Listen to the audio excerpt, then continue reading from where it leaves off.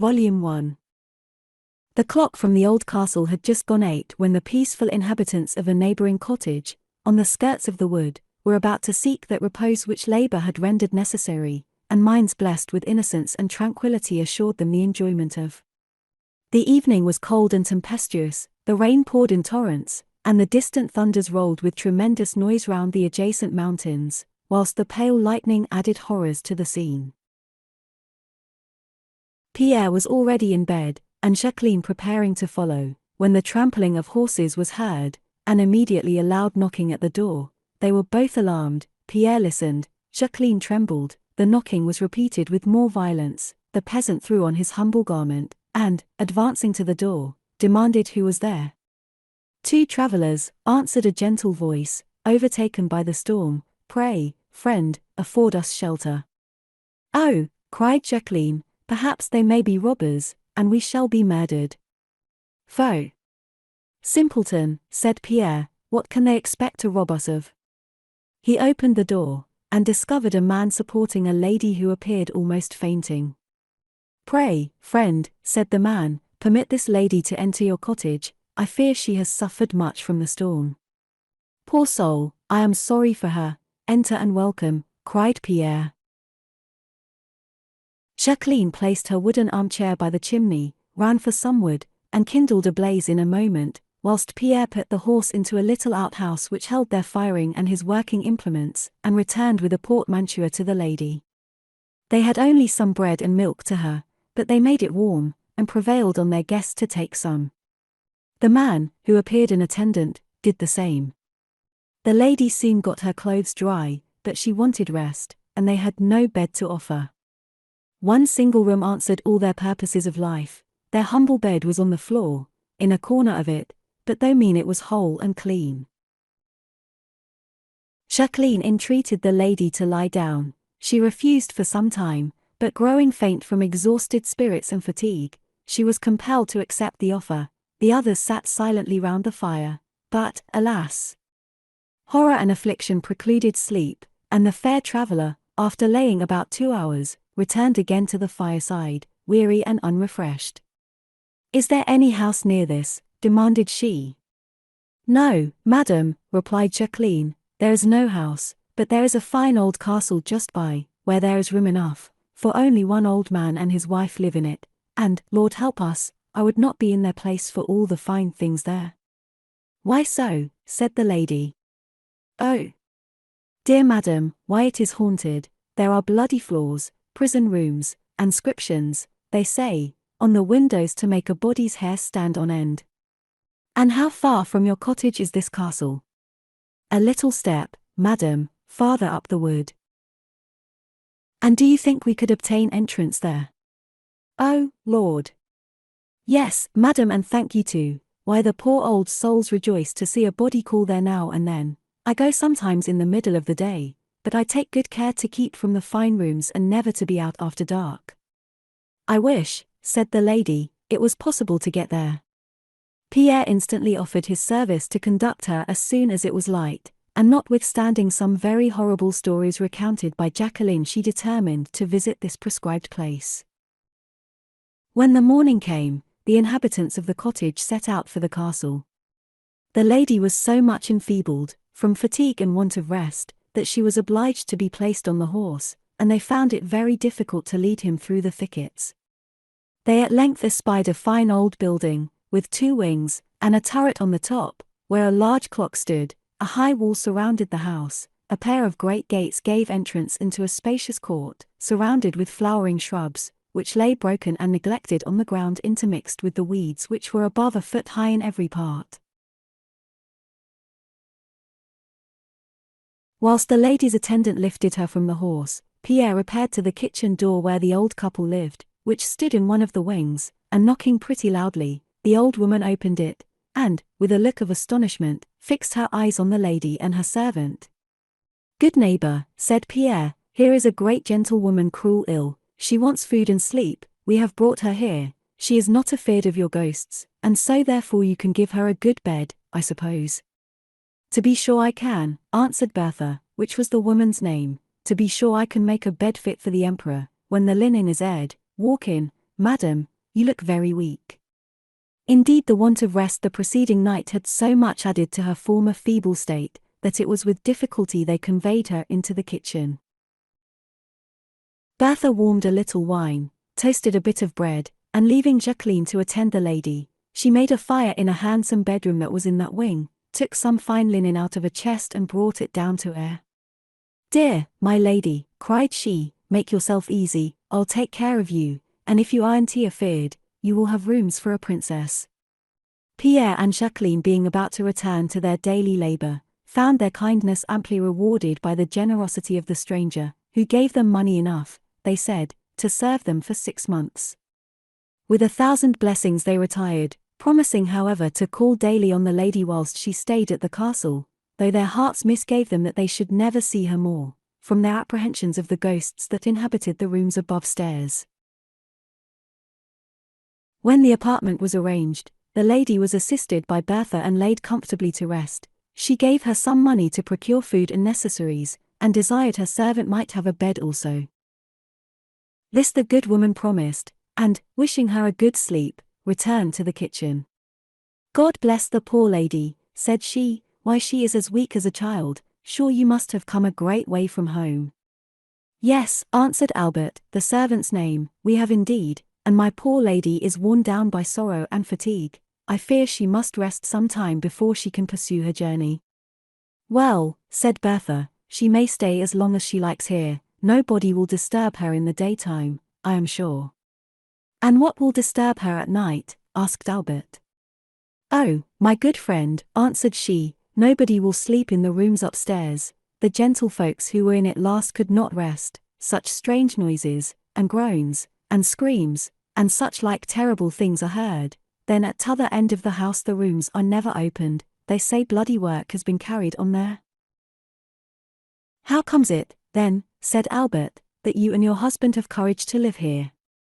"Dear me," replied she, "why the ghosts never come downstairs, and I take care never to go up o' nights, so that if madam stays here I fear she must sleep by day, or else have a ground room, for they never comes down. They were some of your high gentry, I warrant, who never went into kitchens."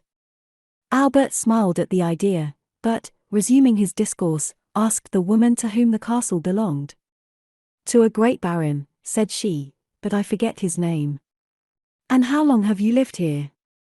"Many a long year, friend. We have a small matter allowed us to live upon, a good garden that gives us plenty of vegetables, for my husband, you must know, is a bit of a gardener, and works in it when he is able." "And where is he now?" said Albert. "Gone to the village 6 leagues off to get a little meat, bread and wine." "What? Does he walk?" "Lord help him, poor soul, he walk?" "No, bless your heart, he rides upon our faithful little ass, and takes care never to overload her, as we don't want much meat, thank God." "But where will you like to sleep?" added she. "Will you go upstairs, or shall I bring some bedding in the next room?" Albert hesitated, but, ashamed to have less courage than his mistress, asked if there was any room near the ladies. "Aye, sure," answered Bertha, "close to her there is one as good as hers." "Then I will sleep there," said he. His good hostess, now nimbly as she could, bestirred herself to put his room in order, and was very careful not to disturb the lady. Albert was soon accommodated and retired to rest. In the evening the lady came down into the kitchen, much refreshed, and expressed her thanks to the good woman for her kindness. "Heavens bless your sweet face," cries Bertha. "I am glad to my heart you be so well. Ah! As I live, here's my Joseph and the ass." She ran out into the court to acquaint her good man with what had befallen her in his absence. "As sure as you be alive, Joseph, she is some great lady under trouble, poor soul, for she does sigh so piteously, but she has given me plenty of money to get things for her, so you know it's nothing to us. If she likes to stay here, so much the better." "I hope," said the old man, "she is no bad body." "No that she ain't, I'll swear," cries Bertha, "she looks as mild as the flowers in May." They had now unloaded their faithful ass, and entered the kitchen with their provender. Joseph was confounded at the appearance of the lady. He made his humble bow, but was very silent. Bertha prepared some eggs and fruit for her supper. She ate but little, and that little was to oblige the old couple. She then asked for a candle, and said she would retire to her room. Joseph and Bertha looked at each other with terror. Both were silent. At length Joseph, with much hesitation of voice and manner, said, "I fear, madam, you will not be quiet there. It will be better, to my thinking, if a fire was made in one of the parlors and the bedding brought down."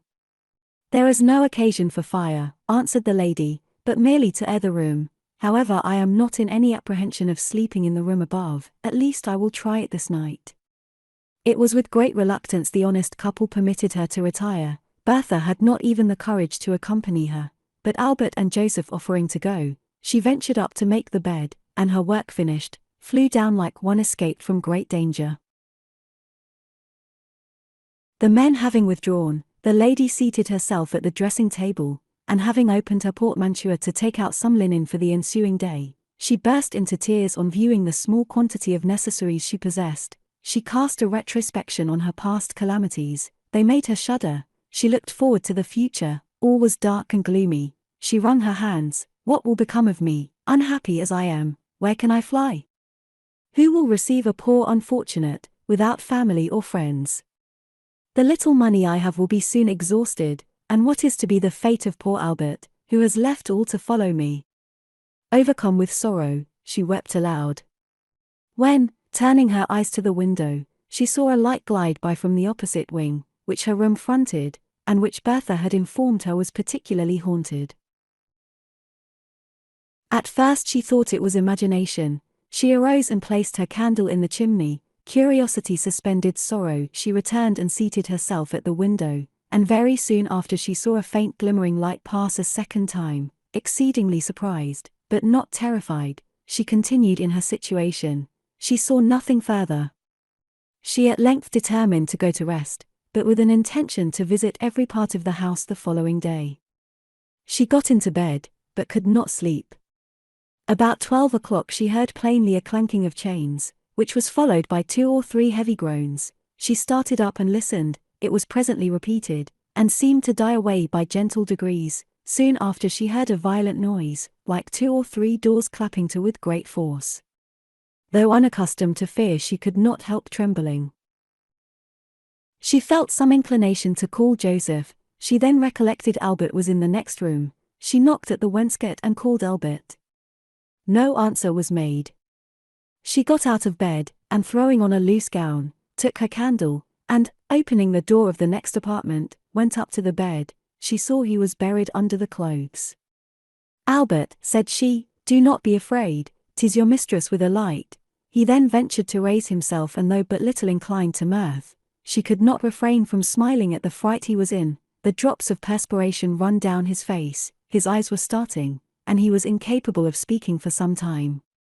"Pray, Albert," said his lady, "have you heard any particular noise?" "Noise," repeated he. "O Lord! All the ghosts have been here together to frighten me." "Here, where?" asked she. "In this room, I believe so," he replied. "In this or the next, I am sure they were. There was a score or 2 in chains, then there was groans and cries. But pray, madam, leave the candle a minute at the door. I will throw on my clothes and get down into kitchen and never come upstairs again." "Well, but, Albert," I must stay in my room. Have you more cause for fear than I have?" "No, madam, thank God, I never did harm to man, woman, child." "Then take courage, Albert, I will light your candle, and I shall be in the next apartment, and will leave my door open. You may either call to me or go downstairs, if you are a second time alarmed." It was with reluctance he obeyed, and repeatedly desired doors might remain open. The lady retired to her room, for some time hesitating whether should dress herself or go into bed. She at length threw herself down in her nightgown, but could not sleep. Strange and various were her conjectures respecting the lights she had seen, and the accountable noises she had heard. She was not surprised that the weak minds of the old people should be terrified, or that Albert, who was likewise far advanced in years, above 60, should shrink from alarms which had given her a momentary terror. But as she did not suffer her mind to dwell on the causes being supernatural, she conceived there must be some mystery which, on the following day, if her health permitted, she resolved, if possible, to explore. Towards morning she fell into a profound sleep, undisturbed by groans or noises of any sort. Albert, who, by his terror and apprehensions of seeing those ghosts that had so greatly frightened him, was prevented from sleeping, got up the moment day appeared and crept downstairs. Here he was soon after joined by Joseph. "How have you slept, my good friend?" asked he. "Slept," replied the other, "why, who could sleep, do ye think, when chains were rattling, ghosts roaring and groaning, doors banging with violence enough to shake the foundation of the walls? Lord help me, I would not live in such a place, no, not to be master of the whole estate." I knew how it would be," said Joseph. "It's always the same business when anybody comes here to sleep, we never hear any noise else." "Why, then your ghosts are very rude, unsociable folks," answered Albert, "for strangers can do them no hurt, and there's room enough, methinks, in this great house for them to have their merriments, without coming to frighten honest travellers, that never desire to interrupt them." "I don't know how it is," replied Joseph, "but as to merriment, sure there can be none in groans and cries, and they do say that cruel wicked deeds have been done in this castle, and I suppose the poor souls can't lay quiet." "Dear me," cries Albert, "I wish my mistress may be well enough to go farther, though poor soul, she doesn't know where to go to, that's true. Poor lady, that's bad indeed. Has she no parents, nor husband, nor uncles, nor aunts, nor—" "Yes, yes," said Albert, interrupting him, "she has some relations, but what of that? Better she had none, I believe, for her. Oh, here comes Bertha." On her entrance the good morrows and inquiries were repeated. Bertha expressed her sorrow for the lady and immediately ascended the stairs to see if she was not frightened out of her wits by such a cruel disturbance. She soon returned with the lady, and breakfast being quickly set before her, she endeavored to eat, but her appetite was so indifferent as to cause great pain to the friendly Bertha. Joseph mounted his favorite beast and repaired to the town that he might procure necessaries for his family, superior to what he had bought the day before. After his departure, and that Albert was gone to look after his horse, the fair stranger demanded of Bertha if she could give her any account of the owners of the castle. "Why, madam," answered she, "the present lord of this estate is I, his name is Count Wolfenbach. He married a very handsome lady at Vienna, and brought her here. It was then a beautiful place, very unlike such as it be now, but howsomever they say he was very jealous, and behaved very ill to the poor lady, and locked her up, and there she was brought to bed, and the child was taken from her, and so she died, and 'twas said the child died, and so everybody believes 'tis their ghosts that make such dismal noises in the castle, for soon after my lord the Count went away, Joseph, who worked under the gardener, was ordered to take care of the house, and I lived then under the cook, so we married, all the other servants were discharged, and so we have lived here ever since. My lord came here once or twice, but the ghosts made such a noise he could not stay. Several gentry have slept here at times, but nobody would stay a second night, and so we have all to ourselves by day, and the ghosts, or what they be, have got all the rooms by night, and then they be quiet enough." "Pray," interrogated the lady, "can I walk through the rooms and examine the opposite wing?" "To be sure, madam, you can, if you be so bold, but neither I nor Joseph ever goes there, because that's the part where the poor countess died." "How many years ago was it?" "Near 18, my lady, for next Christmas we have been married so many years, and I was 53 and Joseph 52 when we came together, not very young to be sure. What of that? We live very comfortable, only a little lonely or so." "Well," said her guest, "I shall be glad to walk through all the apartments." "I will attend you, madam, except to the other side, there I never goes." After breakfast was over, the lady and Bertha walked upstairs. They went through several fine apartments, the furniture rich though old-fashioned. One hung with family portraits she was particularly pleased with, two attracted her attention greatly, which Bertha told her, she had heard say, were the present count and his late lady. After going through the body of the house they came to the doors that led to the other wing. "Now, for goodness sake, dear madam, don't go no farther, for as sure as you are alive, Here the ghosts live, for Joseph says he often sees lights and hears strange things. My good friend, replied the lady, you may return, but I certainly will look into those rooms. Oh, pray good, your ladyship, don't go now. She persisted however in her determination, and on Bertha's leaving her she opened the door which led to a gallery, and a handsome staircase. On the right hand she saw a suite of 4 rooms, all well furnished, 2 as bedrooms, 1 handsome sitting room, the other a library, well filled with books, in handsome cases. These 2 last rooms, she observed, exactly fronted the one on the opposite side, where she had slept. Having examined those apartments, she saw, on the other side of the gallery, 2 other doors. These, on trial, she found locked. She then returned and went down the staircase. After the first landing place the windows were shut, and when she came to the bottom she entered a hall, in which were 3 doors. One she attempted to open. Immediately a murmuring noise was heard, and the instant she opened the door, another at the end of the room was shut to with great violence.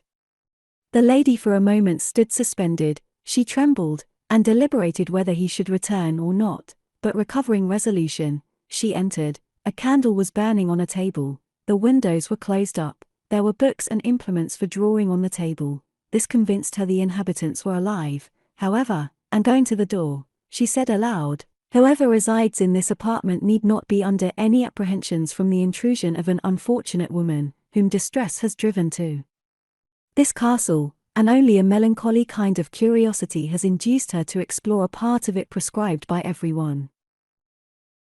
She had scarcely uttered these words when the door opened, and a lady, attended by an elderly woman, appeared. Both started, but the visitor, in a confused manner, apologized for her intrusion. The other taking her hand, placed her in a chair.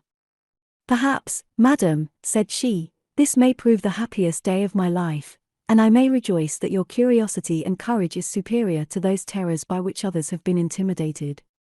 At least, madam, you will do me the justice to believe, answered the lady, that I would not have been guilty of this intrusion, had I known these apartments were really inhabited, but be assured, madam, your secret is perfectly safe with me.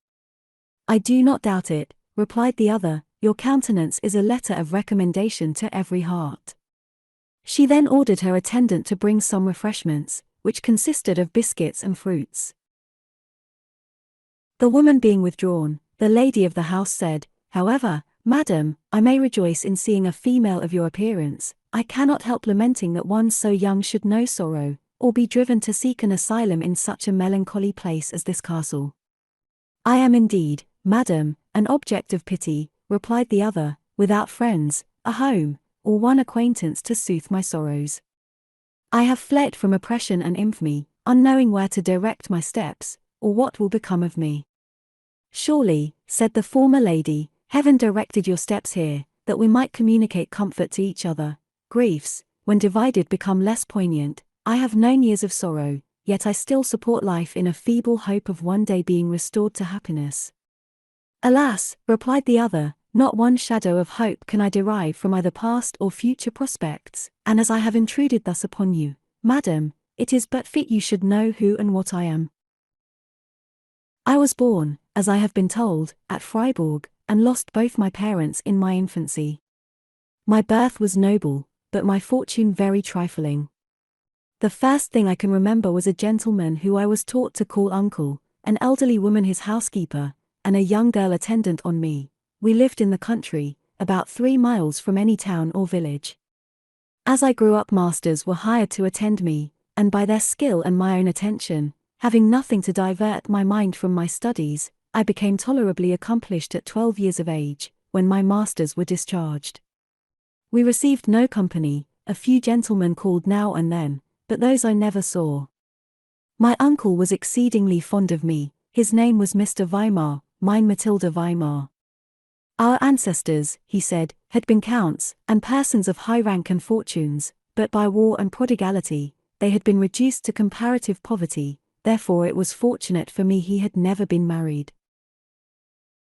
I think I am naturally affectionate and grateful, yet I never felt any degree of either for my uncle, and, young as I was, have frequently taken myself to task when I found a repugnance to return his caresses. I devoted my whole time to my studies. My uncle, when I was about 15 having some property in France, was compelled, by the failure of a house, to go there in person. At first he talked of taking me with him, but changed his mind, and gave me in charge to his housekeeper and an old servant called Albert, with strict orders I should never go beyond the walks belonging to his castle. Nothing could exceed the tenderness of his behavior at parting, and for the first me in my life I was affected. I returned his embraces and shed me tears. "Ah, Matilda," said he, "are you indeed sorry I should leave you?" "I am, indeed," I replied. "Then you shall go with me," cried he, eagerly, but striking his forehead, he exclaimed, "No. That will not do, dear Matilda, my sweet niece, keep yourself retired, apply to your studies, I shall soon return, and, I hope, make you the happiest of women." I felt at that moment real gratitude and affection. I promised strictly to obey his commands, and by my endeavors to improve my mind, deserve his love and esteem. He quitted me with extreme reluctance, and for several days I found the want of his company and conversation, but by degrees I grew reconciled, and as Agatha and Albert were respectable and intelligent persons, for their stations in life, I made them both my friends and companions. This was really the happiest period of my life. I was capable of amusing myself with music and drawing. In the evenings I walked in the garden and adjoining wood with Agatha, returned with a good appetite, and slept quietly. My uncle remained in France near 9 months. He constantly wrote to me, and I was punctual in my answers. At the end of that period he returned. I was overjoyed to see him, but the pleasure I felt and expressed fell very short of the rapture and transport with which he embraced and praised me. He dwelt on the improvement in my person with such delight, that I felt confused and uneasy. The attention which used to give me pleasure now was painful, and I repulsed his caresses involuntarily. He told me he had brought me a present of some books and drawings, both of which he knew would be acceptable to me. I acknowledged his kindness with an apparent gratitude, yet I was in reality but little thankful, though I could not account for the increasing coldness of my behavior. After a hasty supper I retired to bed, notwithstanding his wishes to detain me, and after I was alone I began to reflect on my conduct so cold and thankless, towards so kind an uncle, whose affection for me seemed greatly increased. I was displeased with my own reflections, and resolved to behave better to him the following day. The next morning I rose early. My uncle was not up. Agatha met me going into the garden.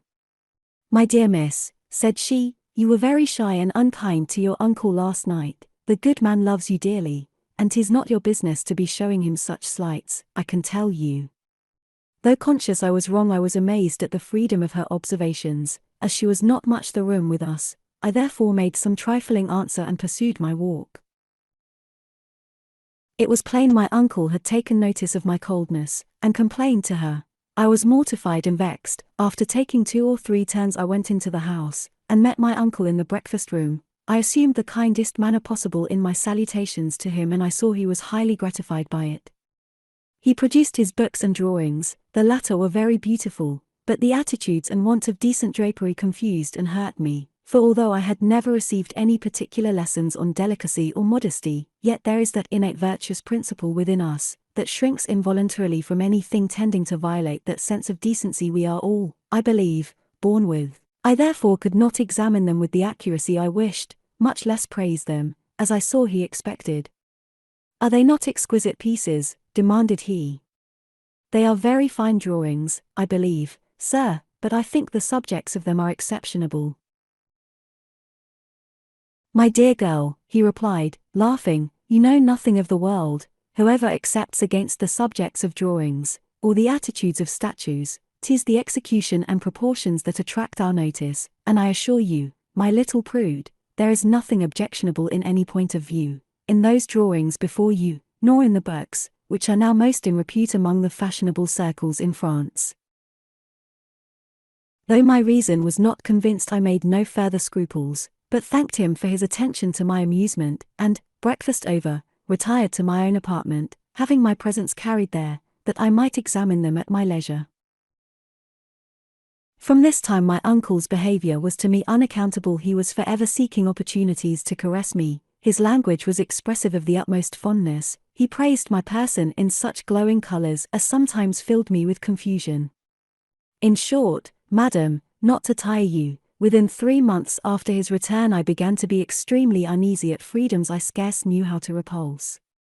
Having heard thus far I tottered from the summer house, and got into the shrubbery, where I threw myself on the ground, and preserved myself from fainting by a copious flood of tears. Having heard thus far I tottered from the summer house, and got into the shrubbery, where I threw myself on the ground, and preserved myself from fainting by a copious flood of tears. Overwhelmed by my own reflections, without a friend or habitation to fly to for protection, uncertain whether this man was really my uncle or not, yet convinced he had the most diabolical designs against me, and that in his house I could not be safe, it is impossible to describe my feelings and distress. At length I arose and recollected what the horrid woman had said of Albert. It was my only resource. I walked from the garden towards the stables. Most fortunately I met him coming from them. "Albert," said I, hastily, "I wish to speak with you. Follow me into the park." The man looked surprised. "Me, miss, I follow you?" "Yes, immediately," I replied. I walked quickly to the park. He came after me. When out of sight of the house I turned to him. "Albert, do you love me? Are you willing to serve me?" "Aye, that I will, dear miss, to the last drop of my blood." I then, without losing time, told him the plot designed against me, and what was determined with respect to himself. The good creature was struck dumb with surprise, but recovering himself, "By my soul," cried he, "I will save and serve you whilst I have breath, from such devils. My dear young lady, be easy. I have a sister who lives at Lucerne. She will be proud to serve you. 'Tis a long journey, but never fear, you can ride behind me, as you have often done in sport. I'll manage the business tonight. Never fear, get up a little early in the morning and meet me here." We then concerted our whole plan, and I returned to the house with a lighter heart, and got to my apartment unobserved. I was soon after summoned to dinner. When I saw my uncle I turned faint. He flew to me with tenderness. "My dear Matilda, are you ill?" "Only a sick headache," I replied, disengaging myself from him, and sitting down. "I fear you have been reading too much." "Very likely, sir, I shall be better by and by," was my answer. I could eat but little, yet I tried to do it, and also to rally my spirits to avoid suspicion. When Albert was removing the cloth, "I have a great favor to ask your honor." "What is it, Albert?" said my uncle. "Why, sir, I have got a sister married at a village near Lausanne, and the poor soul does so long to see me, that if you could spare me for a week, I should be mightily obliged to you." "For a week," replied his master, pleasure dancing in his eyes, "you may set off tomorrow and stay a fortnight. It cannot be less time, to give you any comfort with your friends." The poor fellow bowed his thanks and withdrew. I now exulted in our prospect of success in my deliverance. I grew more cheerful. My uncle was tender and affectionate. I bore his caresses without any repulses, but left the room soon as possible. I employed myself in packing up a few necessaries in a small portmanteau, with what little valuables I had, and was tolerably supplied with money, as I thought, knowing little of the expenses of a journey.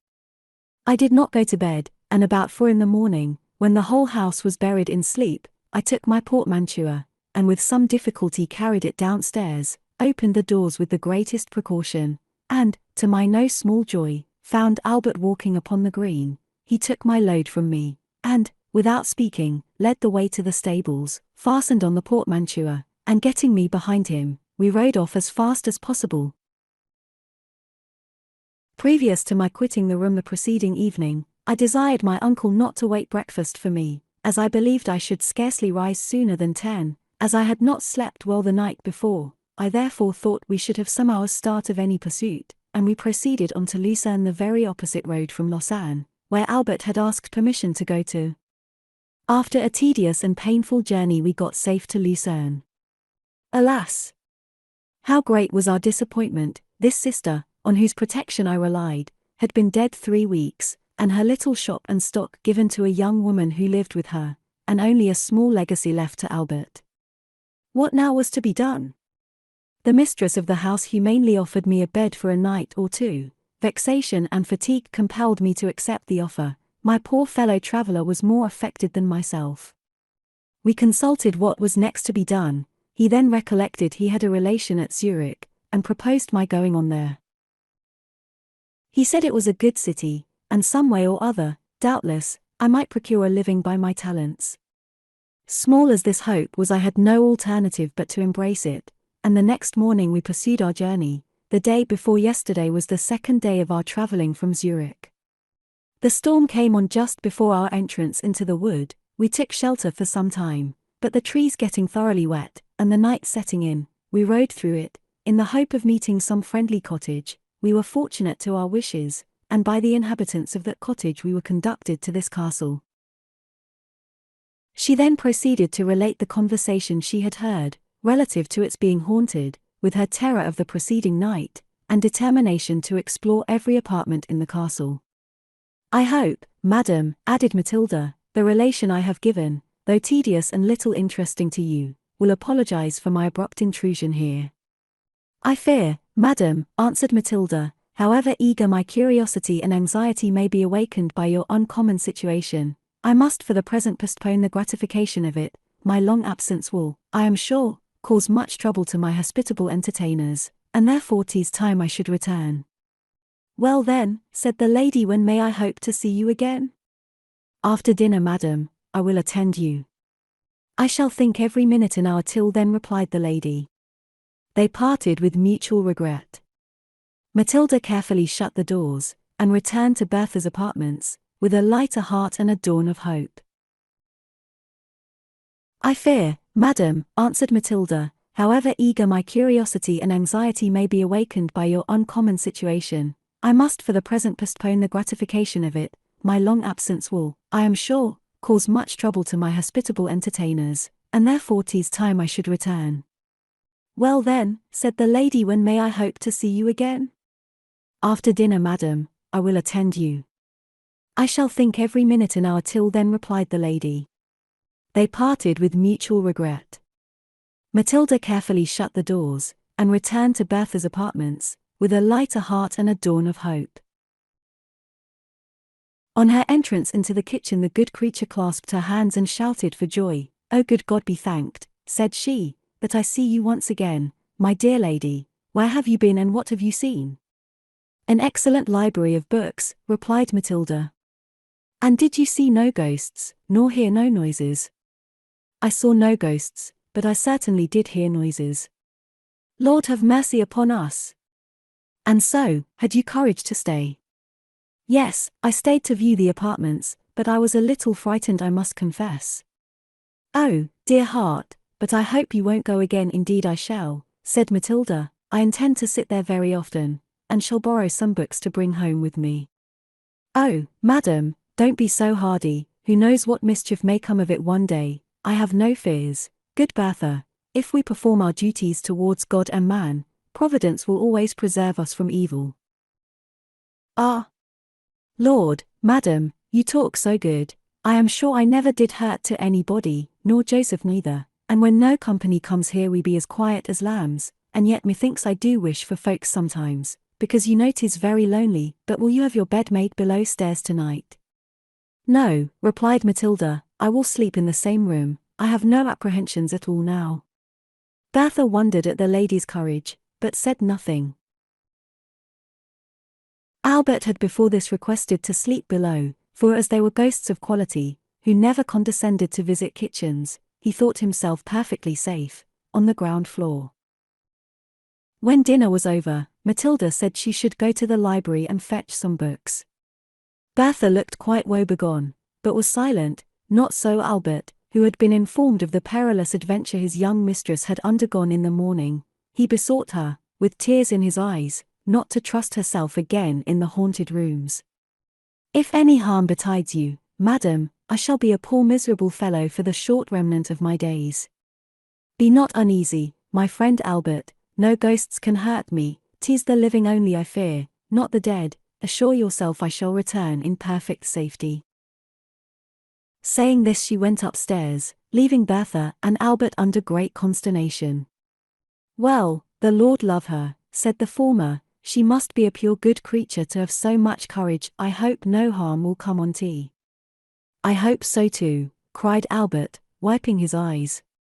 "She is the best, sweetest-tempered young lady that ever lived. Ah! I little thought to have seen such a day as this for her." Whilst these two worthy creatures were expatiating upon her praise, Matilda pursued her way to the lady of the castle, who was expecting her with impatience, and warmly embraced her upon her entrance. "How mortifying the reflection," said the lady, leading her visitant to a chair, "that the unexpected happiness I enjoy must be purchased so dearly as by your peace of mind. What delight should I feel in your society, if distress and misfortune had not driven you here?"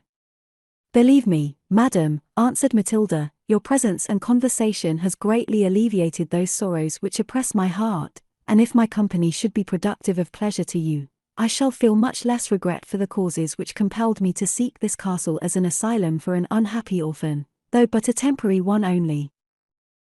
"Ah! My dear young lady," replied the other, "you are but young in the school of affliction. You can look forward with hope, you can feel only for yourself, and, God forbid, you should ever know the sorrows of a wife and mother, who knows not but that she is childless and cut off forever from those endearing ties." "Oh, madam," cried Matilda, interrupting her, "forgive me that I have revived such terrible images to your mind. Let not my curiosity occasion such painful ideas. At least we will enjoy the present hour with mutual satisfaction, and defer your painful recital till another day." "Charming girl," said the lady, "I accept the delay you offer me, and am happy that I can assure you of an asylum whenever you grow tired of this castle. I have a sister in France, married to the Marquis de Melfort. She is one of the best of women. She is no stranger to my situation and has repeatedly wished me to come into the world and reside with her. But I have powerful reasons for refusing, though she is the dearest friend I have on earth, and I am certain will rejoice to offer you an accommodation in her house, and a place in her heart, as she has no children to engage her attention." Matilda made the warmest acknowledgments for this kind offer, but said, unaccustomed as she was to the busy world, she was apprehensive Paris would be the last place she ought to reside in, particularly as her uncle might go there, having property and friends in that city, and she might run the hazard of being discovered. Whilst she was speaking, the lady's attendant entered with a letter. "Joseph has just brought this, my lady." "Joseph," repeated Matilda. Involuntarily. "Yes," said the lady, smiling, "your friend Joseph is my friend also. This letter is from my sister, but bid our old friend step in." Joseph entered but started back with surprise when he beheld Matilda seated quietly in the room. "Good Lord," cried he, "how came young madam here? This lady's courage, you see, has penetrated through our secret, and now we have no occasion for any reserve before her. She will as carefully guard it from your wife as you do." "Lord! I am sure," answered Joseph, "it goes to my heart to keep anything from poor Bertha. She is such a good creature, but women's tongues will blab sometimes, to be sure, and as I have sworn to your ladyship, God forbid I should break my oath, though often and often I have longed to tell my wife. However, Joseph," said the lady, gravely, "I depend upon your honesty and oath." "You have nothing to fear, my lady. 18 years' practice has learnt me to hold my tongue. Have you any further commands?" The lady replying in the negative, he made his bow and retired.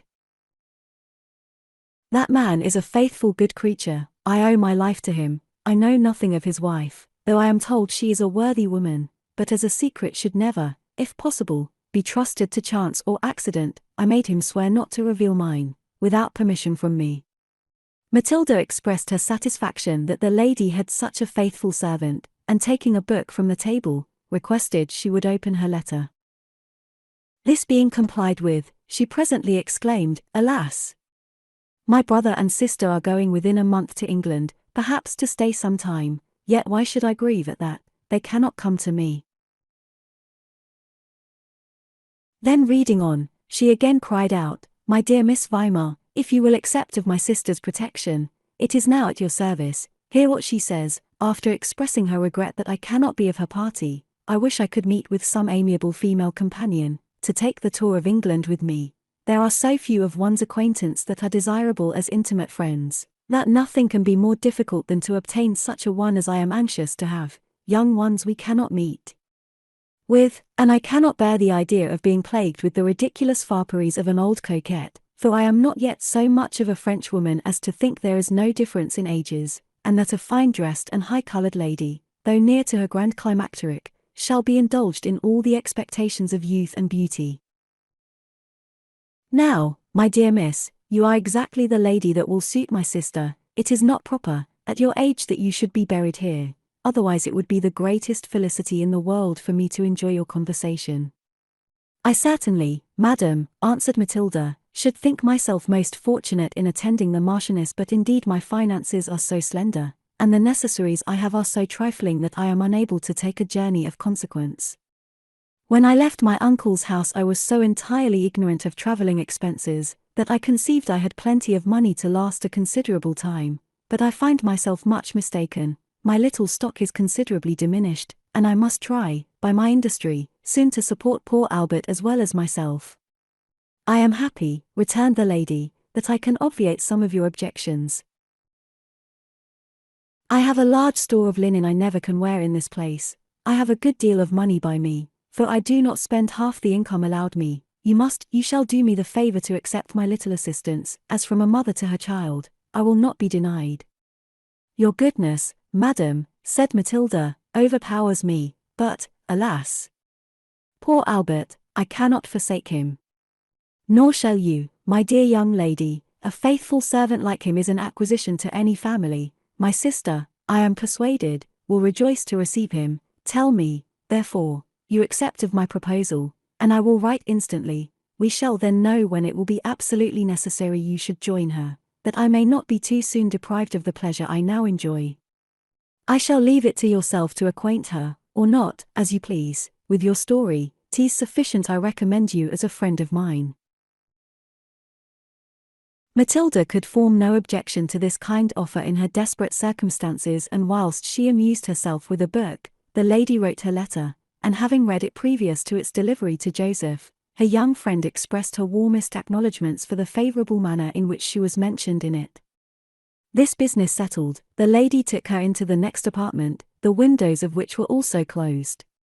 This room, said she, opens into the garden, where I walk occasionally of an evening, when not liable to observation. In these drawers, my dear miss, there are plenty of necessaries all at your service. Tomorrow we will examine them. I cannot find language, madam, to express my gratitude. Do not attempt it. Be assured your acceptance of my little assistance is a sufficient return for what you consider as an obligation. But pray tell me how you came to venture visiting these apartments, which are generally believed to be haunted.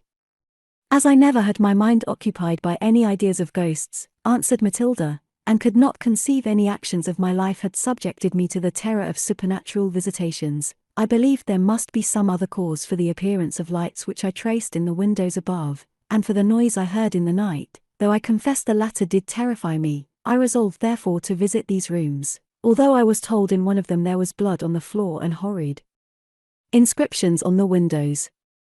Your information was true, answered the lady, with a sigh she could not suppress. It is the room above which answers the description you have heard. Another day, when I have related my melancholy story, you shall see it. I am much pleased with your courage, which proceeded from a right principle. When the mind is conscious of no evil actions, nor any deviations from rectitude, there is no cause for fear or apprehensions in a thinking sensible person, and I hope, my dear Miss Weimar, you will never want resolution on similar occasions. Judge always for yourself, and never be guided by the opinions of weak minds. You are very good, madam, replied Matilda, in favouring me with your approbation. I shall think myself particularly fortunate if you will condescend to instruct me, for it is with shame I confess, more attention has been paid to external accomplishments than to the cultivation of my mind, or any information respecting those principles of virtue a young woman ought early to be acquainted with.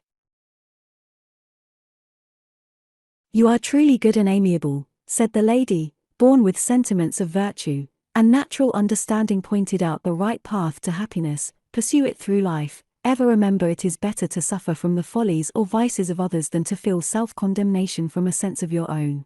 The one, time and patience may subdue, or at least blunt the sharp edge that wounds you. But, for the other there is no consolation. Self-reproach admits no healing balm that can enable us to stem the torrent of oppression, or the evils which arise from our own misconduct. You will pardon the freedom you have invited, my good young lady. When you know my story, you will find I am qualified to speak on the subject from very painful lessons, which I pray heaven you may ever be a stranger to. She now took her hand and led her to the other room, where refreshments and pleasing conversation made the 2 hours Matilda passed there the most pleasing she had ever known. When she took leave they parted with regret, and proposed meeting at an early hour the following day, when the lady promised to relate the events that had compelled her to a seclusion from the world, and the motives which induced her to alarm every stranger that came to the castle. Matilda stepped into the library, and selecting 2 or 3 books, returned to her friendly hostess, whose surprise and pleasure seemed equally gratified by seeing her in safety. Joseph came in soon after. He looked with increased respect and kindness, but was entirely silent as to their meeting in the lady's apartment. When the hour of retiring came, Matilda repaired to her room with great cheerfulness, and when Albert, with tears, entreated her to sleep below, she replied, "You may, my good Albert, if you choose, but I shall sleep perfectly quiet above stairs. Be under no apprehensions for me," added she, smiling, "I am no longer a stranger, and have not the smallest apprehensions of being molested this night." She took up her candle and left them. "Well," cried Bertha, "the Lord be good unto her, for sure she is the best and most courageous lady I ever saw in my life. I believe it would kill me if any harm was to happen to such a sweet creature." All now retired to rest, and Albert thought himself quite safe on the ground floor from the quality ghosts. In the morning they met with great satisfaction. Every one eagerly demanded of Matilda if she had slept undisturbed. She assured them she had, and was greatly refreshed. This account pleased them all. Albert went out to assist Joseph in the garden, and his mistress was preparing to visit her friend, when Jacqueline made her appearance from the kitchen with Bertha. Matilda was extremely glad to see the good woman, inquired after Pierre, and thanked her for the good accommodations she had procured for her in the castle. "Dear me," said Jacqueline, "you cannot think how glad I am to see you, my lady. I was coming yesterday, but I was busy washing, and, Lord help me, this morning before day I was frightened out of my wits, for I heard some horses galloping by the door, and I thought I heard this lady screaming most piteously. So, says I, dear heart, Pierre, I am afraid some mischief has happened to young madam, so I'll be sure to go to the castle when I have hung out my clothes. So Pierre he went to fell wood. And I made all haste here, and glad to my heart I am to see you all safe." Matilda thanked the friendly woman for her attention, and after a little chat left the 2 gossips together, and hastened to the lady, telling them she was going to sit in the library. She crossed the apartment and descended the stairs, saw the lady's room open, and walked in. No one was there, but a great appearance of disorder in the room, one of the stools thrown down, a candle on the floor, another burning on the table, and several things scattered about. She was surprised, she knocked, she called, she had no answer. Terrified beyond expression, she ventured into the other room, where the bed was. It was empty, but had the appearance of being laid on. A little cabinet, which stood on the drawers, was open and emptied of its contents. She returned, she went through the several rooms that were open, all were desolate. She once more went back to the ground floor. The candle was nearly extinguished. She took up and lighted the other, and, on looking round, she saw the door that opened from the bedroom into the garden was ajar, and on trial it opened. She then readily conceived the lady must have been carried away through the garden, but by whom it was impossible to guess. Robbers would never have incommoded themselves with females. She came in and was about to shut the garden door, when she thought the sound of footsteps reached her ears. She trembled and stopped. Presently a door, the opposite side of the bed, opened, and Joseph appeared. She was overjoyed. He looked surprised. "Oh, Joseph," cried she, "what is become of your lady?" Astonished at the question, the poor fellow repeated her words, and added, "Good Lord, madam, has not your ladyship seen her?" No, replied she, I have searched every room in vain, and found this garden door open. Oh, she is carried off then, cried he, and we are all undone. Oh, my dear, dear lady, you are betrayed at last. Tears burst from his aged eyes. Matilda sunk into a chair, overcome with sorrow. But, said she, when able to speak, how could anyone enter? There is no door forced. Yes, madam, there is, answered Joseph. I found the kitchen door burst off its hinges, and came in trembling for fear of what had happened. From whence could anyone come into the kitchen? Why, madam, there is a private passage underground, from the garden to the under apartments, which is unknown to everybody, as I thought, but to the lady and myself, but it must be discovered by somebody, and we are all undone. Hasten, madam, out of this place, I will fasten up the doors and follow you. Joseph, said Matilda, can you meet me in the garden by and by? I wish to speak with you. Directly after dinner, madam, I will wait upon your ladyship. I will look about a little. I think no one will come here in the open day. Matilda retired, with trembling limbs and a beating heart, to her own apartment. Here she ruminated on what had happened to her friend so recently gained, and so irrecoverably lost, alas. Poor lady, said she, who knows what evils she may have to encounter with, a stranger as I am to her story. I have no clue to guide me who may have carried her off, or by whom the cruel action was committed. Doubtless it must have been her cries that alarmed Jacqueline. What will become of me? How are all my flattering prospects vanished? With these bitter reflections she passed the hours till dinner time came. She then went down, but with a countenance so altered, that Bertha started back and cried out, Oh, for a certain young madam has seen something and been frightened. Albert looked with anxious curiosity. Be not uneasy, my good friends, said she. I assure you neither ghosts nor noises have terrified me, but I am not very well. After dinner perhaps I may be better, heaven send it, cried Bertha. Albert joined in the wish, and Matilda, affected by their kindness, went into the parlour, where her dinner was served up, not in state or profusion indeed, but good wild fowls, eggs, salads, and fruit.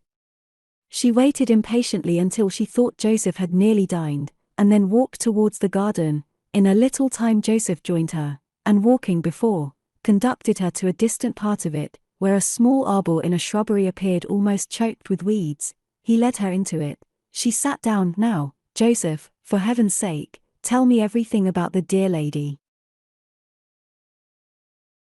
That I cannot do, replied Joseph, shaking his head. My oath will not permit me. But underneath this stone, said he, stamping his foot, is an underground passage, one end of which goes to that part of the castle, and opens into a private place behind the kitchen. The other end goes through to the end of the wood, I believe, for I never had courage to go so far on. But this morning, when I went down the passage, and came round, I found both doors forced off their hinges below, and was much afraid to come up, where I found you, madam. Who it is that has been so wicked, I can only guess, and Lord have mercy on the poor lady. I fear no good will come to her. But how come the garden door open? Could they convey her through that into the road? Yes, replied Joseph, that was the way, for after you went upstairs I went into the garden, and the great gate, at the end, was unbolted just at the end of the wood, and I do suppose they had horses waiting there, or a carriage. The few jewels my poor lady had is taken from her little chest, but there are no locks broke on the drawers, and her pockets are left behind, on a stool, with everything in them. 'Twas no robbers, my lady, I fear. I fear so too, answered Matilda, with a deep sigh. I dread that she is fallen into worse hands, into worse than I fear has got her, said Joseph. She cannot be fallen. Lord, how I rejoiced she had got your ladyship with her. I, Joseph, resumed Matilda, I grieve for her and feel my own loss. Do you know her sister the Marchioness? I saw her once after my lady was married. They say she is very happy. God help us, 'twasn't he so here? Your lady has wrote to the Marchioness relative to me. Did not you take a letter yesterday? Yes, my lady, and if there be any answer to it I shall be sure to have it, and you may open it, you know, because the good lady never wrote to anyone else. Poor Matilda knew not what to do. She was desirous of staying till this answer arrived. She was anxious to explore those apartments that were locked, and after some hesitation asked Joseph if he would meet her there, tomorrow morning. Sure, but I will, returned he, and as I left the lamps burning in the passage, if you like, I will go down this way with you now. No, said she, not now, I will meet you tomorrow in the library, and we may return this way, for I own I should like to see it, though 'tis plain the passage must be known. They now separated, and Matilda found no possibility of gratifying her curiosity, Joseph's oath being against her, and she too much respected her friend to urge a violation of it on any grounds. She returned to her apartment and amused herself for a short time with a book, but the agitation of her mind would not admit of entertainment. She threw it aside and called for Albert. He instantly attended her.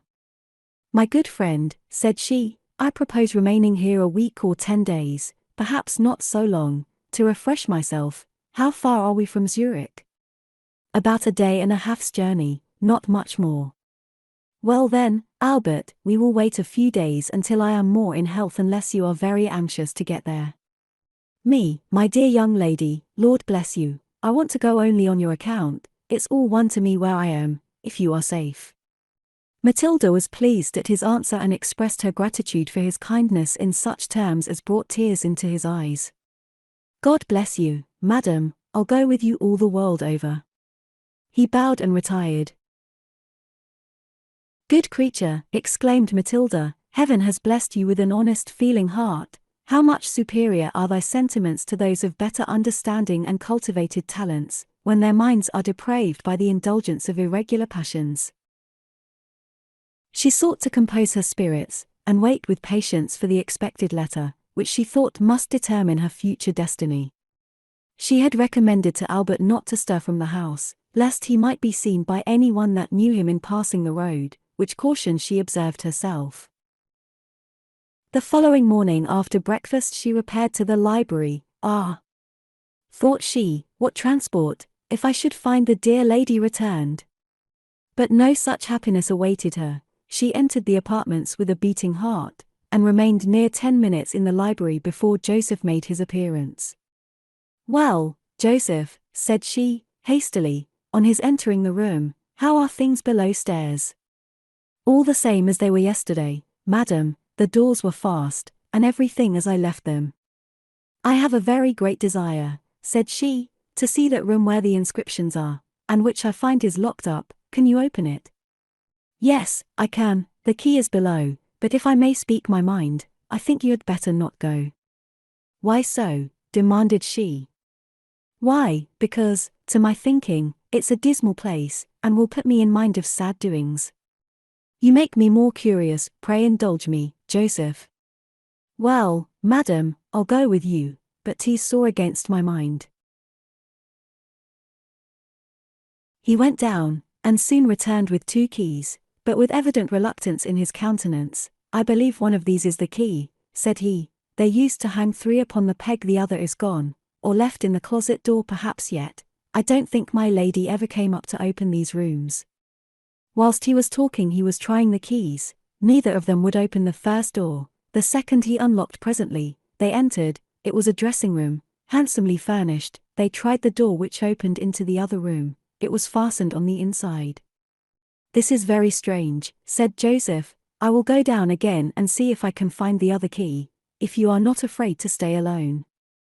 Not in the least, said Matilda, who was examining the room very carefully. The windows were very high and grated with bars of iron, the hangings were dark green damask, everything was handsome, yet the grated windows made it appear gloomy. Joseph now returned with a countenance of horror and dismay. Oh, my lady, I can find no key, but looking about the kitchen, behind the door I found a large knife, all over blood. Gracious heaven, cried Matilda, what is it you tell me? I tremble with apprehension. Let us force that door, at all events. I intend it, answered Joseph, and have brought a bar with me for the purpose. The door in the dressing room being the slightest, after a good deal of labor, the old man burst it open. What a scene presented itself! A woman on the bed weltering in blood. Both uttered a cry of horror, and ran to the bed. It was the elderly attendant of the lady dead, by a wound in her throat. The sight was too much for poor Matilda. She sunk fainting into a chair. Joseph was frightened out of his wits. He flew down as fast as possible, and returned with water. He bathed her face and hands and she revived. "Oh, Joseph," cried she, the dear lady. "What is become of her in such bloody hands?" "The Lord only knows," answered he, looking with terror towards the closet. Directed by his eye, Matilda arose and walked to the door. The key was in it. She unlocked it, and was about to enter, when casting her eyes on the floor, she saw it was all overstained with blood, dried into the floor. She started, and involuntarily retreated, but Joseph, who had looked round, said, "You may enter, madam, nothing is here." With trembling steps, she entered the closet, her heart beating with terror. It was a large light closet, with a very high window, grated like the other, hung with dark green stuff, 2 stools covered with the same, and a large wardrobe in it. On the floor was plainly marked the shape of a hand and fingers traced in blood, which seemed to have flowed in great quantities. "Good heavens," cried she, "some person was doubtless murdered here too." "Intended to have been murdered," answered Joseph, wiping his eyes, "but thank God she escaped then." He said no more. Matilda, extremely terrified, hastened out of the closet, when the poor creature on the bed met her eyes. "Oh, Joseph," exclaimed she, turning with horror from the scene, "what is to be done with this unfortunate woman?" "Dear, my lady, I can't tell. I have neither strength to dig a grave, nor can I carry her down." "It is plain," said Matilda, "the wretches who have carried of the lady, murdered the servant to prevent discovery." "I fear," cried Joseph, "my turn will be next. My mouth will be stopped from the same fear."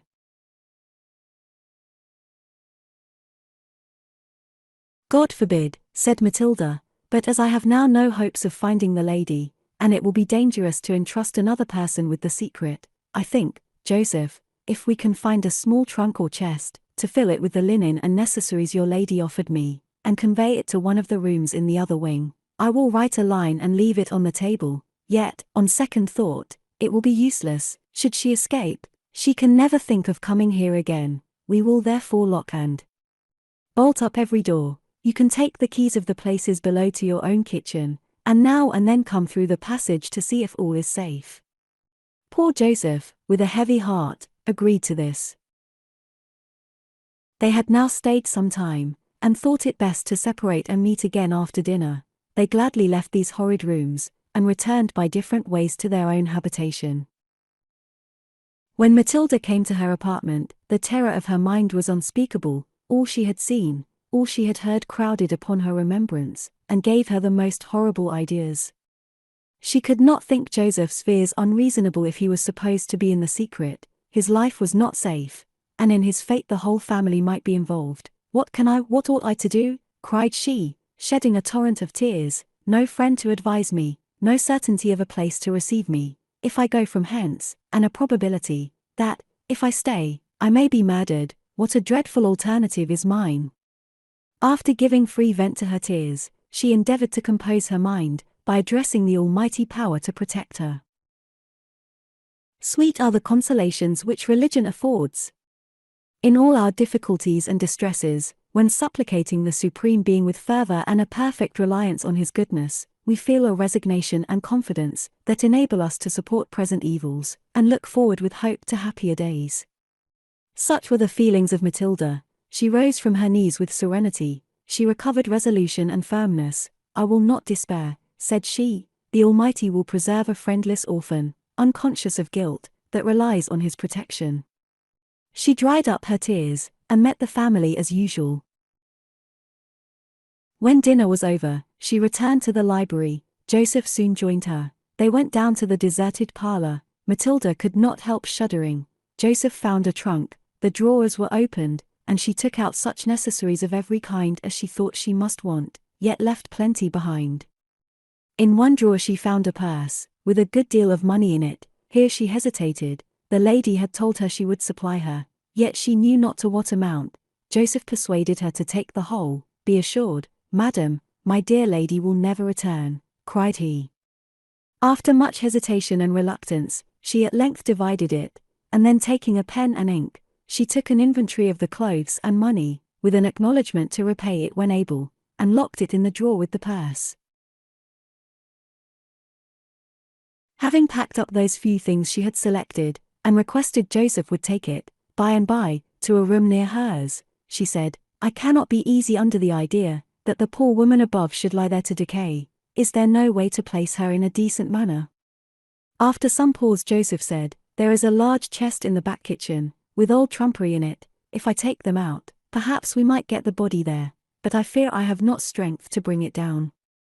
"Let us see the chest first," replied Matilda, "and then we will consider of the other." She followed him into the back kitchen, saw the chest, and its contents were soon tumbled into one corner.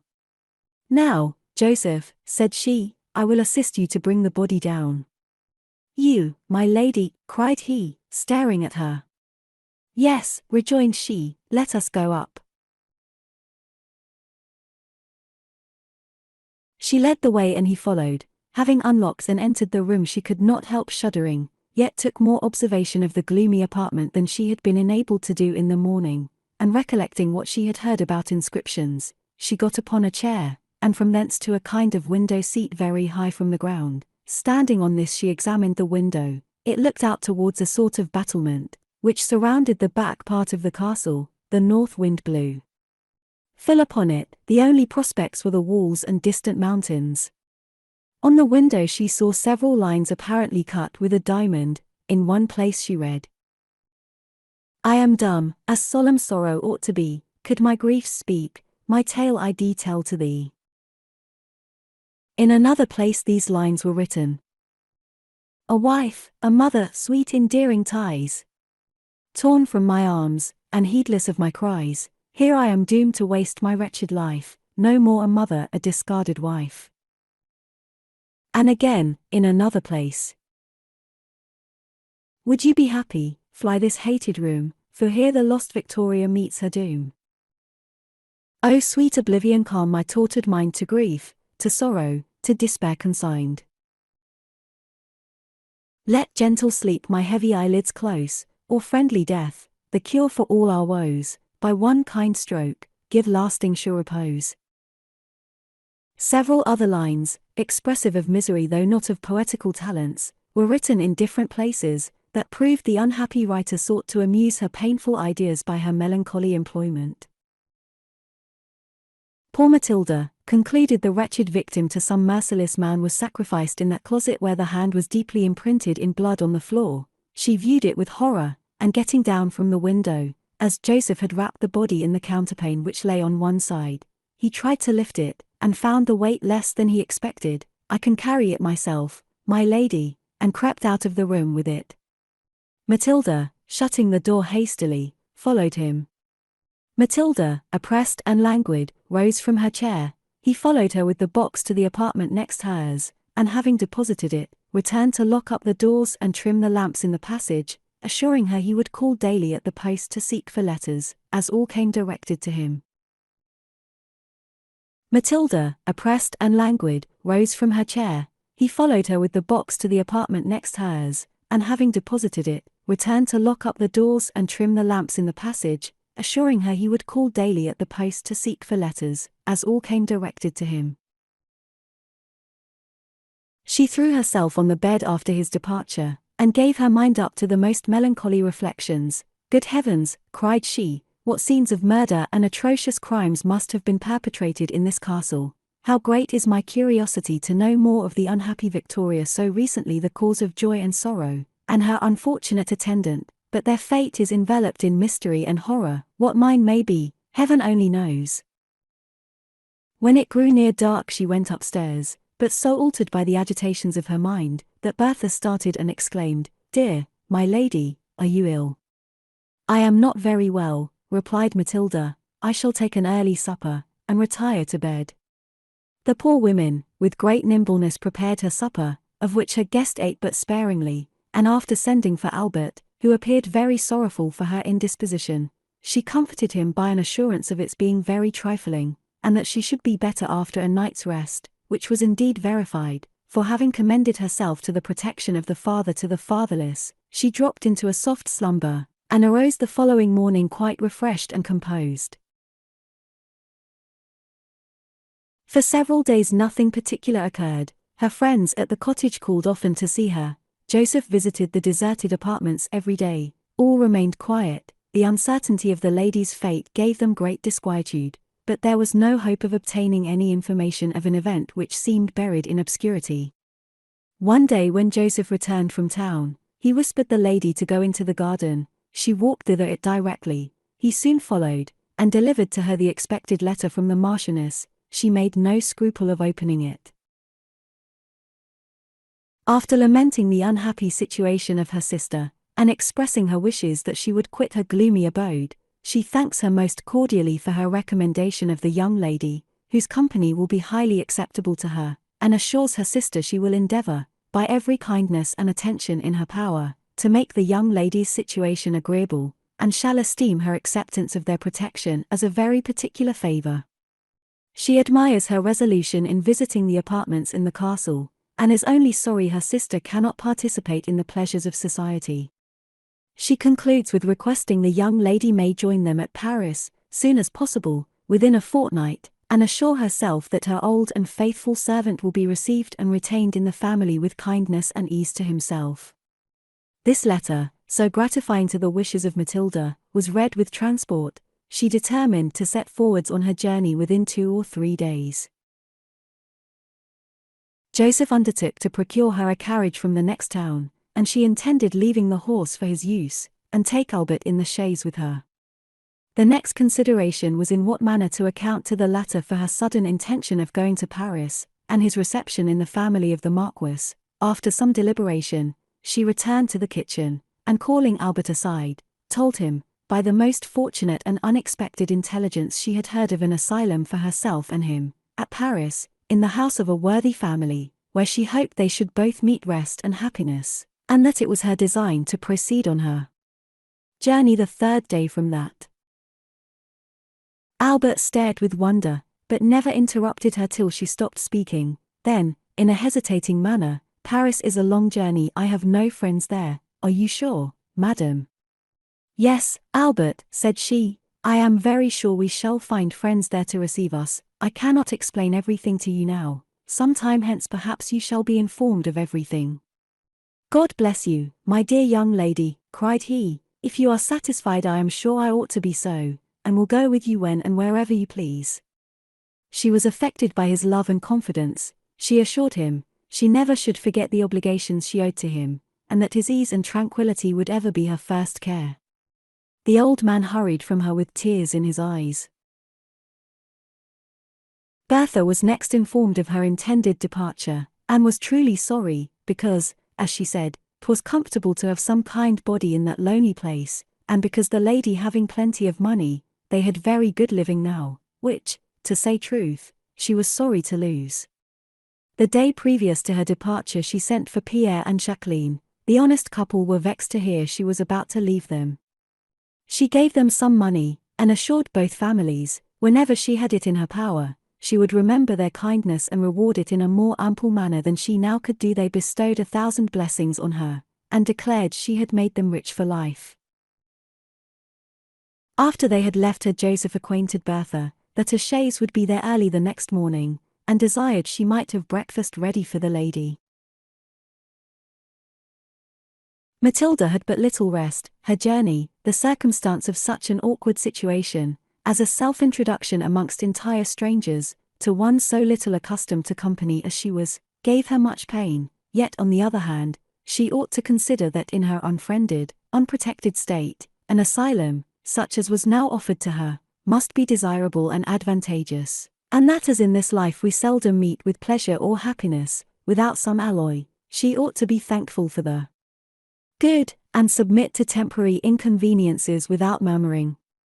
She arose early. Her heart was depressed when she reflected on the uncertain fate of the lady to whose kindness she was indebted for her present hopes and expectations. "Ah," cried she, "Heaven bless you, dearest lady, wherever you are, and may Providence one day restore you to felicity and your friends."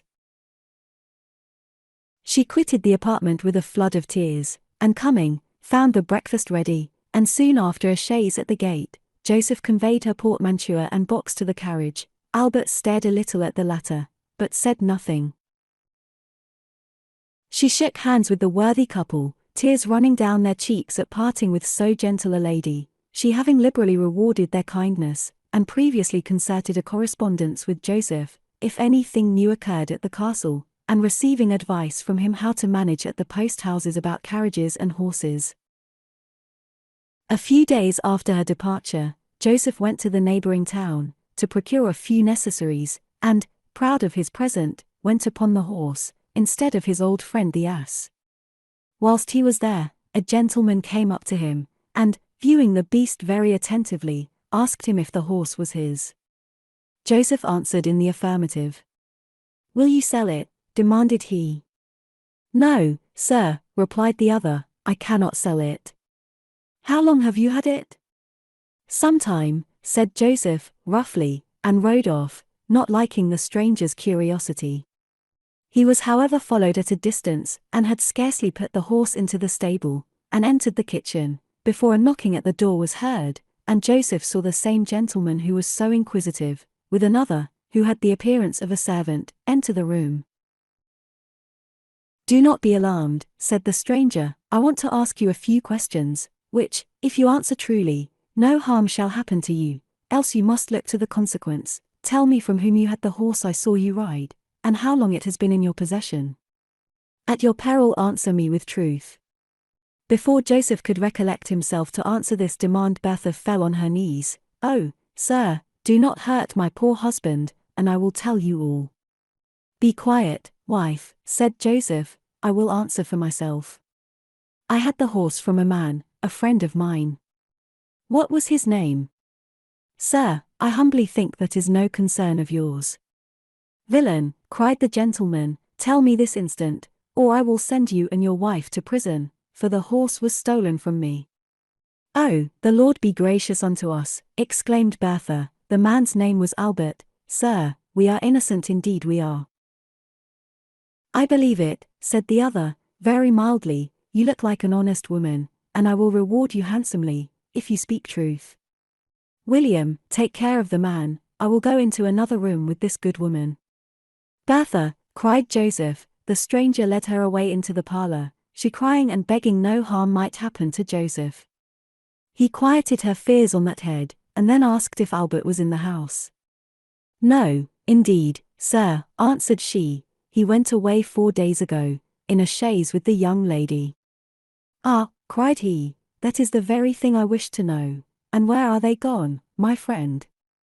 "Alack, sir, I believe they be gone to Paris, or some place like that." "The devil," exclaimed he, "to Paris! Well, and are they to return here?" "Oh, no, sir," returned Bertha, "no such good luck to us, for to be sure she was as generous as an empress." He then returned to the kitchen, where Joseph sat very sullen. "I tell you what, friend, I believe you may be innocent, but the lady you have had here is my niece, who has eloped from my care, and seduced my servant to steal the horse you rode today, and go off with her. I am now in search of her, and if I can find her, and she will return, I shall receive her with kindness and joy, and forgive everything. Therefore, if you can tell me where she is, you will do her a great piece of service. I assure you, some wicked person has persuaded her to run away."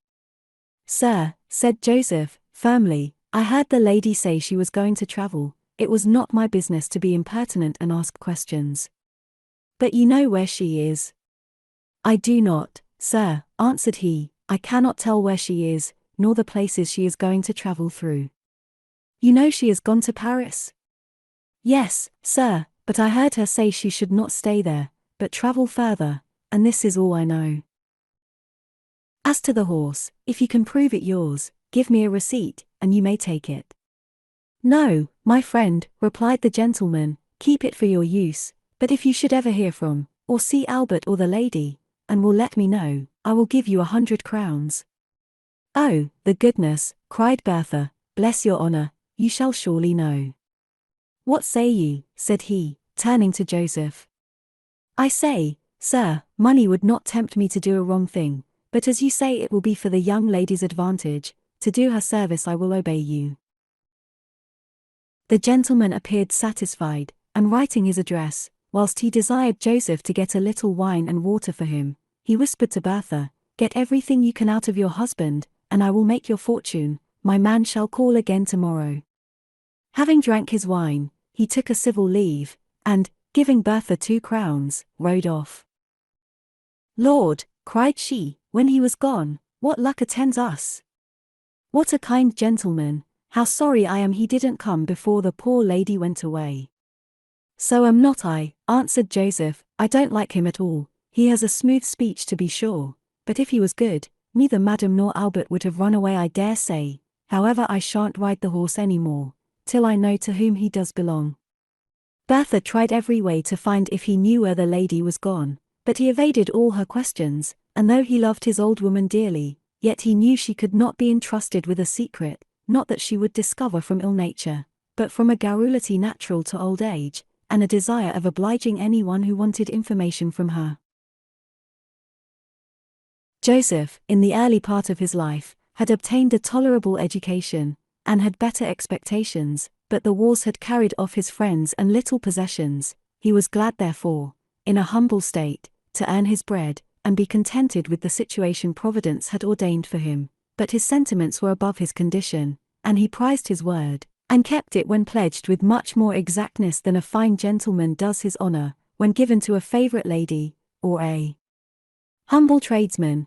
Joseph therefore persevered in his integrity, but thought there would be no harm in writing what had passed that day to the young lady, and take her directions how to conduct himself, for he had a perfect reliance on her truth, and thought only ill treatment could have induced her to quit an uncle's house, without a friend to help her. The following day the gentleman's servant made his appearance, but to little purpose, for though Joseph was in the garden, Bertha had gained no information, but she told all she did know of the lady's coming there, the ghosts disturbing her the first night, her subsequent courage, her kindness and sudden resolution to leave them, and that she heard her say something about going to travel to Paris, but she knew no more, and she was sure Joseph knew no more than she. How should he? He never spoke 20 words to the lady. He asked who was the owner of the castle, she told his name, and with a present of another crown he took leave. Bertha looked at the money. "Ah," said she, "what a pity now I can't tell where she is. 100 of these would make one happy for life." A very few days after this the old couple were at dinner, when they heard the trampling of horses. They hastily opened the door, and beheld, to their great astonishment, a carriage with 3 attendants, and in the carriage Joseph saw his master, Count Wolfenbach. Struck with wonder, he forgot to tender his services, but stood staring at him until he alighted. Being conducted into the parlor, one of the horsemen with him, "Friend Joseph," said he, "I have sold this estate, and next month another family will take possession of it." "Good Lord," cried Joseph, "what will become of me and Bertha?" "Don't be uneasy, friend Joseph, I shall take care of you. I have another estate in Swabia, a fine house and gardens, in perfect order, Bertha, and you shall have the care of it, with a servant under her to keep it clean, and a man under you to work in the gardens. What say you to that?" "I am much obliged to your lordship," answered the honest man. "'Tis rather late in life for me to travel, but I must obey your pleasure, and if you have not already got a man and woman there, I know a very industrious couple hard by, the only friends we have, who will be glad to go with us by all means," said the Count, eagerly. "But pray, are you pretty quiet now? Do the ghosts trouble you, as has been foolishly talked of?" "I am seldom disturbed, my lord," answered Joseph. "I never saw nor heard any ghosts." "I believe not," said the Count. "The silly imagination of some people conjure up frightful fancies, and endeavor to impose them upon others as realities. But pray, Joseph, how soon can you leave this house?" "My man Peter will go with you to the other. You will find a much better habitation, and can take your friends with you." "In about a week, my lord, I shall be ready." "Not sooner?" "I must speak to my friends. We must get our little domestic business put in order, and then we shall be fit to go comfortably, though 'tis a long journey for old folks, my lord." Nothing at all," said his lordship. "Peter will see you safe. We shall be with you next week. Use all the dispatch you can, for I have alterations to make in the house, before I give it up." The Count and his attendants mounted their horses and rode off, leaving Joseph in great perplexity. Bertha, ignorant of the events which caused his uneasiness, was well pleased to change her abode for a better one, and was in a violent hurry to call on Pierre and Jacqueline, but Joseph requested she would wait another day, till he had considered the matter. He well knew that if the Count visited the other wing, he must be sensible that it had been lately inhabited. If he was innocent of his conjectures, and unconcerned in the late transactions, he would judge unfavorably of Joseph. If, on the contrary, he had any hand in carrying off the lady and murdering her attendant, the removal of the body would convince him some person must have been there, his suspicions would naturally fall on himself, and perhaps he might be sacrificed also. These considerations greatly distressed Joseph. Every way he saw perplexity and vexation, and was afraid to throw himself into the Count's power, though he saw no chance of avoiding it. He had been every day to the other apartments, except the preceding one, and found everything tranquil, but now that the Count was in the neighborhood, he was afraid to go, yet he thought the only way to avoid suspicion, or impending evils, would be to replace the body on the bed, at all events. Endeavoring to derive courage from necessity, he trembling ventured to the private passage, but, to his surprise and horror, the lamps were all extinguished. He knew they must have been put out, otherwise they would have lasted that day. He therefore hastily turned back, and regained the house. After a little deliberation he went up the staircase, and opening every apartment very softly till he came to the door which led to the gallery of the other wing, he found it fastened on the other side. This circumstance confirmed his fears. He listened some time, and plainly heard voices, but could distinguish nothing. He then retreated with the same care, locking up all the doors on the outside, for whether it was the Count and his servant, or a set of banditti, he thought his situation equally dangerous. Poor Joseph could not communicate his fears to Bertha, and therefore his uneasiness passed off for indisposition, but he had a sleepless night. The next morning he went to the post-town, and, to his great joy, received a letter from Matilda. She was safe at Paris, and the Marquis and his lady, under the greatest apprehensions for their sister, convinced she would never return to the castle, should she be alive, and grateful to their old friend Joseph, offered him and his wife an asylum at their house, thinking they might one day or other be sacrificed to the Count's revenge. Scarcely had he read this letter, when he saw Peter, the Count's servant, coming towards him. He had the paper still in his hand. "So, Joseph, you have been at the post, I see." "Yes," answered he, with as much ease as he could assume. "I hear now and then from a sister of mine, who is in service at Paris. But is my lord here in this town, Peter?" "Yes," replied he, "his lordship is settling some business with his tenants." "Well," said Joseph, "next week we shall be ready to go, Peter." "Very well," cried the other, with a smile, and they parted. On Joseph's return to his house, he began to consider of his removal. He was sure he could not depend on the Count, but how to get away without his knowledge was the difficulty. After much deliberation, he took his resolution and going to Bertha, told her the Lady Matilda was in Paris, and had sent for them to live with her. She was out of her wits with joy. "Oh," cried she, "that will be 1,000 times better than living in the Count's house. Yes, yes, let's go, the sooner the better, say I." "But," said Joseph, "you must not say a word to the Count, or anybody, for the world." She promised secrecy, and they began to contrive about taking away their little matters, and setting off in a day or two. That night Joseph thought to get some rest, though his fears still remained, and kept him waking for some hours. About midnight he dropped asleep, but was soon awakened by a great smoke and a terrible smell of fire. He hastily got up, and opening the door, the flames burst in upon him. He ran to the bed and called Bertha to follow him. She jumped out, as he thought, for that purpose. He got into the court, and saw the other wing also on fire, and presently the building he came out of fell in. He called Bertha. Alas! She was smothered in the ruins. The whole building was now in flames. He ran to the stable, got the horse, and riding through the wood as fast as possible, a contrary way from the town, he stopped not till he came to the foot of a mountain. With difficulty he crept off his horse, and threw himself on the ground. "Bertha! My dear Bertha, I have lost thee forever. I am now a poor forlorn creature, without a friend in the world. Why did I fly? Why did I not perish in the fire with my wife? What a coward I am! Oh, that cursed Count, this is all his doings. I expected he would seek my death. But poor Bertha, she was unconscious of offense to the barbarian, yet she is gone, and I am left desolate who ought to have been the sufferer. Exhausted by grief and lassitude, the wretched old man lay almost motionless for some hours when Providence conducted a carriage that way, with a lady and gentleman in it, and 2 attendants on horseback. Seeing the horse growing and an elderly man lying on the ground, the gentleman stopped the carriage, and sent a servant to him. He explained his situation in a brief manner, which when the domestic informed his master of, he ordered he should be brought and put into the carriage, and the horse led on by the servant to their seat. We will now return to Matilda, who with her faithful Albert, arrived at Paris without meeting any accident.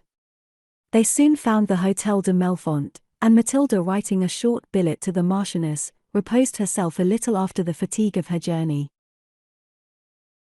In less than 3 hours the Marchioness arrived in her carriage, and entered the room with that delight in her countenance which plainly testified the pleasure she expected to receive in the company of her young friend. She flew towards her, and embraced her with a warmth that affected the grateful heart of Matilda to tears. "Welcome, 1,000 times welcome, my dear Miss Weimar. The friend of my poor sister must be the friend of my heart." "Charming girl," said she, gazing on her, "that countenance needs no recommendation. What do I not owe my Victoria?" Matilda, in returning her caresses, involuntarily started and repeated Victoria. "Yes, my love, that is my sister's name. You know her only as the unhappy Countess of Wolfenbach, I suppose, but let me see your faithful Albert, to whom I hear you are greatly indebted." "I am indeed, madam," replied Matilda. "My whole life at present is and must be a state of obligation." "Dismiss that idea, my dear Miss Weimar, and feel that you have the power of obliging in your society those whose study it will be to convince you how grateful they are for the favor you confer on them." Matilda bowed and kissed the hand of the Marchioness, with an expression in her eyes that spoke volumes to the heart. Albert now entered the room. "My good friend," said the lady, "I hope you are well. I wish to see you, to thank you for your services to this young lady." "I humbly thank your ladyship," cried Albert, "but I have only done my duty, and when you know my mistress you will think so, for she deserves all the world should serve her." "I doubt it not," replied the lady, "and after my first care to render your mistress happy, my second shall be to make the remainder of your days comfortable." Neither Matilda nor Albert could refrain from tears. "Come, come," said the Marchioness, "let us be gone. My carriage waits, the Marquis is impatient to see you, and I have 1,000 questions to ask about my dear sister." "All," thought Matilda, "how shall I unfold the dismal tale? How must I wound a bosom so tender and affectionate?" This reflection threw her into a melancholy reverie. As the carriage drove off, the Marchioness observed it, and taking her hand, "We are not strangers, my dear Miss Weimar. I have only been to meet my younger sister and introduce her to my husband, already prepared to love her." Matilda, overcome by a reception so kind, cried out, whilst sobs spoke the genuine feelings of her heart, "Dear madam, you oppress me with your generosity and goodness. Oh, that I may be found, on further knowledge, to deserve your good opinion." "I am persuaded of it," replied the other, "and if you please," added she, with a smile, "here ends the chapter of favors, obligations, and such kind of stuff, as I have an utter aversion to." By this time they were arrived at the hotel, and the Marchioness led her young friend to the saloon, where the Marquis sat expecting them. "Here, my lord, permit me to introduce to you my younger sister. I bespeak your affection for her, and think you will find no difficulty in bestowing it. You judge right, my beloved Charlotte. Your sister claims a double share of my esteem from her own merit, legible in her countenance and your introduction." Having saluted and led her to a chair, "I am charmed," added he, "that our dear Victoria has procured us such a delightful companion. She must have sacrificed a great deal to give us pleasure, in losing your society." Matilda, unable any longer to repress her feelings, burst into tears. Both were alarmed. The Marchioness, taking her hand, "Dear Miss Weimar, you have something in your spirits. Tell me, pray tell me, did you leave my sister well? You have, I think, avoided mentioning her. Madam, she replied, I am very unfortunate that my introduction to you must occasion pain and sorrow, yet I trust the dear lady will be the care of Providence, though alas, I know not where she is. Not know where she is, exclaimed the Marchioness, good heavens! Has she then left the castle? Matilda then entered into a detail of every event that had happened at the castle, the death of the attendant, and the absence of the countess. Perceiving the agitation and distress of her auditors, she added, I have little doubt of the poor lady's safety, from a persuasion that if any ill was intended towards her, they would have destroyed her, as well as the servant. You judge very properly, my dear Miss Weimar, be comforted, my Charlotte, your friend's observation is founded on truth and reason, I hope, ere long we shall hear from the injured sufferer, or else, said he, raising his voice, by heavens! Neither oaths nor promises shall prevent me from publicly calling on the Count to produce her. This threat alarmed his lady, and suspended her grief. Tell me, my sweet girl, are you in her confidence, do you know my sister's story? Indeed, madam, I do not. Joseph, whom I have mentioned, is the only one acquainted with her woes, and he is bound by oath not to reveal them without her leave. Unfortunately I postponed a recital which otherwise might have been a clue to trace her now. Dear unhappy sister, cried the Marchioness, how severe has been your punishment? Another time, my beloved Miss Weimar, I will acquaint you with all I know relative to her situation. I trust heaven will protect her, and therefore I will not sadden your heart now, nor give you only sighs and tears for your reception, when we wish to make you cheerful and happy. With a deep sigh, which she endeavoured, though in vain, to repress, she conducted Matilda to the apartments appropriated for her, and embracing her, you are dearer to me than ever, the child of misfortune, as you just now styled yourself, and the friend of my sister, has entire possession of my heart, love me but half as well as I feel inclined to do you, and I shall be very happy. Matilda replied in the most affectionate and grateful terms.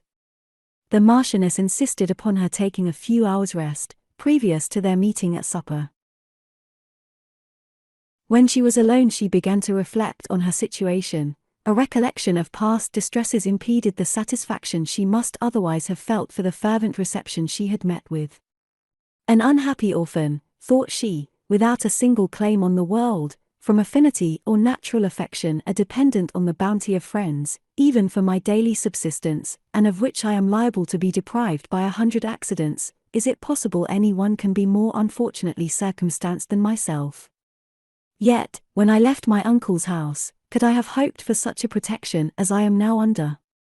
Oh, I will not despair, heaven will preserve me, if I persevere in virtue and integrity, if I can acquit myself of wilful error, and dare appeal to the rectitude of my sentiments, when misfortunes and distresses befall me, I will kiss the rod of correction, and submit with resignation to the Almighty will. Composed a little in her mind, she dropped asleep for above 3 hours, and then rose, refreshed and with recruited spirits. She was received by her good friends with the greatest and most flattering marks of kindness, and her grateful heart impelled her to return them by every attention in her power. The Marquis said, it was time, from Albert's age, that he should be laid up to rest. His honesty and affection to Miss Weimar deserves reward. I shall therefore allow him something above the wages he has had, and only request he will superintend my stables, and see that they take proper care of my horses, but on no account to take an active part in the business. Matilda most gratefully acknowledged this kindness to her old friend, whose welfare was very near her heart. The Marchioness told her they had intended leaving Paris in about 10 days. Now, said she, I shall feel great reluctance to quit France without obtaining some knowledge of my poor sister's destiny, but as you expect to hear from Joseph, I will still try to flatter myself he will give you some information concerning her. Matilda encouraged the hope as it appeared to compose her, but she thought it a very slender one. 2 days passed swiftly away.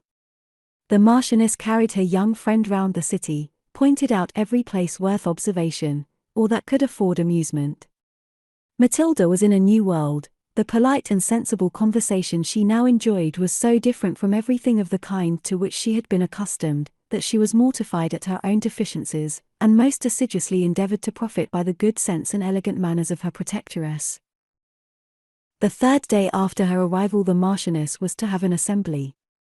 Matilda requested that she might not appear, as the clothes she had wore by no means suitable to such an occasion. "Indeed, my love, I cannot excuse you, that objection shall soon be done away," said her friend. And presently some elegant silks, laces, linen, and were produced for her acceptance. "These things are for my younger sister, she must not presume to refuse a small testimony of affection from her elder one." Before Matilda could reply several tradespeople came in, and the Marchioness gave orders everything must be ready that evening, which was promised. When they were alone she kissed the hand of her benefactress. "Oh, madam, in what a gracious manner do you confer favours, without wounding the feelings of the person obliged." "A truce, if you please," said her friend, "to your and The favour, if any, is conferred on me by your acceptance, but once for all, I beg it may be understood I acknowledge you as my sister by adoption. I have no children, therefore, in the rights of a sister, you have a claim to participate with me in everything. You must only bring yourself to submit to the commands of eldership, and let the words favour and obligation be blotted from your vocabulary." Saying this, she hastened from her, and left Matilda overwhelmed with grateful emotions.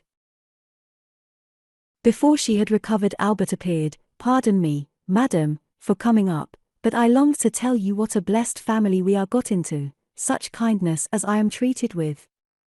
Such good servants, all doting on their lord and lady. Oh, it was a happy day when we entered the gates of Paris.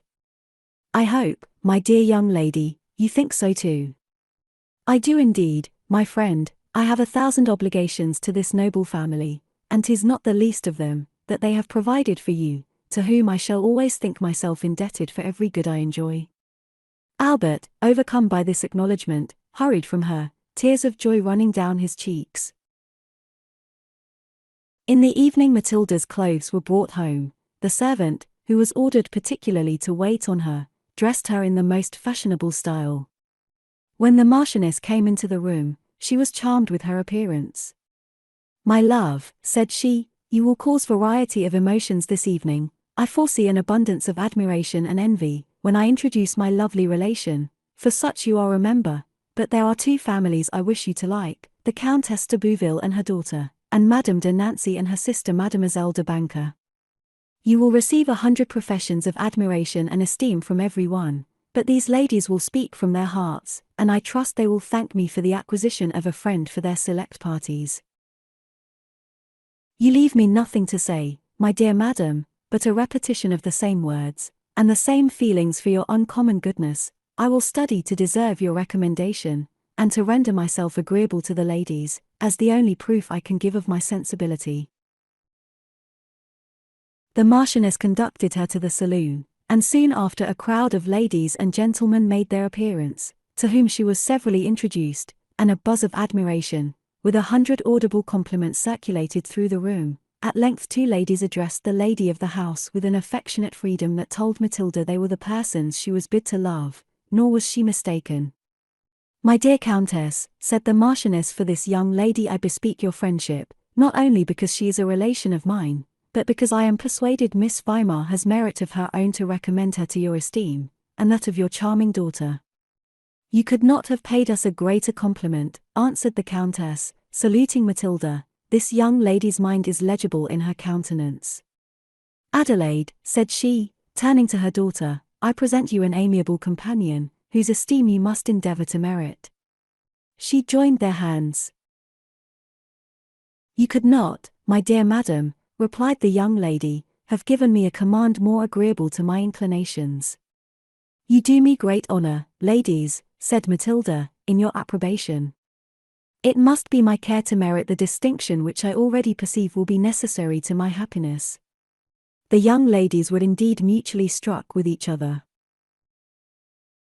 Mademoiselle de Bouville was an only daughter, and, contrary to the general fashion in France, had been educated at home, under the eye of a respectable mother, who, though she submitted to the frivolities, the gaieties, and round of trifling amusements which engaged the attention of that lively nation, yet found time to superintend and direct the education of her child, by which she avoided the stiff monastic air of a convent, and was equally unacquainted with the follies and vices which too generally prevail in those seminaries of education, for though they do not always incur general censure, yet it is extremely difficult to discriminate, as too often it is the punishment of profligacy to be confined in a cloister, and what injury a person of that description may do amongst a number of young people, some with weak heads, and others with bad hearts, cannot be expressed nor thought of without horror.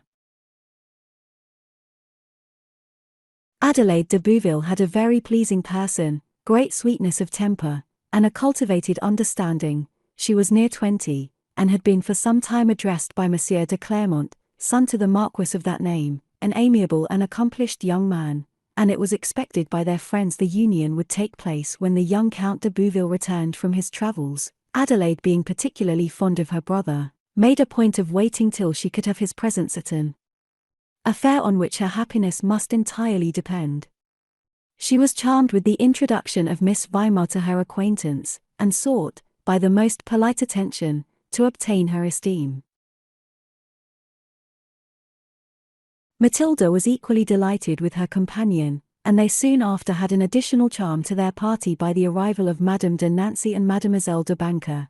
The latter was near 22, very handsome, a great share of good humour, and a most enchanting vivacity, her sister being sacrificed very early in life to an elderly man, every way unworthy of her, except by his immense fortune. He used her extremely ill, always out of humour and suspicious. She suffered under his tyranny 5 or 6 years. He then died, and left her mistress of a large independence, the expenditure of which did her great honour.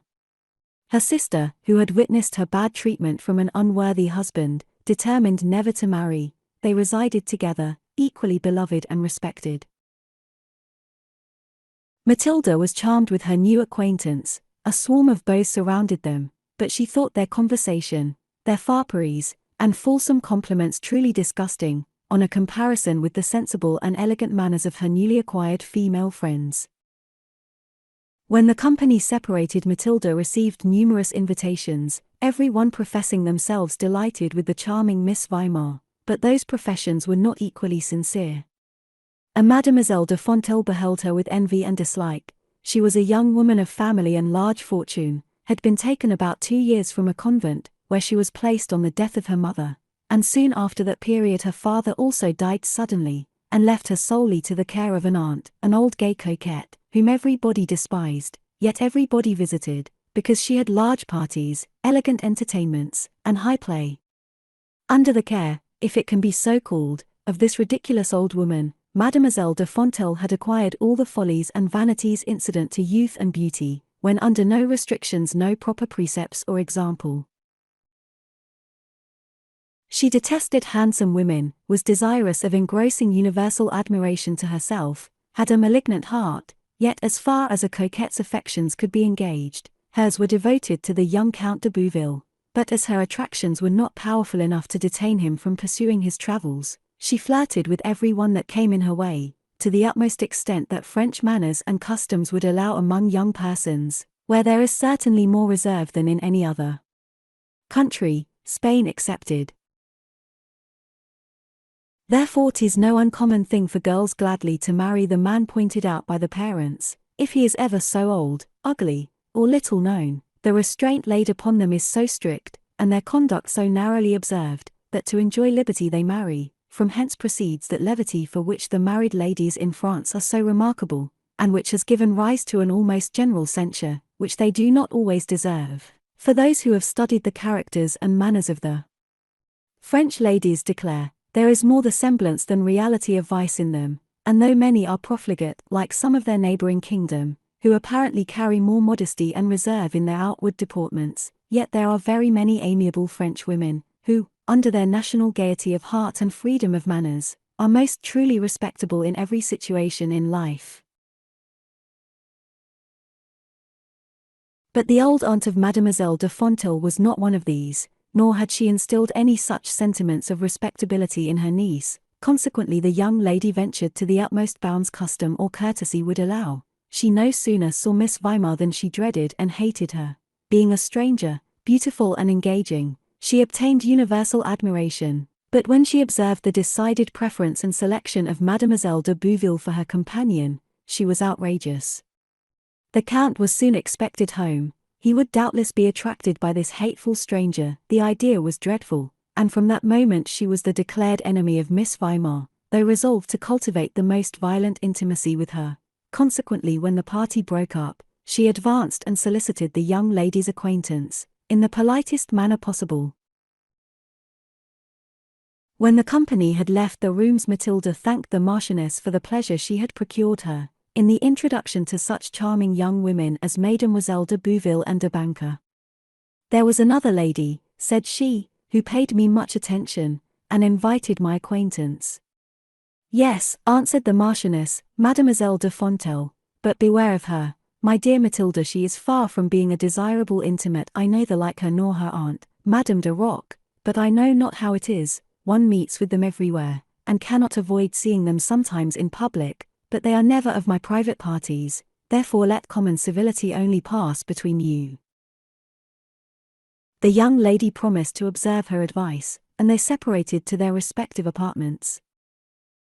On Matilda's table lay a letter, which the servant placed there, not to disturb her whilst in company. She hastily broke it open. It was from Joseph. He related the incident respecting the horse, mentioned the gentleman's inquiries, and described his person. It was her uncle. She was terrified and shocked beyond measure. She sunk into a chair, and burst into a flood of tears. "Good heavens," said she, "if he should trace me here yet so many days before him, I think I may be safe. Bertha was not in the secret, and Joseph I know, depend upon not to betray me." Under the most painful reflections, she retired to rest, but sleep forsook her pillow. The dread of falling again into the power of a man so abandoned gave her the most poignant affliction. "Oh, that we were in England," said she, "I should then, I think, be safe from his pursuit." She passed a restless night, and in the morning met her friends, with a pale countenance and uneasy mind. "My dear child," exclaimed the Marchioness, "what is the matter? Are you ill?" Matilda gave her Joseph's letter, and expressed her fears of being found in Paris by her uncle. Her friends requested she would compose her mind. The Marquis assured her of his protection. "You are not well enough, my love, to go out or see company this morning. We will retire to my dressing room, and to amuse you from thinking of your own troubles, I will enter upon the story of my unfortunate sister, as far as I know it, for great part is involved in mystery, and she has taken, she says, the most sacred oaths never to divulge the rest, without permission of another person. My father, Baron Steelberg, inherited from his ancestors, a respectable name, a great share of family pride, and very small possessions, which by wars, and a struggle to keep up the family consequence, had been diminished greatly within the last 50 years. He had no son, a source of eternal regret to him, and 2 daughters, whom he determined should marry advantageously or not at all. Our mother died when I was about 10, and my sister 8 years of age. We were placed in a convent for 6 years, at the expiration of which time we were sent for home. Our father seemed satisfied with our improvements. We had the good fortune to please, and it was the fashion to admire us. In a few months after our return to the world, the Marquis de Melfort, who was on his travels, stopped at Vienna. We met at an assembly, and a mutual approbation took place. He was introduced to my father, and, in short, not to be tedious, his addresses were allowed, for though my father would have preferred a German nobleman, yet the amiable character of the Marquis, his very large fortune, and an earnest desire to see me settled in his lifetime, prevailed on him to accede to the advantageous proposals made for me, and in a short time I became the happy wife of one of the best of men. We remained near 6 months at Vienna, but the Marquis beginning to express a wish of returning to Paris, having been absent above 2 years. I requested my father would permit my sister to accompany me, but to this he peremptorily objected. I took leave of my friends and my country with tears and reluctance. The dear Victoria was ready to expire. It was our first separation, and we had lived in the most perfect harmony with each other. She was my father's favorite, and therefore he did not feel that grief on my leaving him, which might have been expected. I had a consolation: I accompanied a beloved husband, and was received by his friends with the most flattering attention. My sister and I constantly corresponded. In about 8 months after my residence at Paris, she wrote me that at an assembly she had met with one of the most amiable men in the world, a Chevalier de Monteville, a gentleman of a noble family, but small fortune, secretary to the French ambassador. The manner in which she described this young man convinced me she liked him. I was sorry for it. I knew he never would be countenanced by my father. She also added that Count Wolfenbach was her very shadow, that she detested him, notwithstanding his immense fortune and prodigious stock of love. In my answer, I cautioned her against indulging a partiality for the Chevalier, as I well knew my father never would approve of it. A short time after, I received a very melancholy letter. Pity me, my dear sister, for I am miserable. I cannot deny my attachment to the most deserving of men. He has been rejected with contempt by my father, and yesterday I was commanded to receive Count Wolfenbach as my destined husband. I detest him. He is morose, savage, sneering, revengeful. Alas! What am I saying? This man may be my husband. Oh, my dear sister, death is far preferable to that situation. These expressions filled me with extreme grief. My generous husband wrote my father immediately. He besought him not to sacrifice his child, that if the want of fortune was his only objection to the Chevalier, he would gladly remove that deficiency, and he had both interest and inclination to procure him a handsome establishment, that from the affection he bore me and my sister, it was his earnest desire to see her happy, if at the expense of 1/3 of his fortune. To this letter we received no answer within the expected time. I grew very uneasy. I wrote again to my sister. It was more than a month before I received any return. I have it now in my pocketbook. The Marchioness took it out, and read as follows. Countess of Wolfenbach, to the Marchioness. My dearest sister. Just recovered from the jaws of death, the lost unhappy Victoria acknowledges the receipt of your kind letter. Alas!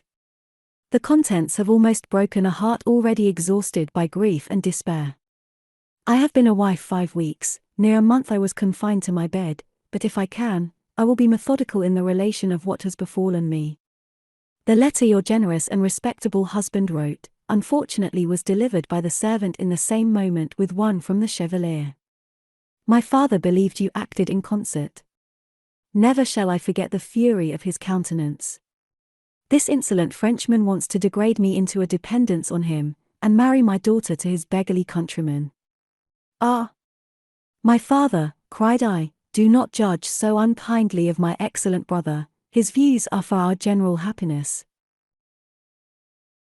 And that, said he, interrupting me furiously, can be accomplished without his interference. The Count has a noble fortune, high birth, a title, and is a German. Not another word, added he, seeing me about to speak, not a single objection. On Monday next you become his wife. See that you obey without the least reluctance. Saying this, he left the room, and in a few minutes afterwards I fell senseless from my seat. How long I continued thus, I know not, but on my recovery I found myself on my bed, and Thais with me. She was bathing me with her tears. Thank heaven, my dear young lady, you are alive still. Oh, what a dismal day for me to see you thus. I thanked the poor creature, her kindness was of service. I shed a copious flood of tears. Soon after my father sent to know how I did, and to tell me I was expected in the library. I obeyed the summons with trembling steps. The odious Count, I must call him so, was with him. My father advanced, and rudely snatching my hand, there, my lord, I give her to you, your day shall be ours. This day, this hour, cried he, eagerly, kissing my hand, do not delay my happiness. A sickness came over my heart, I sunk into a chair. Victoria, cried my father, in an angry voice. I endeavored to reply, but burst into tears. Foolish girl, said he, receive the honor my lord does you, in a manner more worthy of yourself and me. He left the room. The Count approached me with a malicious air. Charming Victoria, am I so very hateful? Has the Chevalier so many advantages over me, as to engross all your affection? I started, but indignation roused my spirits. Whatever are his advantages, my lord, or whether he has any real superiority or not, for I make no invidious comparisons, yet if you suppose he is the object of my affections, surely I am unworthy the honor of being your wife. No man of spirit could bear a divided heart, but if he engrosses all, which I neither affirm nor deny, your lordship will do well, both for your own sake and mine, to renounce all thoughts of me. No, madam, said he, in the highest rage, your father has given me your hand, and you shall be mine, let the consequence be what it may. He flung out of the room with a look of vengeance. You may conceive, I cannot describe my situation. In the evening my father told me the Chevalier was gone to Switzerland. From the hour my father rejected him, I gave him up to outward appearance. I wrote and conjured him, if he valued my peace, to think of me no more. His answer almost broke my heart, but my commands were sacred, my peace all the good he sought for in this life. When I heard he had quitted Vienna, a momentary pleasure seized hold of my heart. He would not be here when I was sacrificed to his rival, nor until I had left the city. Not to tire you, my dear sister, the Monday following I became a wife. Spare me the repetition of the dreadful circumstances. The following day I was in a high fever and continued ill for a month. I received but little attention from the Count. There was more of resentment than tenderness in his manner when he came into my apartment, and involuntarily I used to shrink from his view. However, it pleased Heaven to restore me to health. I am gaining strength daily, but as yet keep my own apartment. Tomorrow I have engaged to meet our father downstairs to dinner.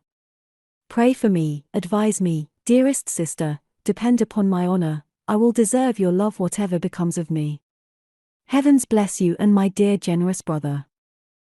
Victoria Wolfenbach. You must suppose, my dear Miss Weimar, said the Marchioness, that this letter made us extremely unhappy. I wrote, however, and, fearful the Count might have meanness enough to insist upon seeing her letters, I took little notice of her complaints, but congratulated her on the recovery of her health, desired she would pay attention to it, for the sake of her husband and friends. In short, it was an equivocal kind of a letter, and I thought could give no offence. After this I heard from her but seldom, and then there was an evident restraint in her style, which hurt me, but which I dared not take notice of. She had been married about 8 months, when the Marquis received a letter from the Count, acquainting us that my father was dead, after only 3 days' illness, giving an account of his effects, and inviting the Marquis over to see a proper division of them.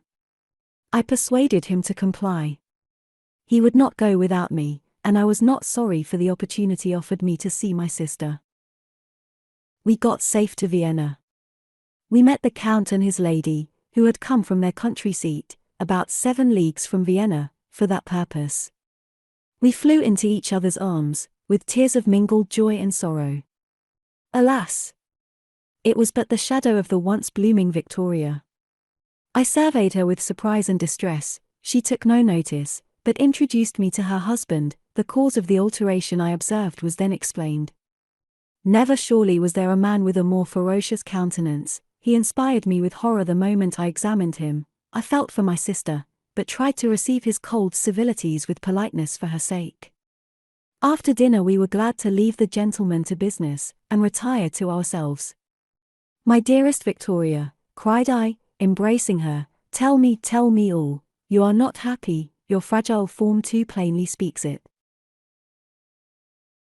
I endeavor to be contented, she replied. My dear father thought happiness must be connected with splendor and riches. He sought to aggrandize his children. I respect the motive, however he has been deceived. The Count, I must own, said I, is a disagreeable object. My dear Charlotte, she cried, do not think so meanly of me, as to suppose his want of personal attractions weighs anything with me. I should despise myself in that case, neither is it now any preference for another. I have never seen or heard from the Chevalier since my marriage. I will strictly fulfill every duty I have sworn to observe. Perhaps time may do much for me. It will either soften the severity of the Count's disposition, or habit will enable me to bear with less feeling, evils I cannot prevent. Ask me no questions, my dear sister, I am not at liberty to answer them, but if you regard my peace, meet my husband with good humor and complaisance, and now tell me, said she, of your comforts, your pleasures and mutual happiness. In your felicity I will find my own. I was drowned in tears. Her manner was so solemn, so touching, so resigned, that my heart was wrung with sorrow, and I could not speak. Dear Charlotte, continued she, wiping my eyes, spare me those tears, I cannot bear them. Remember what I have told you, be cheerful when you return to company, or I shall be the sufferer. I met you with tears of joy, 'tis long since they were shed for grief. Here, putting her hand on her heart, here my sorrows are buried, too deep for that relief, but I have done. Dear sister, let me enjoy pleasure now in your society.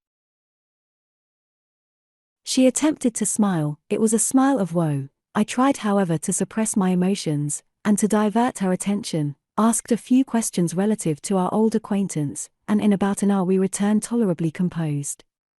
The Count examined my looks, I approached him with smiles, chatted about our journey, and I observed his features grew relaxed, and he behaved with great civility.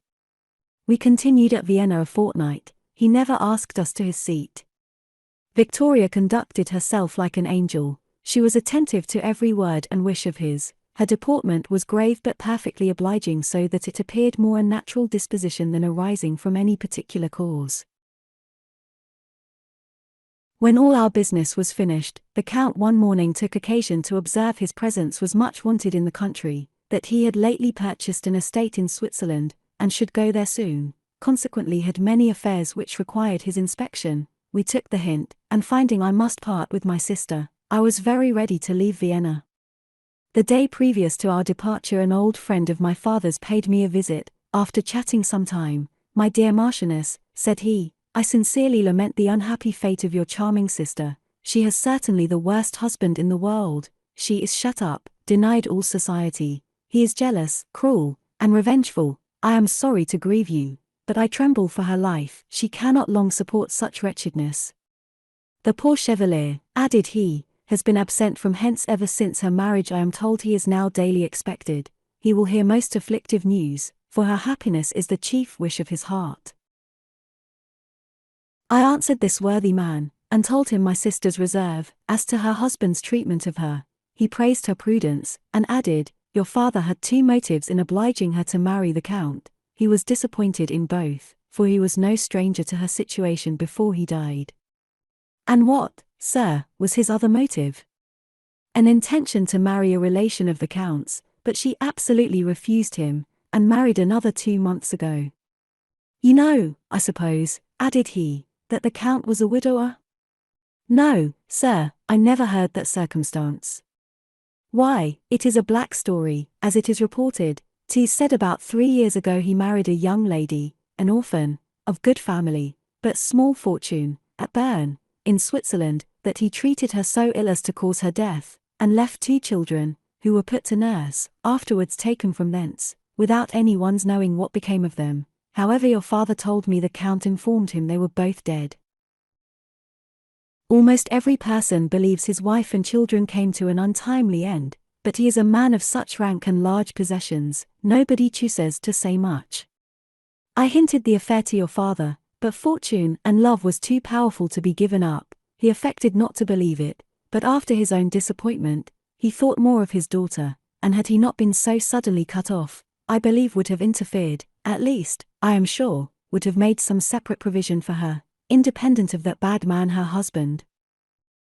You may conceive, my dear Miss Weimar, how much I was shocked at this relation. I trembled for my Victoria, in the hands of such a monster, but alas! We could do nothing. I entreated my good friend to watch the Count narrowly, and to give me information, from time to time, concerning her, who I considered a victim to a villain. The following day we took a heartbreaking leave. The Marquis entreated the Count to pay us a visit. In another year perhaps he might. My sister, dear unhappy creature, never shed a tear. My Charlotte, my beloved sister, think no more of me, said she, an hour before we parted. My pilgrimage will be short, the hour which gives birth to an unfortunate being, I had forgot to tell you she was with child, will, in all probability, give me everlasting peace, fortunate if the dear infant accompanies me to the grave. If not, oh, my sister, consider it as the only remains of the wretched Victoria, who does, and ever will love you to her last hour. I will not wound your heart, my dear Matilda, by any further recital of our conversation. When we parted, in presence of her husband, I could have struck a dagger to his heart. She embraced me with fervor. Heavens bless you, my dear and happy sister. And you, my generous, my noble brother, may you both live to enjoy years of uninterrupted happiness. Doubtless they will, said the Count, with a malicious smile. Surely you forget we are to meet again at Paris next year, and not taking leave for life. True, returned the Marquis, I thank you for the remembrance, sir. A few months hence, my valued friends, I hope to see you at Paris. She tore herself from my arms, and I got into the carriage, more dead than alive. Not to enter into an unnecessary detail, we returned safe to Paris, and in a short time after I received a few lines from my sister, dated from their castle in Switzerland, telling me she was tolerably well, both in health and spirits, but hourly in expectation of an event which might affect both. Near 3 weeks after this letter we received two, one from the Count, informing the Marquis that, to his inexpressible grief, he had lost both wife and child, the other from the medical gentleman who attended her, informing me of the same event, and that my sister, in her last moments, requested he would write to express her affection and wishes for my happiness with her departing breath. Though I had always apprehended this event, yet it caused me inexpressible misery, and there being no longer any ties to bind us to that detested Count, we never answered or took any further notice of him. About 6 weeks after the dreadful information we had received, a letter came to me, directed in an unknown hand. I opened it. Judge what were my emotions in reading these words, deeply impressed upon my memory. Your sister lives, though dead to all the world but you. A solemn vow has passed her lips, never to disclose preceding events without permission. Ask no questions, and you shall soon hear more. But more than one life depends upon your secrecy. Victoria. I flew to the Marquis with this billet. He was equally surprised and overjoyed, but naturally concluded we might have spies upon us, and that therefore we had better continue our mourning the usual time. It was upwards of a fortnight before I heard again, and I grew very impatient. At length I had another letter. This informed me she was confined, that she had reason to hope her child, a boy, was alive. Under that hope she lived, and, notwithstanding her confinement, was better in health than when I saw her last. I might write a few lines now and then, under cover to Joseph Kierman, in a vulgar disguised hand, that she perhaps might never see me more, and meet certain death if her secret was discovered. This letter, like the former, was in a different hand from hers. I answered it, and from that time, near 18 years, we have corresponded about once in 2 months, never oftener, till our last epistles concerning you. The whole affair is certainly very strange. Often has the Marquis vowed to apply either to the Count or courts of justice, but the letters we received were never written by her. We could adduce no actual proofs of his guilt, and she continually warned us to take no steps without her permission. Thus, in a most unaccountable manner we are prohibited from doing her justice, whilst all the world believes her dead. He lives chiefly at Vienna, a dissipated life, though from my friend I hear he is at times gloomy, and apparently unhappy. This gentleman however believes my sister and her child dead, nor dare I undeceive him. Thus, my dear Miss Weimar, you have before you all I know of this melancholy affair. What now is become of this hapless victim heaven only knows. I cannot think of leaving Paris yet. The Marquis can scarcely be restrained from exerting himself, and, indeed, in a short time, if we gain no further information, I shall feel disposed to coincide with his wishes. Matilda returned the Marchioness thanks for the trouble she had taken in giving this painful relation. She felt deeply for the poor suffering Countess, and could not help joining in opinion that some step ought to be taken, if she was not heard of soon. They both waited with impatience to have another letter from Joseph, as he promised to write again about the gentleman and his horse, and the Marquis and Marchioness requested Matilda to offer him and Bertha, in their name, an asylum at Paris, if they had any fears of remaining at the castle. 3 or 4 days passed, and nothing new occurred. Mademoiselles de Bouville and de Banca had frequently called on Miss Weimar, also Madame Lebrun and her niece. On the 5th morning the first mentioned young lady entered the house, accompanied by a very elegant young man, whom she introduced to Matilda as her brother. The Marquis and his lady were rejoiced to see him and gave him the most cordial welcome. Matilda was uncommonly struck by his appearance. She thought him, and with justice, the most amiable man she had ever seen. The Count de Bouville was indeed deserving of approbation. He had all the elegance of French manners, without their frivolities, an excellent understanding, and a desire of improving it induced him to visit England. After his tour through Italy and Germany, he had gained knowledge from the different manners and customs of each nation, and returned a truly accomplished young man, with much good sense and polished manners, a strict integrity of heart, and the highest sense of duty and love for his mother and sister. He had always entertained great respect for the Marquis and Marchioness de Melfort, and that, added to his sister's warm eulogiums on Miss Weimar's perfections, brought him the morning after his return to make his compliments.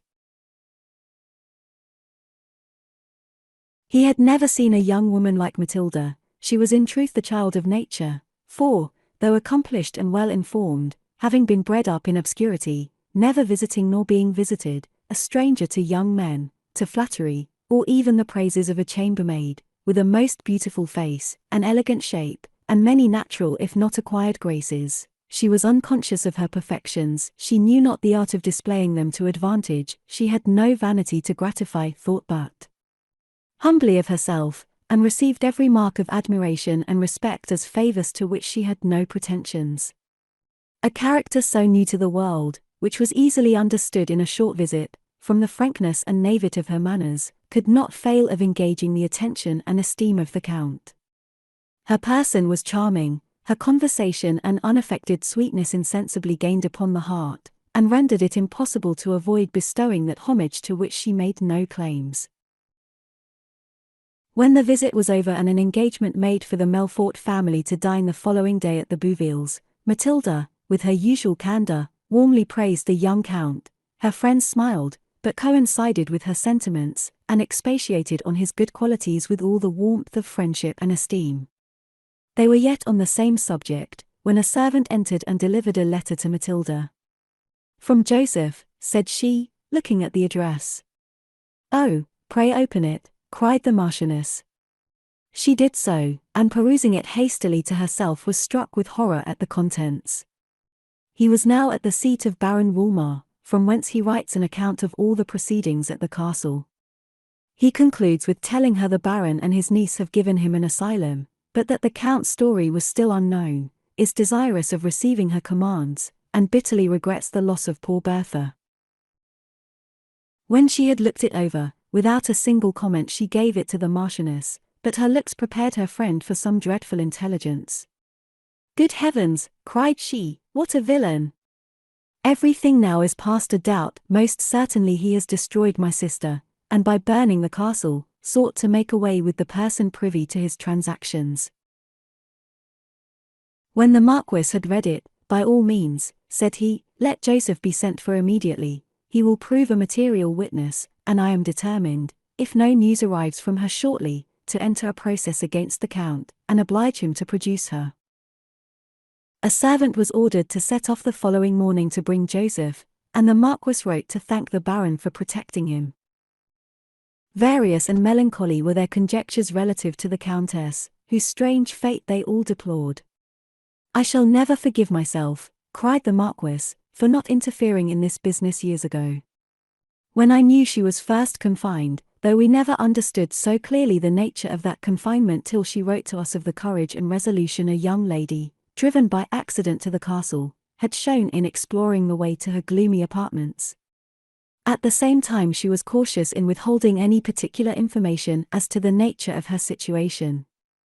Maria, her attendant, always wrote for her, nor was any name signed on either side.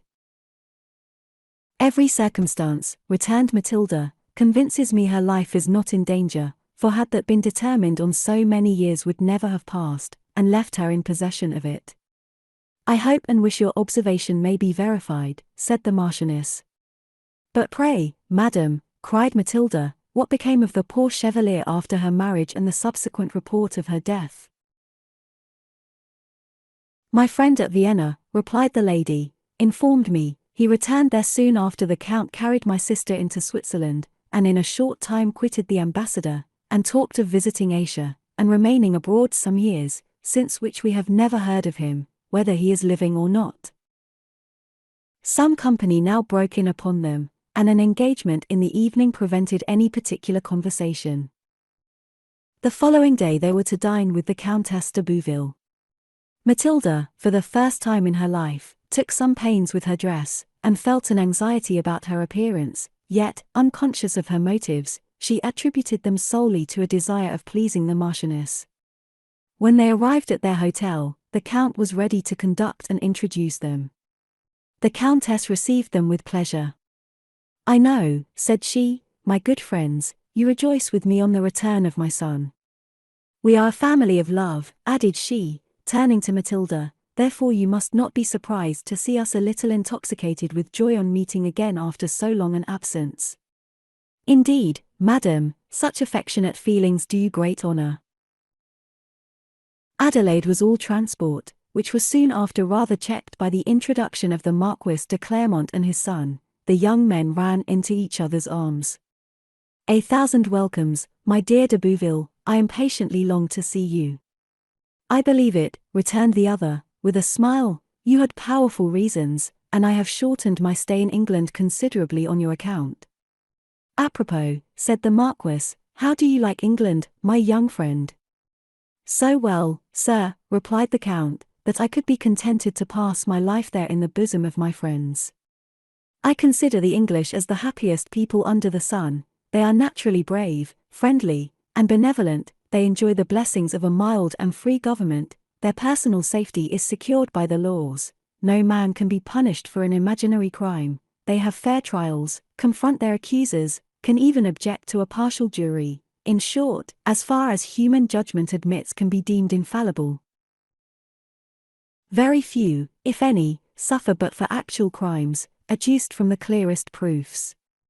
Their merchants are rich and respectable, the first nobility do not disdain an alliance with them, they are considered as the supporters of the kingdom. 'Tis incredible to think of the liberal sums subscribed by these opulent, respectable, generous people, on any popular occasion, or private benefaction, without astonishment. The men of fashion are many of them admirable orators, great politicians, and perfectly acquainted with the government of different nations, as much as of their own. The young men, I believe, are the same everywhere, fond of pleasure, expense, and intrigue, but the rock on which they most generally split is that spirit of gambling which pervades through almost all ranks of people, dissipates fortunes, distresses families, hardens the heart, depraves the mind, and renders useless all the good qualities they receive from nature and education. There are very strict laws against play, but those laws only or the middling or poorer kind of people, the great infringe them with impunity. But I beg pardon, added the Count, for falling into the common mode of travellers, engrossing the attention of the company to myself. I desire you will go on, said the Marquis, I am pleased with your observations. And the ladies, dear brother, cried Mademoiselle de Bouville, pray tell us something of the ladies. I shall punish your curiosity, replied he, smiling, by and by.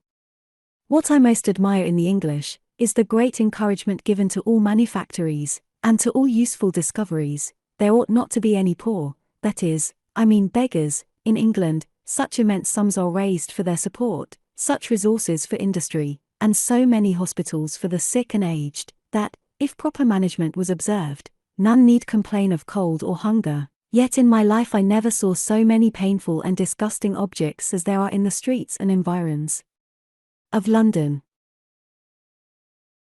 I admire the public buildings, the places of entertainment, and the performers at them, but sometimes, as will ever be the case, liberty degenerates into licentiousness, and the mob will rudely interrupt the performers, and carry their applause or censure in opposition to every effort of their betters. This certainly is an abuse of their freedom, but 'tis an evil they know not how to remedy in a land of liberty.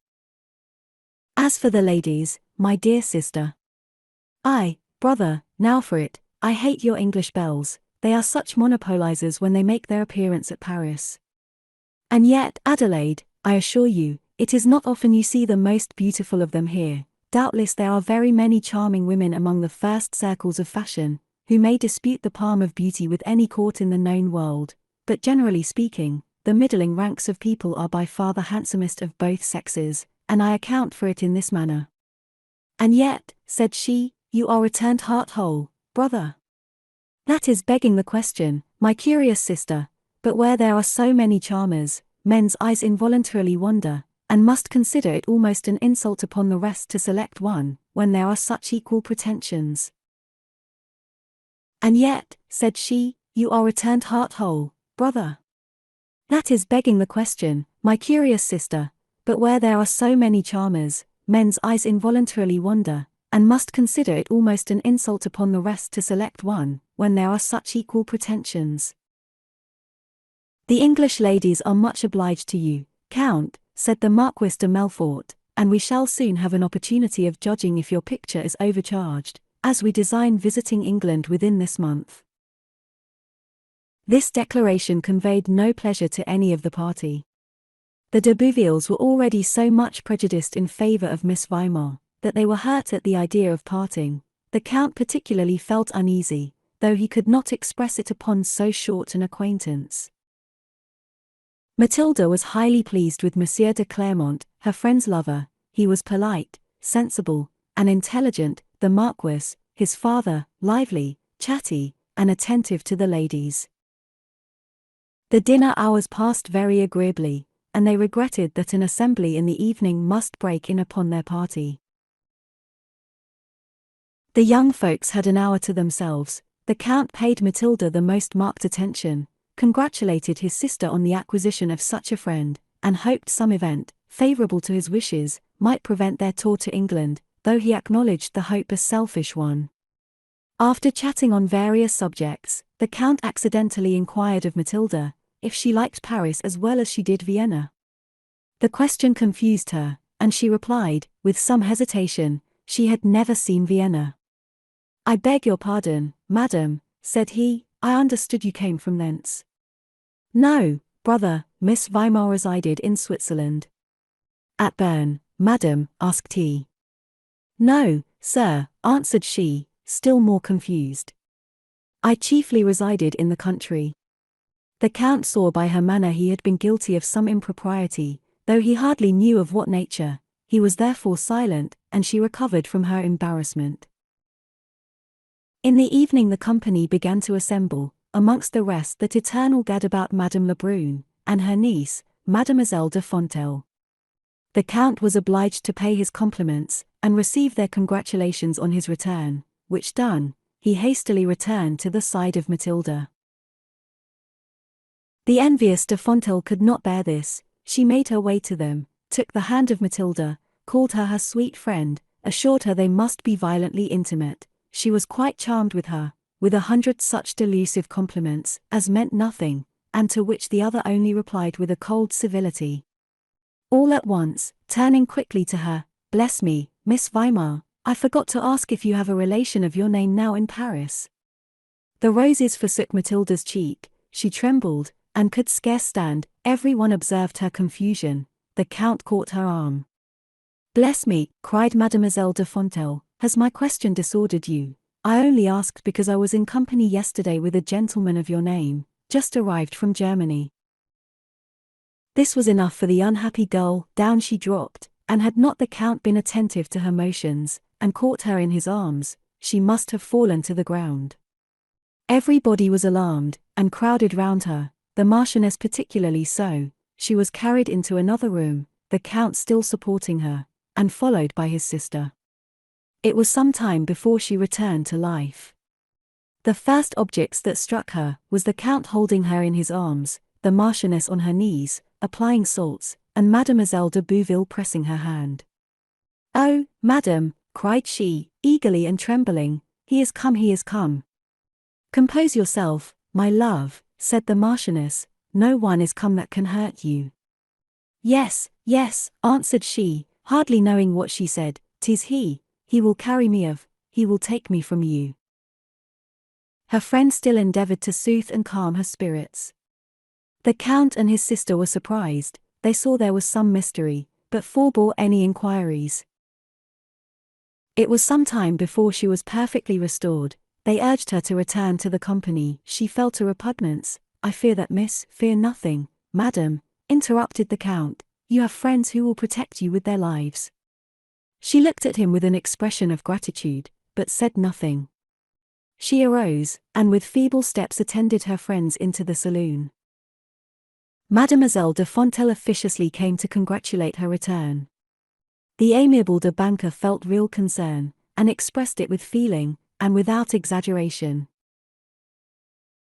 Matilda, sensible of the kindness of her friends, and ashamed of the observation she had attracted, tried to acquire new spirits, but it was an endeavor only. Her eyes were incessantly turned towards the door. She dreaded every moment she should see her uncle enter, and nothing could exceed her joy when the evening closed and they were seated in the Marquis's carriage. "Oh, madam! Oh, sir! 'Tis assuredly my uncle. He will know where I am, and tear me from you." "Do not afflict yourself, my dear Miss Weimar," answered the Marquis. "If it should be him, he shall prove his pretensions before he gets any footing here, much less take you from our protection." Poor Matilda thanked him with a grateful heart, and retired to her bed, but not to sleep. Her mind was greatly disturbed. "What a poor creature I am," cried she. "No father, brother, or protector, not even the clothes I wear my own property. If this man, this uncle claims, who can dare detain me? What are the evils which may befall me? Whatever becomes of me, I will not embroil my friends." Happy Mr. Bouville," said she, "you have a mother, a brother to protect you." "Such a brother! What an amiable man! Oh, I never knew my wretchedness till now, that I am humbled to the dust." Under these melancholy impressions she passed the night, and when morning came was in a high fever. The servant who came to attend her was alarmed at her indisposition, and flew to inform the Marchioness, who instantly went to her apartment. She found her very ill. A physician was sent for, who ordered her to be bled and kept very quiet. About noon the Marchioness left her asleep, and had scarcely entered the parlour, when she was informed a gentleman requested to speak with her. She ordered his admittance. A middle-aged man, of respectable appearance, politely entered the room. "I must apologize to your ladyship for my intrusion, without sending in my name, which I now avow to be Weimar, and I am uncle, I may say father, to a young lady of that name now in your house.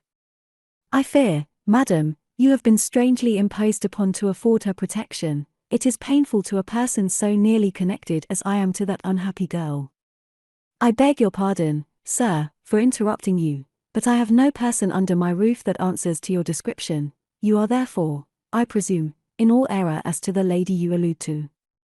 "I believe not, madam," answered he rather haughtily. "I come here to demand my niece, Matilda Weimar, and through her to discover a servant with whom she went off, after robbing me." "Robbing you, sir? Take care what you say. You shall bring proofs of your assertions, and then we will answer you. At present Miss Weimar is safe in our protection, and you will find, sir, she has powerful friends to guard her, and expose those who are her enemies." "'Tis well, madam," replied he, "you will hear from me in another manner." He bowed and quitted the house. She was glad he did not see the Marquis. At the same time she felt they were in an awkward predicament. Soon after the Count de Bouville and his sister called on her. "My dear madam," said the latter, "how does our charming young friend? We have been quite unhappy for her indisposition. You are very obliging, my dear Adelaide. She well deserves your solicitude, and I am sorry to say she is really very ill this morning." "Ill," cried the Count, eagerly. "Oh, madam, has she any advice? Has she a physician?" "Yes," replied the Marchioness. "I hope there is no danger. Her spirits are horrid and she is a little feverish." The Count walked about the room. His sister said, "Will you pardon me, madam, if I tell you the strange reports we have heard this morning?" "I shall thank you for the communication," replied the other. This morning early Mademoiselle de Fontenelle called on us. Oh heavens, said she, eagerly, no wonder Miss Weimar fainted last night. Why, she turns out to be an impostor, and a shocking creature. Who, Miss Weimar? Cried my brother. Impossible, madam. Go and circulate that envious tale somewhere else. There will be no credit given to it here. You are very ready, sir, to insult your friends, and take the part of strangers, but I assure you, added she, haughtily, I have no cause to envy Miss Weimar, and should be extremely unhappy to be thought like her. Seeing my brother smile contemptuously. Well, said she, 'tis of little consequence to me if her uncle is come in search of her, if she run away from his house with a servant, and jointly robbed him of his property, and now has contrived to impose herself upon the Marchioness for a different person, perhaps she may elope with one of her servants next. The thing is nothing to me, only people ought to be careful how they introduce improper persons into a circle, though they are beauties and objects of envy indeed. I shall never forget the pretty idea. She flung out of the room, leaving us almost petrified with astonishment. When my brother recovered, he said, What I say now, cried the Count, interrupting her, that I will stake my life upon the honour and integrity of the young lady. That ingenuous countenance speaks a heart which never knew deception. You judge rightly, my dear Count, said the Marchioness. I have not time to explain things now, but be assured she is truth and virtue itself. The servant, a worthy and very old man, who knew her from her infancy, is now in my house. He fled with her to save her from dishonour, from the wretch who now pursues her. Heaven and earth, cried the Count, where is the miscreant? I will haunt him through the world for daring to asperse her character. Softly, my good friend, returned she, smiling, your interference will do no good. The Marquis and myself take upon us to do her justice. Meantime you may pay him a visit, and your sister shall just step up and see my patient, provided she is very silent. My best respects, Adelaide, said he. Oh, doubtless, returned the Marchioness, we shall make abundance of compliments and fine speeches, but it will be by dumb show, for I prohibit talking. Being let blood, had checked the fever, and Matilda lay tolerably composed when her friends entered. She rejoiced to see them, and held out her hand. Yes, said the Marchioness, we can take hands, but you are only to tell us how you are. Much better, my dearest, best. Enough, said the lady, that's all we wanted to know, so now kiss and part. By and by you may meet again. My brother, dear Miss Weimar, sends his best respects. Very well, that is sufficient. Heaven bless you, my love, go to sleep and compose your mind. The ladies returned to the parlour. The Marquis and Count were there, and expressed great joy to hear so favourable an account of Matilda's health. The Marquis entered into a little detail of her story, and strongly engaged the affection and compassion of the Count and his sister. I tell you this in secret, said the Marquis, remember it goes no farther. We have powerful reasons not to extend our confidence, nor withdraw our protection from a friendless orphan recommended to us by a valued relation. I admire, I honour you, cried the Count, with earnestness. Do not give her up to this pretended uncle. But how shall we silence calumny, how stop the tongue of that malignant girl? We must act as circumstances shall require. I will call at Madame Lebrun's myself, and assure them there is a mistake in the affair, and warn them not to speak ill of my protégée, for I will defend her with my life and fortune. They now separated. Mademoiselle de Bouville promised to return in the evening, and the Marchioness went out to pay a few visits, and see if the scandal was extended among her acquaintance. To her great mortification she was told of it everywhere. Some condoled with her on being so greatly imposed upon, others affected to resent such a creature should have the assurance to get herself introduced into company, but all agreed, they saw what she was, nothing but a little pretender, who was a stranger to good breeding. Nobody was deceived but the Marchioness, for every one could see art and duplicity in her face. Thus she, who the preceding evening was the most delightful, most engaging, most elegant girl in the world, by one stroke of slander, was deprived of every perfection, and admiration turned into contempt. So prone is the world to believe ill, and so little dependence is there to be placed on the breath of praise.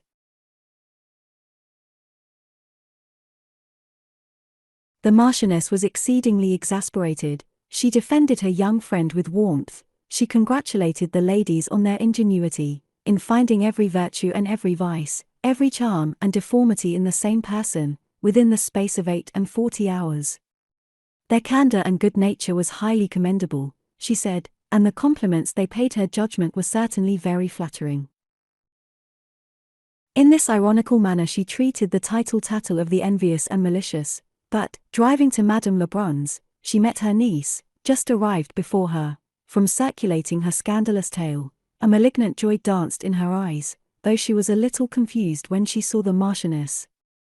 "I beg the favor of speaking to you, mademoiselle," said the lady, and taking her seat, "I find I am to thank you for presuming to propagate reports to the disadvantage of my relation. You would do well to recollect, mademoiselle, there is no character so truly despicable as the slanderer and tale-bearer. You should also be well informed of the facts you relate, and of their origin in truth, before you asperse characters, or subject yourself to the mortification of being disappointed in your views, and of having the calumny retorted on yourself." "What views do you mean, madam? What is it to me whether Miss Weimar is the runaway niece of Mr. Weimar, or not?" "Your views," answered the Marchioness, "are pretty evident, but permit me to observe the Count de Bouville's esteem will never be obtained at the expense of veracity and generosity, and it would have been more becoming a young lady of liberal sentiments, in at least a doubtful case, to have suspended her judgment and have inclined to the good-natured side of the question. But I am now to inform you the whole tale you have, with so much avidity, related, is false, that Miss Weimar is as irreproachable as she is beautiful, and in a short time the Marquis will severely punish and expose those who dare assert anything to the prejudice of that young lady. You will do well, mademoiselle, to profit by the information." Saying this, she arose, with a look of contempt, and returned to her carriage. When she met the Marquis at dinner she repeated what she had heard, and her behavior in consequence. The Marquis applauded her proceedings. "When I left you this morning," said he, crossing the street Saint-Honoré, "I met Monsieur du Versac, with another gentleman." "This is the Marquis de Melfort," said he, and immediately added, "Permit me to introduce to your lordship, Mr. Weimar. We were going to your hotel." "Has Mr. Weimar any business, sir, with me?" "I have, sir," he replied, in a very calm tone of voice. "I had the pleasure to wait on the Marchioness, but there was a misunderstanding took place." "Suppose we step home to my house," said du Versac. We agreed so to do. When seated, "Now, sir," addressing Mr. Weimar, "I am prepared to hear whatever you please to say." He then began a long story of taking Matilda from her infancy, after the death of her father and mother, the tenderness he had treated her with, the education he had given her, his design of giving her his moderate fortune, mentioned a variety of circumstances to prove his affection, and her subsequent flight with Albert, taking a horse from his stable, and deceiving him with false pretenses. As her uncle, he had a right to claim her. Her behavior to him made her undeserving protection, but duty to his deceased brother called upon him to protect his child, and he would therefore forgive the error she had been drawn into, and receive her as kindly as ever. When he stopped, I replied, "Sir, there is much plausibility, also, I believe, great truth in what you have related. You must not be offended if I also state facts exactly as Miss Weimar has related them to us." I repeated her story. When I came to the circumstance of the conversation between him and Agatha in the summer house, he started and turned pale, but quickly recovered. I added, that meeting accidentally with a relation of mine, she was recommended to our house as an asylum, which it was my determination to afford her, and I should suppose no uncle of hers could object to her situation with the Marchioness, who was desirous of considering her as an adopted daughter. "I am no longer at a loss to account for her conduct," replied he, "and so far from blaming, I must applaud her adherence to those ideas of virtue and propriety I had always inculcated in her mind, but she ought not to have taken up things lightly, nor have proceeded to such lengths upon hearing imperfectly a desultory conversation which, if she had heard the whole, and its true meaning, she would have formed a very different judgment of. Therefore, at the same time I applaud her discretion, I blame her precipitant decision. However, "My lord, I beg the favor of seeing my niece alone for an hour in your house, before I take any steps equally as disagreeable to myself as to her and your family." I told him I would consult Miss Weimar, without the least interference on my part, and transmit to him this evening her answer. "This is indeed a very complex piece of business," replied the Marchioness, "but I really think she ought to see him, and I shall conceive it no breach of honor to be within hearing of their conversation, for although not a shadow of a doubt remains with me concerning her truth and innocence, yet I wish to have an investigation of the affair, that I may openly assert both, from a thorough conviction of it." When dinner was over she went to Matilda's apartment. She was infinitely better, and proposed getting up in the evening. After 1,000 expressions of kindness and assurances of protection, she mentioned the meeting between Mr. Weimar and the Marquis, related the conversation that took place, and his wish to see her. Matilda clasped her hands. "Oh! I cannot see him. I could not be mistaken. His words, his actions previous to the scene I overheard in the summer house, leaves no doubts upon my mind, yet I cannot involve my benefactors in trouble. Instruct me, tell me, dearest madam, what I ought to do, and that I will do, your opinion shall decide for me." "Why then, my dear Miss Weimar, I think you had best hear what he has to say." "Not alone, madam. Mr. Weimar is desirous of being alone with you." "No, my dearest lady, that cannot be. Let me entreat the favor of your supporting presence." "Since you are so desirous of it," said the Marchioness, "and think you can see him tomorrow, I will appoint him to attend you in the library, the closet adjoining having a very thin partition. I can distinctly hear your conversation, and he will then have no restraint on his words or behavior."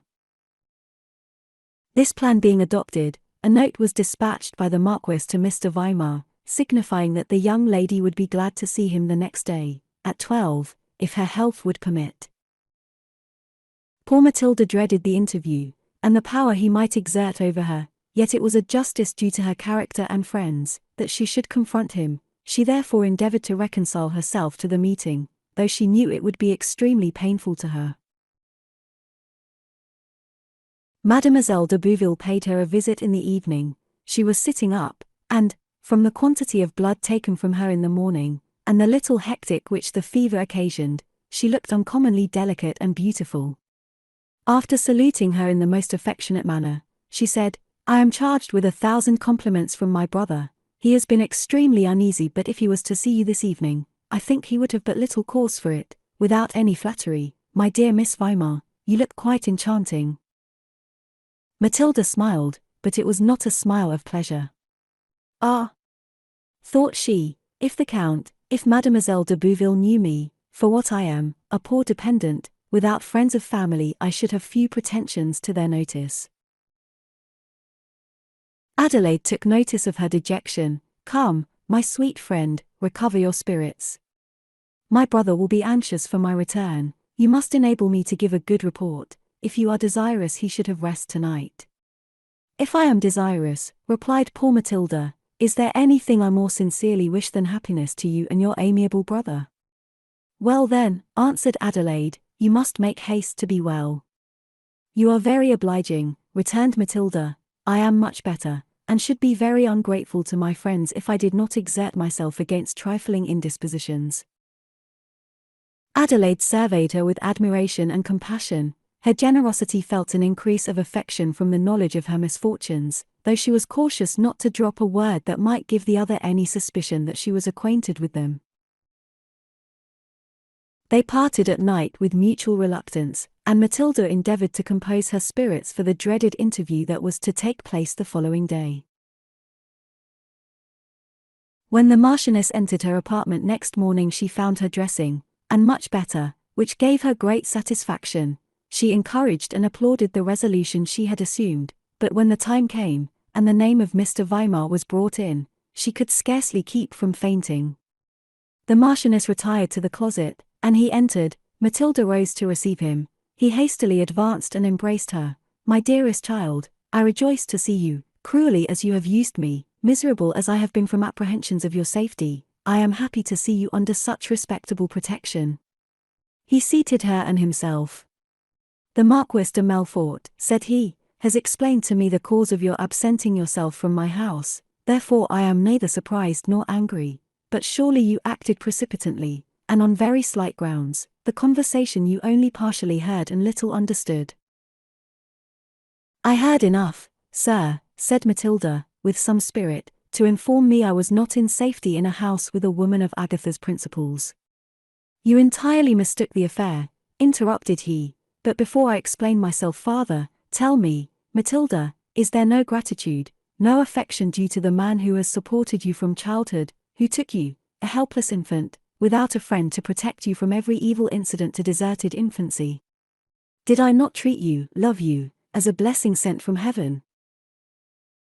Matilda was drowned in tears at this representation of her forlorn state. With a deep sigh she answered, Yes, sir, all this I acknowledge, and heaven can witness for me how grateful I was for your kindness, until my delicacy was alarmed by freedoms I thought improper from our near connection. One question more, said he, should you have been offended at those freedoms, as you call very innocent attentions, had they been offered by a man who designed to make you his wife? Matilda started, his wife? 'Tis a strange question, but I answer, yes, sir, I should, for confined as my knowledge of mankind was, nature and decency had taught me the impropriety of such behavior. Perhaps, said he, you carried your ideas of propriety too far, but doubtless you erred on the right side. But now, Matilda, I am going to disclose a secret, known only to Agatha, and which occasioned the conversation you misunderstood and misrepresented. I am not your uncle. Good God! Cried Matilda, who, or what am I then? That, replied he, is a question I cannot resolve. I wish for your ease I could do so, but what I do know, I will repeat. One day I was in the garden, when Agatha came running to me with a bundle in her arms. Lord, sir, the strangest thing, I am sure I am as innocent as the babe itself, where it came from, or to whom it belongs, but Lord, sir, here is a child sent you from God. Very much surprised, I uncovered a cloth, and beheld the most beautiful infant I ever saw. I asked her how she came by it. This was her account. She heard a knocking at the door, and going to open it, saw a man at a distance, running very fast and a bundle at the gate. The man was soon out of sight. She took up the parcel, and found the child, wrapped in a dimity petticoat, and 2 or 3 cambric handkerchiefs, but no clothes, and apparently just born. A bit of paper was pinned to the petticoat, on which was wrote, with a pencil, Look on this child as committed to your care by the hand of Providence, be careful of it, and you will not repent it. I was very much struck, continued Mr. Weimar, by such an extraordinary circumstance, but resolved to do my duty. A nurse was provided in the house. I had it baptized and named it Matilda.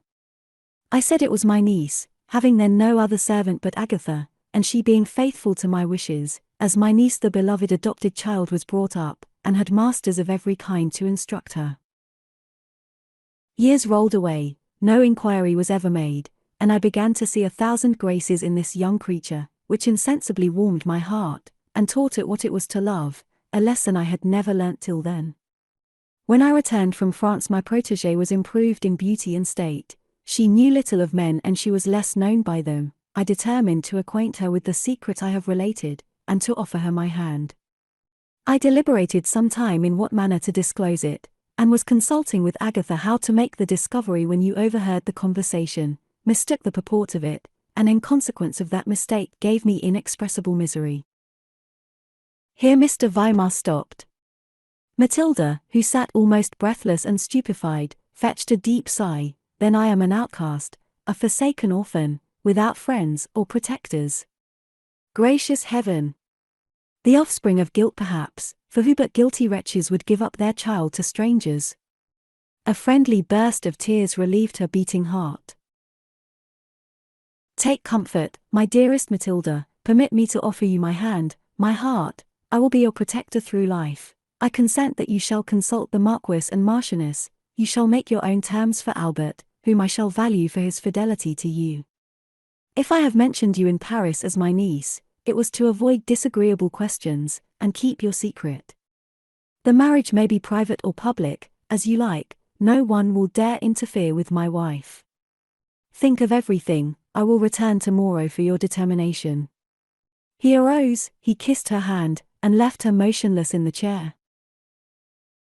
The moment he quitted the room, the Marchioness entered, and, embracing the warm statue, as she called her, "I have heard all, my dear Matilda, and am equally astonished with yourself. His tale is plausible, perhaps true. Whoever were your parents, I should suppose them dead, from their not making inquiries during so many years after their child. Some praise is doubtless due to Mr. Weimar, for his care of you. His first motives were certainly benevolent ones. Whether he latterly intended you honorable, or not, cannot be known. He offers to marry you now, in the face of your friends. 'Tis possible you might mistake the tenor of the conversation you overheard. At any rate, he seems now ready to act with honor. All this I say for Mr. Weimar. Justice demands I should be impartial. Now, on the other hand, if your heart is repugnant to his offers, if you cannot be reconciled in your own mind to the account he has given you, if the gratitude due to his care of you in early life is effaced from your heart by his subsequent conduct, and you cannot overcome the disgust it inspired, never think of accepting his hand, to render both wretched. I have adopted you, I love you as a child, and will protect you. In me you shall find the mother you have lost. Fear not therefore, my dearest Matilda, to decide as your heart and judgment shall direct. Do nothing hastily, take this day and night to reflect and determine with your whole heart tomorrow. I shall, with your permission, inform the Marquis of this extraordinary story, and I am sure his affection for you will coincide with mine." Whilst the Marchioness was speaking, Matilda had time to recover herself from the astonishment she had been thrown into, and still more from the humiliating idea that she was indeed a friendless orphan, and owed unbounded obligations to a man she had for some time past looked on with detestation. When the Marchioness was silent, the unhappy girl took her hand, and kissing it, with a flood of tears, "My dear, my generous benefactress, do you and the Marquis decide for me. I am incapable of judging for myself. I feel what I owe to Mr. Weimar's humanity. I honor him for his benevolence and charity to a poor deserted infant. He is a good master, and beloved, as I have heard, by his tenants. I may have erred, I may have condemned him wrongfully, yet my heart, my judgment is not on his side. Condescend, dear madam, to direct me. I will take this day and night to reflect on everything I have heard. Have the goodness to inform me in the morning of your own and the Marquis's opinion, and I hope I shall act so as not to forfeit the friendship you have honored me with." The Marchioness embraced her with expressions of tenderness, and repaired to the Marquis, to whom she repeated the preceding conversation. He was very much surprised and puzzled. We cannot controvert any of the circumstances he has related, and his behavior to her, from the moment she was thrown on his protection, deserves the greatest praise. One would scarcely believe a mind capable of such good actions could entertain designs so contrary to honor and the tenor of his former conduct. His offers now certainly prove his affection, but I own I should be sorry to see such a lovely young creature compelled to be sacrificed to a man older perhaps than her father. If there is a mystery in her birth, time yet may bring it to light. However, she must determine for herself, but let it be free from the idea of necessity, for on our protection she may rely.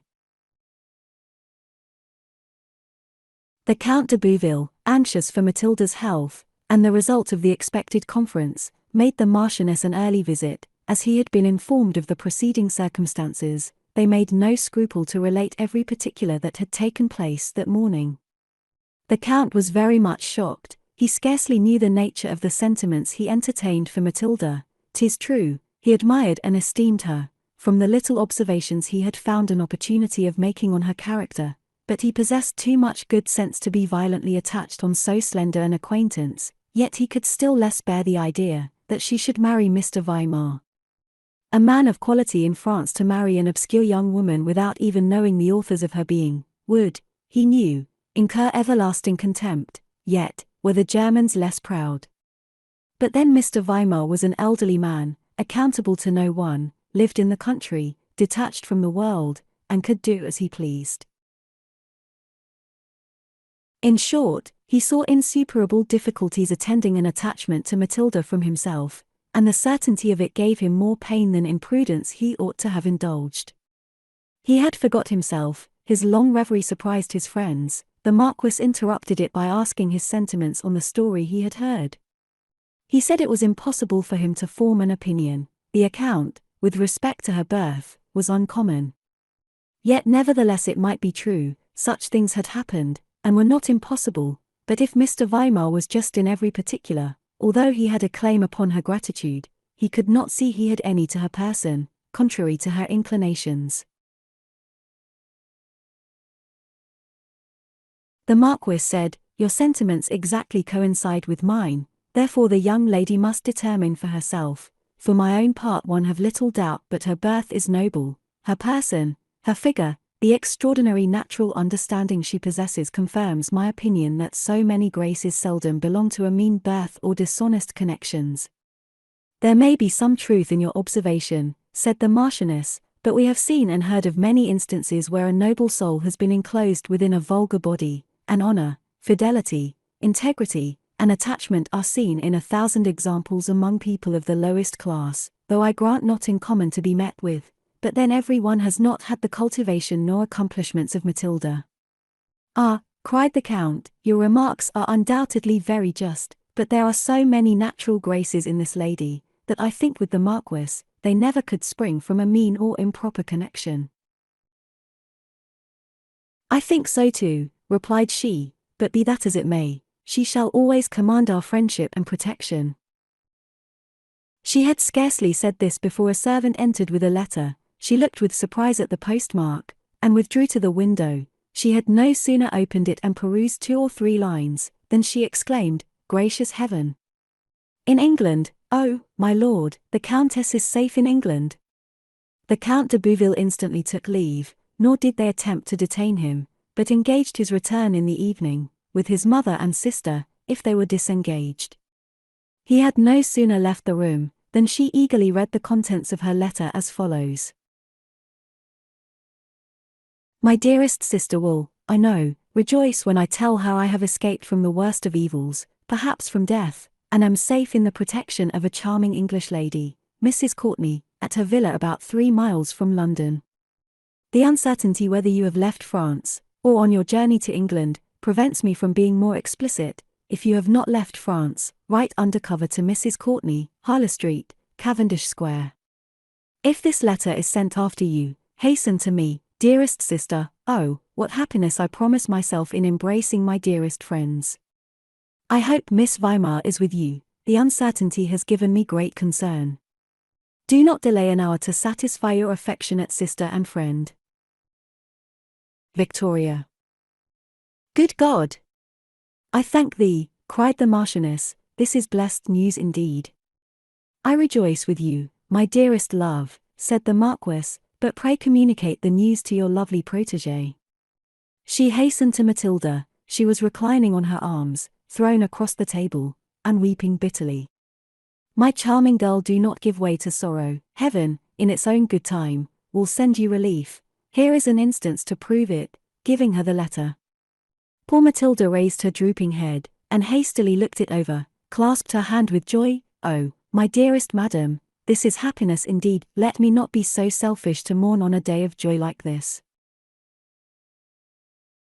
Let this, my dear young friend, be a lesson to yourself. Never despair. To misfortunes and contradictions, to our best wishes, we are all liable, and all must expect. None are exempt from the calamities incident to human nature. To bear those inevitable evils with patience, to acquire resolution and fortitude under them, and to look forward with hope, that you may one day be delivered from them, will blunt the arrows of affliction, and enable you to support them with resignation." "My beloved, my charming monitress," cried Matilda, "I will try to profit by your advice. The Countess and yourself shall be my great examples. Dear lady, how kind to think of the poor Matilda. I wish I could see her, but alas!" "No sighs," said the Marchioness, "you must and shall be cheerful this day. Hope, my dear girl, and all may be well yet." They descended to the parlour, and in the afternoon had the pleasure of hearing Joseph was just arrived with the servant. "Let him come in," they all cried, as with one breath. He entered. Poor fellow, he fell on his knees and wept. It was difficult to say whether with joy or sorrow. He felt both. The sight of Miss Weimar remembered him of Bertha's dreadful fate. though he rejoiced to see her safe. The Marchioness and Matilda ran to raise him. "Welcome, my good Joseph," said the former, "you are come on a happy day." "My dear friend," said the latter, pressing his hand, "do not give way to grief. We have all our sorrows, but we have our pleasures too, and I have news for you, Joseph. Our good lady is alive, and safe from the power of her enemies." "Heaven be thanked," said the old man, wiping his eyes, "this is blessed news indeed, and to see you safe too, my dear young madam, makes me happy, though I can't forget poor Bertha. Alas, your ladyship, she was a good and faithful wife, she knew nothing about my lady, poor soul, she kept no secrets from me." He seemed to feel a reproach for his secrecy. "My honest friend," said the Marquis, "your kindness and fidelity to our dear sister deserves reward. In this house you may rest free from care the remainder of your days, and I will settle 200 livres on you yearly besides." Joseph again dropped on his knees. "God bless your honor. God bless the dear ladies." And he hurried out of the room, tears of thankfulness running down his cheeks. "Good creature," cried Matilda, wiping her eyes, "may the rest of your life be peaceful and happy." They now again recurred to the subject of the Countess and her letter. The Marchioness expressed her wishes to set off with all possible expedition to England, and within 10 days it was fixed they should depart. Matilda heard this determination with a sigh, which did not pass unobserved, though they forbore to notice it. They concluded however she should be left to herself until the next morning, that their opinions might not appear to influence her. For herself, the idea of her obscure birth was a severe mortification. She considered her friends de Bouville and de Banker as so much her superiors that she could no longer treat them with the easy familiarity she had been accustomed, though she little thought the former was acquainted with her whole story. In the evening came the Countess of Bouville and her family, with Madame de Nancy and her sister. After the first compliments, "Bless me," cried Mademoiselle de Banker, "what in the world, ladies, have you done to Mademoiselle de Fontel? I met her this morning," and pleading an engagement here as a reason for refusing her invitation, she flew into a violent rage, accused the Marchioness of treating her with rudeness unpardonable, and for Miss Weimar, she lavished such a torrent of abuse on her, that had I not known her fixed aversion to all handsome women, and a small predilection in favor of a certain person, whose attentions she is fearful of losing, I should have been at a loss to account for her acrimony. "If the lady has any dislike, or fears respecting me," answered Matilda, with evident confusion, "she does me great injustice. 'Tis impossible I should ever injure her, or clash with any views she has formed." "There is no saying what her views may be," said the Count, "but I will venture to assert, there can be no divided opinion concerning the merits of Miss Weimar and Mademoiselle de Fontel, and the jealousy of a mean mind, when conscious of its deficiencies, is natural enough." "Come, come," said the Marchioness, "no scandal, my good friends, we cannot be hurt by malice, any more than we can be gratified by undue praises at the expense of others." The uncommon spirits of the Marquis and Marchioness attracted observation, as well as the dejection of Matilda, which she attributed to ill health. The Count and his sister sympathized with her, and the former was so agitated for the event of the following day, that he did not dare ask himself why he was so much interested.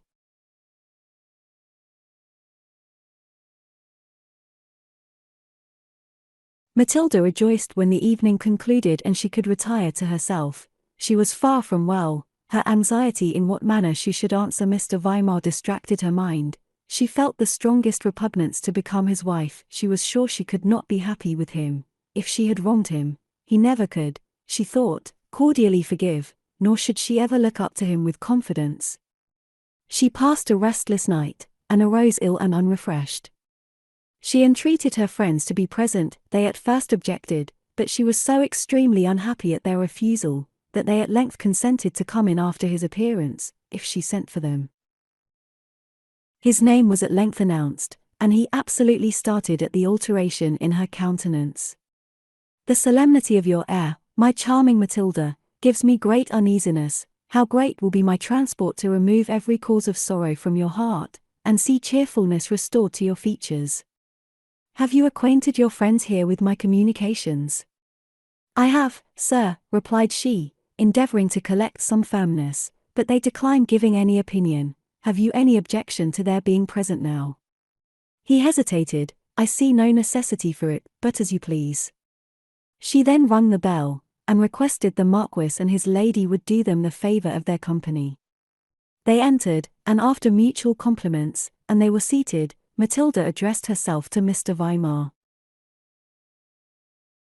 At the time, sir, when you permitted me to believe I had the honour of being your niece, although sensible of your kindness, and conscious of my obligations to you, for the care of my infancy, I have often taken my heart to task, and upbraided its want of gratitude. What must I accuse myself of now, when I am informed that to your charity alone I am indebted for the advantages I possess?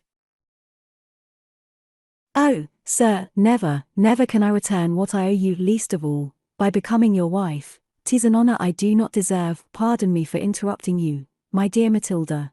I disclaim the name of obligation. You owe me no gratitude but for my affection. Consider how many years you have been the delight, the darling of my heart, and now, when my love is stronger than ever, am I to be thrown off at once? Have you no feeling for the wretchedness you doom me to for the remainder of my life?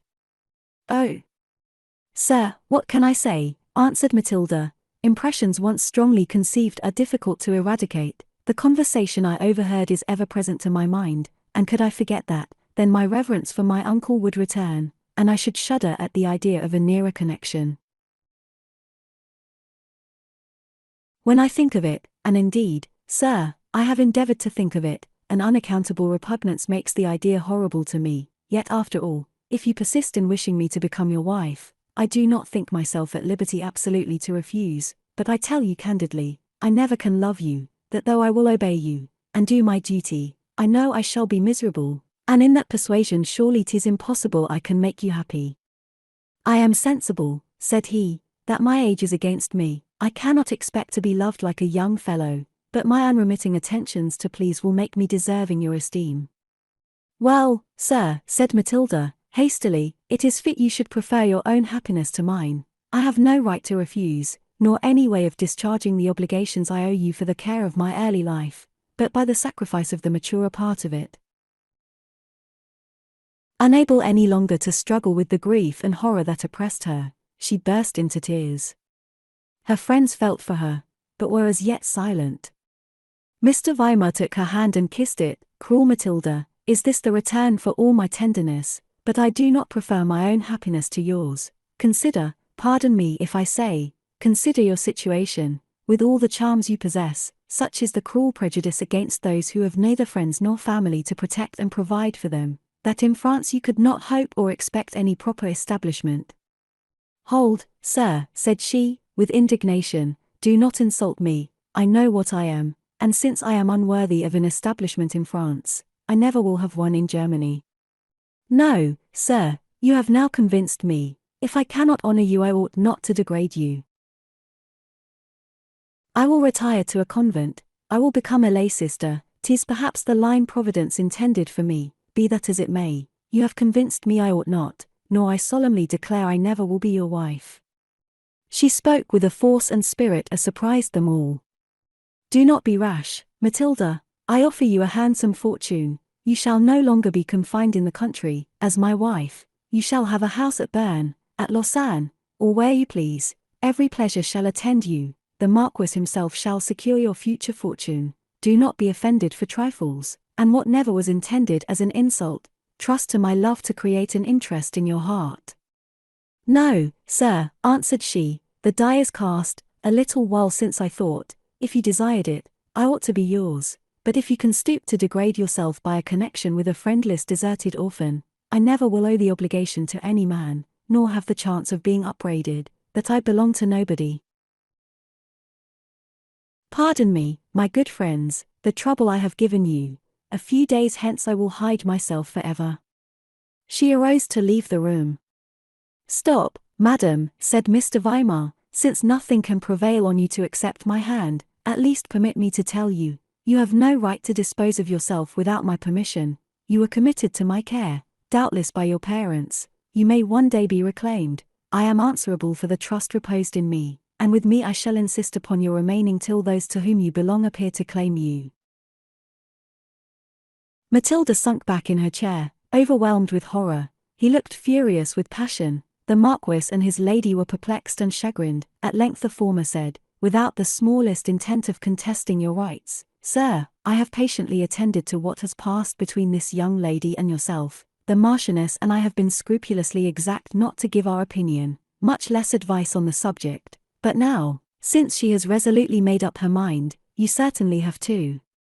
Just a sense of what is owing to yourself, to persist in addressing her, taking that for granted, and that you think it improper she should become a nun. I request it as a favor, that Miss Matilda may be permitted to spend a few months with us, should any person appear to claim her. I trust it will be no dishonor to have her found in my protection, and I pledge my honor she shall form no marriage or engagement under our care, but return to you as she now is."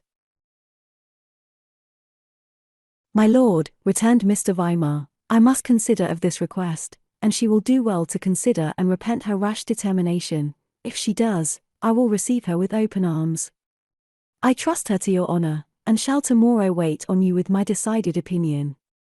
With a polite, but general bow, he left the room. The Marchioness was supporting Matilda's head upon her shoulder. "Look up, my dear girl, be composed, he is gone." "Thank heaven," said she, "but my head is very bad, and with your leave I will lay down an hour or two." "Do so, my dear," replied her friend, and calling the servant to attend her, she was conducted to her apartment. When she left the room the Marchioness said, "Mr. Weimar's conduct appears very strange, and unbecoming a man of his years.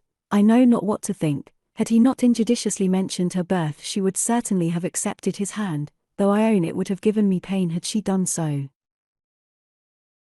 "For my part," answered the Marquis, "I marked him well during the whole scene. That he is excessively fond of her, I believe, but I am not perfectly satisfied, although I know not what part to blame of his conduct. Nevertheless she has now taken her resolution, and only force shall compel me to withdraw my protection from a friendless orphan, whose situation is really deplorable. If the circumstances he related of her birth are true, I have no doubt but one time or other a discovery will take place to her advantage. All I wish at present is, that she may accompany you to England." "Do you not think," said the Marchioness, "the Count de Bouville is very fond of her?" "I fear so," replied he, "but you know Mr. Weimar's observations with respect to the obscurity of her birth are founded on truth. I would by no means encourage a dangerous intimacy between them, which might be productive of misery to both. 'Tis for that reason I should wish her to leave Paris whilst the liking which I think mutual is in its infancy." During the conversation of her generous friends the unhappy Matilda gave herself up to extreme sorrow. If Mr. Weimar chose to exert his right over her, she saw no one to whom she could appeal for redress, but determined as she now was never to become his wife, she was sensible she had little chance of becoming the wife of any other man. To engage her benefactors in disputes and controversies with him was equally repugnant to her inclinations, and without his consent it would be in vain to think of accompanying her friends, as he might pursue her everywhere. She knew she had many obligations to him, but she could not return them in the way he was desirous of, which must make her miserable, and of course give no happiness to him. "What then," cried she, weeping, "am I to do? There is no alternative but Mr. Weimar or a convent. The latter is my preferable choice, and if he persists tomorrow in exerting the authority he claims over me, I will fly to that for protection." Having now made up her mind, she dropped asleep, but her slumbers were broken and disturbed, and in about 3 hours she returned to her friends, very little refreshed, but was much gratified by their peculiar tenderness and attention, and an increased respect in their manner proved they wished to restore her self-consequence, and make her at ease with herself. This is true benevolence. 'Tis the mode of conferring favors that either obliges or wounds a feeling heart. Many people are generous, but they forget how painful it is to ask favors, and think it quite sufficient if they give. Let the manner of giving be ever so ungracious, and their superiority ever so ostentatiously displayed. Not so the Marquis and his lady. They endeavored to persuade her. They were the persons obliged by her acceptance of their little civilities, and entered into all her concerns with the affection and anxiety of her nearest relatives. Matilda's grateful heart overflowed. Speech indeed was not lent her, but her tears, her expressive looks forcibly conveyed the language she could not utter. In the meantime Mademoiselle de Fontenelle was not idle, scarce a person the Marchioness was acquainted with, but knew she had taken a girl under her protection, who had robbed and run away from her uncle, with a young handsome footman, and during 2 days' circulation of the story Miss Weimar was detected by her uncle in several low intrigues, which he kindly forgave, till quite abandoned and incorrigible, she had taken away all his gold and jewels, and came to Paris with this fellow, whom the Marchioness herself had taken into the house. "Sire," cries one, shrugging her shoulders, "a pretty story indeed. This is the discreet, the admirable Marchioness de Melfort, held up as a pattern to all the women in Paris." "Yes, I thought she was a wonder," said another, "abundance of art, to be sure she has, for I'll answer for it, this intrigue with a footman is not the first by many, but, poor woman, her charms are in their way now, so the man is a substitute for the master." "What," cries a third, "has the Marchioness herself an intrigue? Lord, didn't you hear that? Why, this girl is only a cover to her own amusements." "Well," said a fourth, "I saw both the other night at Madame de Bouville's, and I am sure they are both ugly enough, notwithstanding the men made such a fuss about them." 'Twas thus the scandal of Mademoiselle's fabricating was increased and magnified among their generous and charitable acquaintance. Like Sir Peter Thiel's wound, it was in all parts of his body, and by a variety of murderous weapons, when the poor man was unconscious of having received any himself, and could scarce obtain credit when he appeared in perfect health. So unwilling is the good-natured world to give up a story that is to the disadvantage of others. It was in vain the Countess de Bouville, her son and daughter, Madame de Nancy and her sister, attempted to stop the scandalous tales. Like lightning it flew from house to house, and every one who had no character to lose, and others of suspected reputation only rejoiced to level an amiable respectable woman with themselves. The Count de Bouville was distracted. He flew from a set of envious wretches to the Marquis de Melfort's. When he entered the room he met the eyes of the lovely dejected Matilda, with such an expression of grief and softness in them, that it pierced his heart. She blushed, and withdrew them, with a sigh she could not suppress. The Marquis had left the room. The Marchioness was holding her young friend's hand with an affectionate tender air. After the usual compliments he inquired particularly after Matilda's health. She could not trust her voice just then to speak. The Marchioness answered, "She is better, only a dejection on her spirits, which she must assist in removing. I was trying to persuade her to accompany me in a carriage to pay a few visits." The Count, alarmed at the intention, replied, "Paying visits might possibly be too fatiguing, but an airing would surely be of service." "Well then," said the Marchioness, forgetful of her lord's caution, "you shall accompany us." The carriage, which was in waiting, drawing up, he gladly escorted the two ladies to it, and took his seat very quietly opposite to Matilda, who had hitherto observed a profound silence. He contrived however to draw her into a little conversation, and was charmed with her good sense and sweetness of manners. "That's true, Count," replied she, "and henceforth I shall treat them as they deserve." "That's true, Count," replied she, "and henceforth I shall treat them as they deserve." As neither of the parties were in high spirits, their airing was not a long one, and they returned to the house as the Marquis entered it. After they were seated the Marchioness was expressing her wishes to be in England. "Does Miss Weimar accompany you?" asked the Count. "I hope so," replied the Marchioness. The Marquis giving the Count a glance, they retired to the library, where the conversation of the morning, between Mr. Weimar and Matilda, was repeated. The Count felt indignation, pity, and resentment. He was delighted with Matilda's spirit, yet most sincerely felt for her unhappy situation. "Good God, my dear Marquis, what is to be done for this amiable girl?" "I hope," he replied, "we shall prevail on him to leave her with us. Tomorrow will determine. But take it how he will, I have this day made several persons acquainted with his being the guardian of Matilda, and his offers of marriage in my presence. The circumstance of a young lady's flying from her guardian is nothing extraordinary, and will, I hope, do away the scandal that has been propagated at her expense." You are very good, returned the Count, and I am sure she merits the esteem of all the world. He took his leave under such a contrariety of sentiments, and so much real concern for the unfortunate Matilda, that when he returned to his sister she was quite alarmed, and asked 1,000 questions relative to her friend. When he had explained everything, the gentle Adelaide felt equal concern, and lamented that her troubles were of a kind that placed it out of the power of their friendship to afford her any consolation or relief.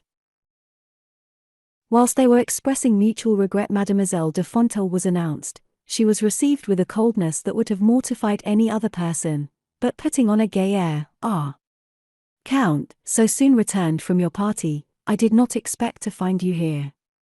Perhaps, madam, had I known your intended visit, I might have been elsewhere." "Very polite, upon my word," said she, colouring deeply. "Your brother, my dear Bouville, has acquired the English roughness of manners, by his tour to that country."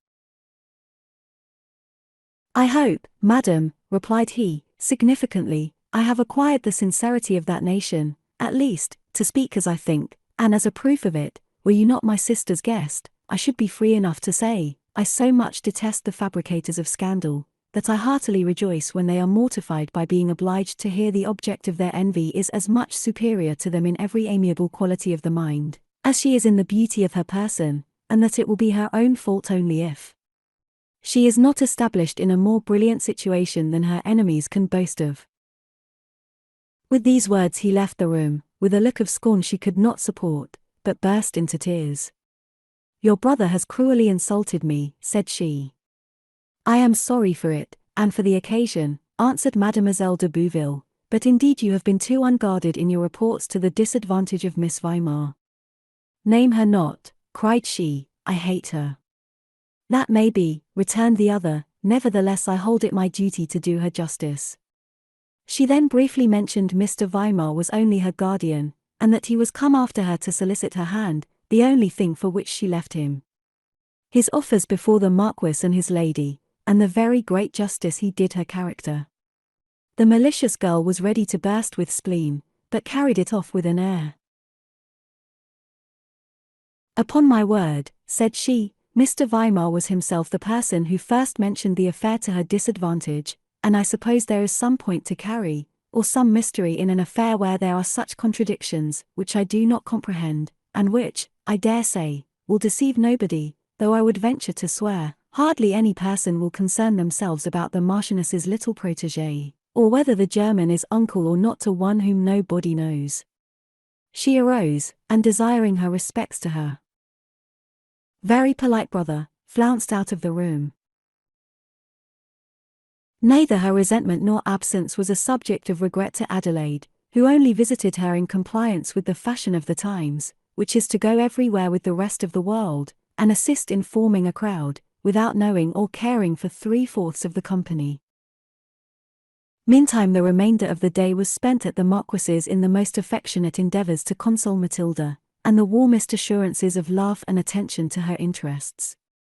They all anxiously expected the return of Mr. Weimar next morning, as the crisis on which her future destiny appeared to depend.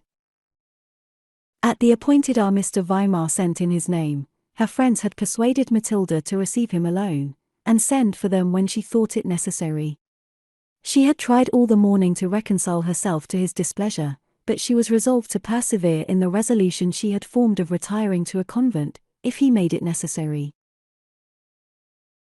He entered the room with an air of kindness and complacency, took her hand and kissed it.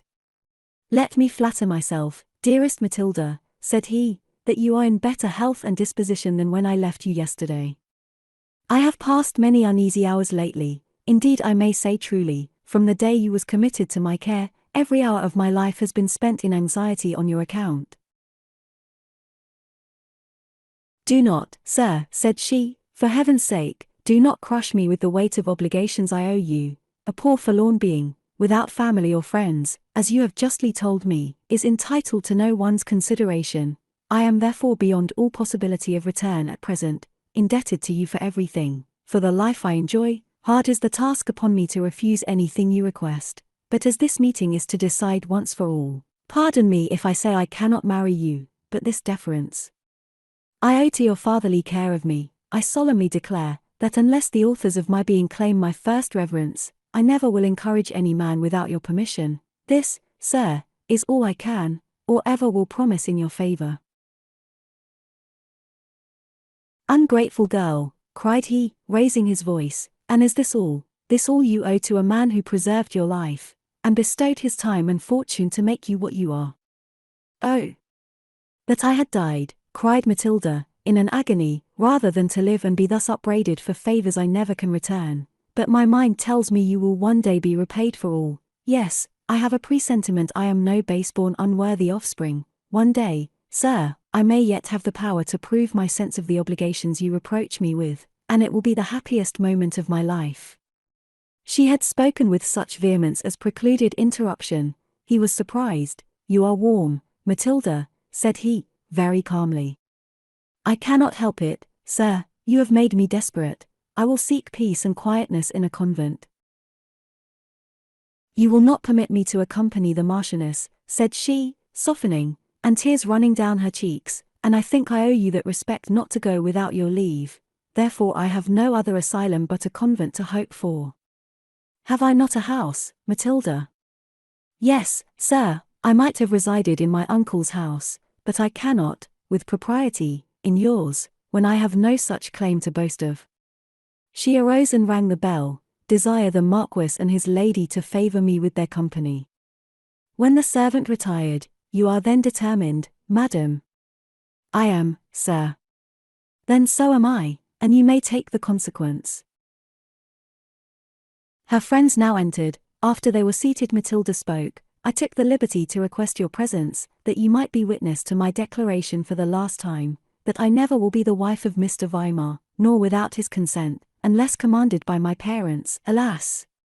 How unlikely at present that hope, never to marry any other man. It would be the joy of my heart to have been permitted to accept the honor of the protection you have offered me, but as I fear that cannot be, I will retire into a convent. 'Tis the only place of refuge for a poor unfortunate, friendless being, without family, friends, or even a name." She wept aloud, pronouncing those last words.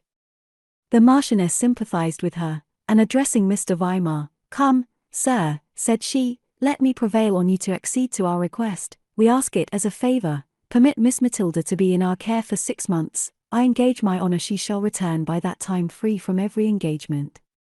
He made no answer. "Shall I entreat the favor of a few words in private, sir?" said the Marquis. They arose and left the room. Within a short time they returned. Mr. Weimar, advancing to Matilda, "I have consented to oblige you, too ungrateful girl. I permit you to remain with the Marchioness, but conditionally, that you write me constantly every occurrence, nor presume to enter into any engagement without my acquiescence." "To these conditions," cried she, her eyes sparkling with joy, "I most cheerfully subscribe." He looked full of resentment at her, but taking a polite leave, declined an invitation to stay dinner, and hastily withdrew. The moment he left the room, Matilda arose, and throwing her arms round the Marchioness, her grateful heart overflowing into tears, "Oh, my dearest, my generous protectress, how shall I ever return your goodness?" "By loving me, my precious girl, as affectionately as I do you," answered she, embracing her. Observing the Marquis seeming musing, "May I ask, my lord, what occupies your thoughts?" "Yes," replied he, "it is fit you should know. To be plain then, I don't like Mr. Weimar. I suspect he means to deceive us." "Good God!" cried Matilda, alarmed, "how is that possible?" "Be it as it may," answered the Marquis, "we will guard against any sinister design. Let our young friend retire this night to some place of safety." "You do not surely apprehend he will apply for a lettre de cachet," said the Marchioness. "I should not be surprised at it," returned he. "Then," said she, "we will set off instantly on our journey. Louison and Antoine can attend us, Marianne shall take care of all our baggage here, and follow us, with Pierre, in a day or two, or come with you." "'Tis a hasty, and rather an inconvenient scheme," said he, "but I have no other to offer at present." "Oh, what trouble I occasion to my friends," cried Matilda.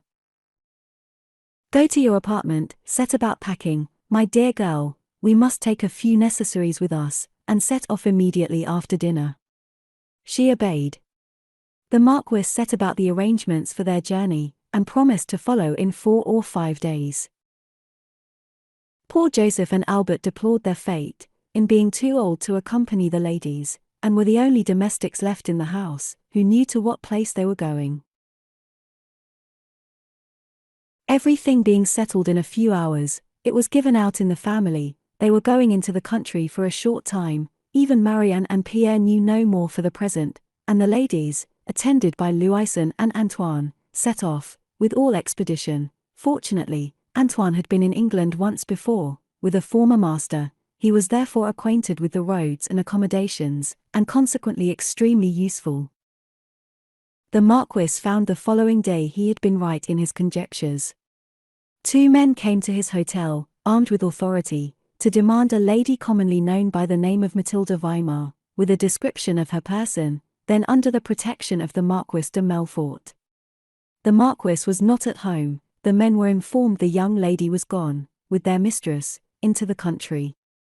They searched the house, and being disappointed, waited till the Marquis returned. He gave them the same information, and drew up a paper, signifying that having taken the young lady under his protection, by the consent of Mr. Weimar, who called himself her guardian, she had accompanied the Marchioness on a visit to some friends, that he pledged his honor for her safety, also to answer any charges that could be brought against her. With this declaration the men departed and returned no more, but a person was observed to watch the house for some days after. The Marquis made no secret to the Bouville family of the past transactions, and though they felt great regret for the loss of their friends, they acknowledged the event had justified their prudence in the steps they had taken. The Count felt more than he dared express, yet tried to subdue his feelings, from a consciousness of their impropriety to be indulged. His sister was to be married the following week to Monsieur de Clermont, and her establishment engrossed much of his time and attention.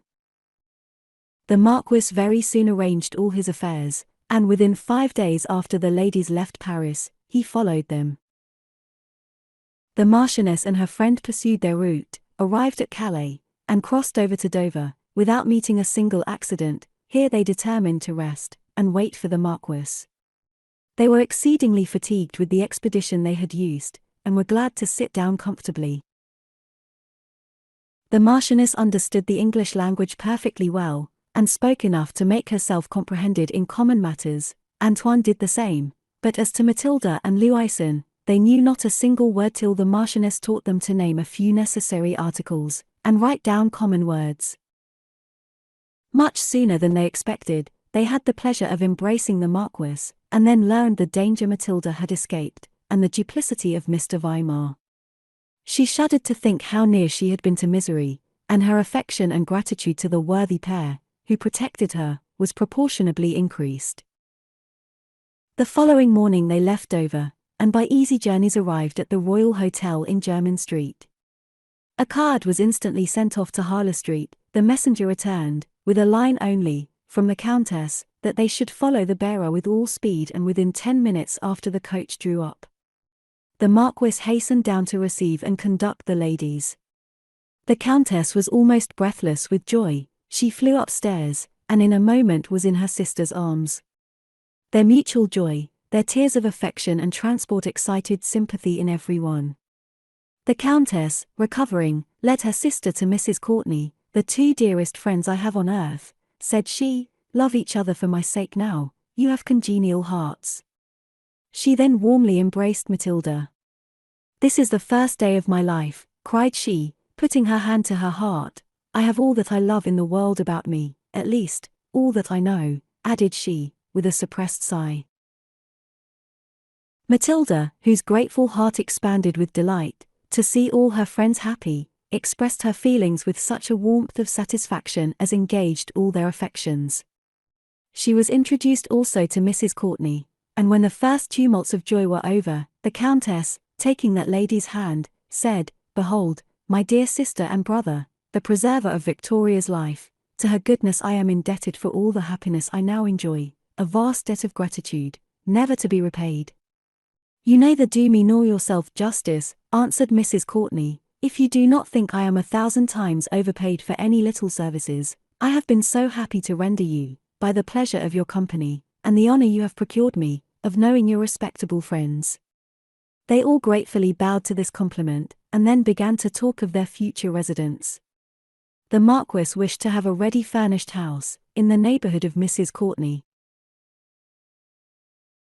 She contended for the pleasure of accommodating them in hers, but this, for several reasons, they declined, and after a long and friendly contest it was decided, a house should be procured for them in her neighborhood, but that they should spend every other week at Mrs. Courtenay's villa, and until a habitation was fixed on they would remain at the hotel, where they all supped together that evening. "I know," said the Countess, "you must all be very anxious to understand by what means I obtained my present happy situation, and I am equally curious to know how my dear Miss Weimar conducted herself from the time we last met, but we will suspend curiosity for the present, nor cloud our happy meeting with a recital of painful events." "You are right, my dear Countess," said Mrs. Courtenay, "we are now all happily met, and 'tis of little consequence by what means it came about at present." They passed a most delightful evening, and parted with reluctance, after engaging to spend the following day in Harley Street, and Mrs. Courtenay promising to search the neighborhood for a house to accommodate them. "What a charming woman is Mrs. Courtenay," said the Marchioness. "Ah," cried Matilda. "I wish I understood English. I should like to speak to that lady in her own language." "You shall learn it, my love, when we are settled, but as the lady speaks French remarkably well, you have no cause for regret." They retired to rest, and the following morning had some tradespeople with them, who are always on the watch to attend foreigners at the hotels. They purchased a few trifles, but chose to have Mrs. Courtenay's judgment before they bought anything of consequence. The Marquis, who had letters of credit on the house of Sir Thomas Herries, attended by the master of the hotel, went out to get cash, whilst the ladies attended to the business of the toilet, as they had engaged to be with their friends at a very early hour. Soon after his return they drove to Harley Street, and were received with that affectionate cordiality, 1,000 times more desirable than distant civility and respect. They met like old friends, with congenial minds, to enjoy the pleasures of society. Mrs. Courtenay told them, she hoped she had already succeeded in her endeavors to procure a residence for them, and, fortunately, said she, only 3 doors from hence, if you are inclined, we can now look at it. The proposal was accepted. The house and furniture, which had been all new within the 12-month, and belonged to Lord G., who found it convenient to go abroad for his health, was now to be let for a year certain, at 4,001 per annum. They were extremely well pleased with the house, and readily agreed to the terms. Within 2 or 3 days it would be ready for their reception. This being settled, they returned in high spirits, and spent a most delightful day in a quiet family party. The next day was appropriated to shopping and excursions round the town, and indeed, except sleeping hours, they passed their time solely together, Mrs. Courtenay having shut her doors to all company till they were settled in their new abode. For the same reason the Marquis deferred sending all his letters of recommendation or waiting on the French ambassador. The 4th day after their arrival in England they took possession of their house, and having been fortunate enough to obtain a respectable woman, who was perfectly conversant in the French language, as housekeeper, they agreed to spend the following week in the country, previous to their being publicly announced in town. Nothing particular occurred until their arrival at Bellevue, Mrs. Courtenay's little paradise. They were quite delighted with its situation, and charmed with its polite and friendly owner. The 2nd morning after their residence here, the Countess entered the Marchioness's dressing room. Matilda was with her. "Mrs. Courtenay has just got 2 or 3 neighbors with her. My presence not being necessary, I have seized the opportunity to make our respective communications. I am sensible you must be very curious, but I wish to hear my dear Miss Weimar's story taken up from the visit she promised me, and I suppose intended paying me." Matilda very readily gave an account of every event at the castle. The Countess shuddered, and heaved a sigh to the fate of poor Marguerite, but did not interrupt till she came to the letter received from Joseph, of the fire in the castle, Bertha's miserable fate and his escape. Good heavens, cried she, of what atrocious wickedness is that man capable? Poor wretch, what a long account has he one day to make, God grant him repentance. Matilda proceeded, and related every circumstance until their safe arrival in London. The Countess embraced the lovely girl, who had betrayed a sense of mortification in recounting the particulars of her birth. I thank, my beloved sister, said she, for the attention she paid to my request, and I am persuaded your charming society has amply recompensed her for the favor she did me. You judge right, my dear Victoria, I am indeed the obliged person, but come, pray begin your narration, and take it up from the time you married that brute whose name you bear, but which I do not assume here, answered the Countess. I pass for a Madame La Roche, and as we neither go to court nor attend any public galas, I have never been particularly introduced, and am known among my dear Mrs. Courtenay's friends, as a widow of some fashion, but small fortune, on a visit to her, am not very desirous of much company, therefore you must get your lesson by heart against we return to town. Now, as to your request, you may possibly think I am too observant of my word towards an inhuman monster, when I declare that the sacred vows he drew from me still bind me to secrecy, as to what occasioned my being shut up in the castle, and permitting the general belief of my death. Good God! Sister, cried the Marchioness, vows forced upon you, under such circumstances, have no power to bind, and you have sufficiently proved your truth and honor, by preserving them so many years from your dearest friends. I am sure our confessor will absolve you. Maybe so, replied Madame La Roche, and on our return to town I will consult him, till when I shall take up my story from the day Matilda left me. Charmed that I was likely to procure an asylum for her, as I doubted not of your acceding to my request, I retired to bed at an early hour, but could not sleep. About midnight I thought I heard an uncommon noise at the outward doors. I listened, and, convinced it was not fancy, I called on Marguerite. The noise had alarmed her. She ran to me in the same instant that we heard the door in the kitchen burst open, and the Count appeared with an ill-looking fellow. I was out of bed, and had thrown on a wrapping gown about me. I trembled from head to foot. He came up to me furiously. Wretch, cried he, you have broken your oath with me, and therefore mine is no longer binding. Prepare to die. Despair had given me courage. I was no longer the poor weak creature he had entangled some years before. My spirits returned. Strike, barbarian, and complete your crimes. I fear not death. It will free me from all the miseries you have heaped upon me. But I will not suffer under imputed guilt. I have broke no vows. I have kept the fatal oath you extorted from me in the hour of terror. How dare you persist in falsehoods, cried he. You have had a woman here, you see, and converse with Joseph daily. Dare you deny those charges?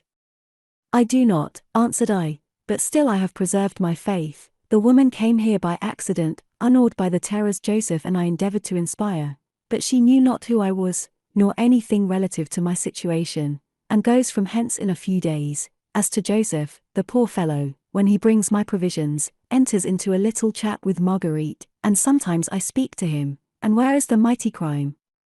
You must know your diabolical secret is too well kept, or I need not be here in your power. He paused a few minutes, then withdrew to the window, and spoke to the man in a low tone. They came again towards me, and I expected instant death, but they locked the doors, and stopping the mouth of poor Marguerite, dragged her out of the room, still locking the door after them.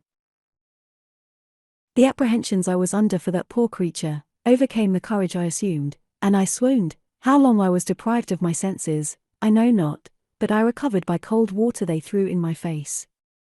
Oh, what have you done with my poor nurse? She is safe from betraying secrets, replied he. Come, madam, put on your clothes, and I shall bestow you safely too. If you design my death, said I, let me die here. Do as I command, cried he, furiously, or I shall carry you off as you are.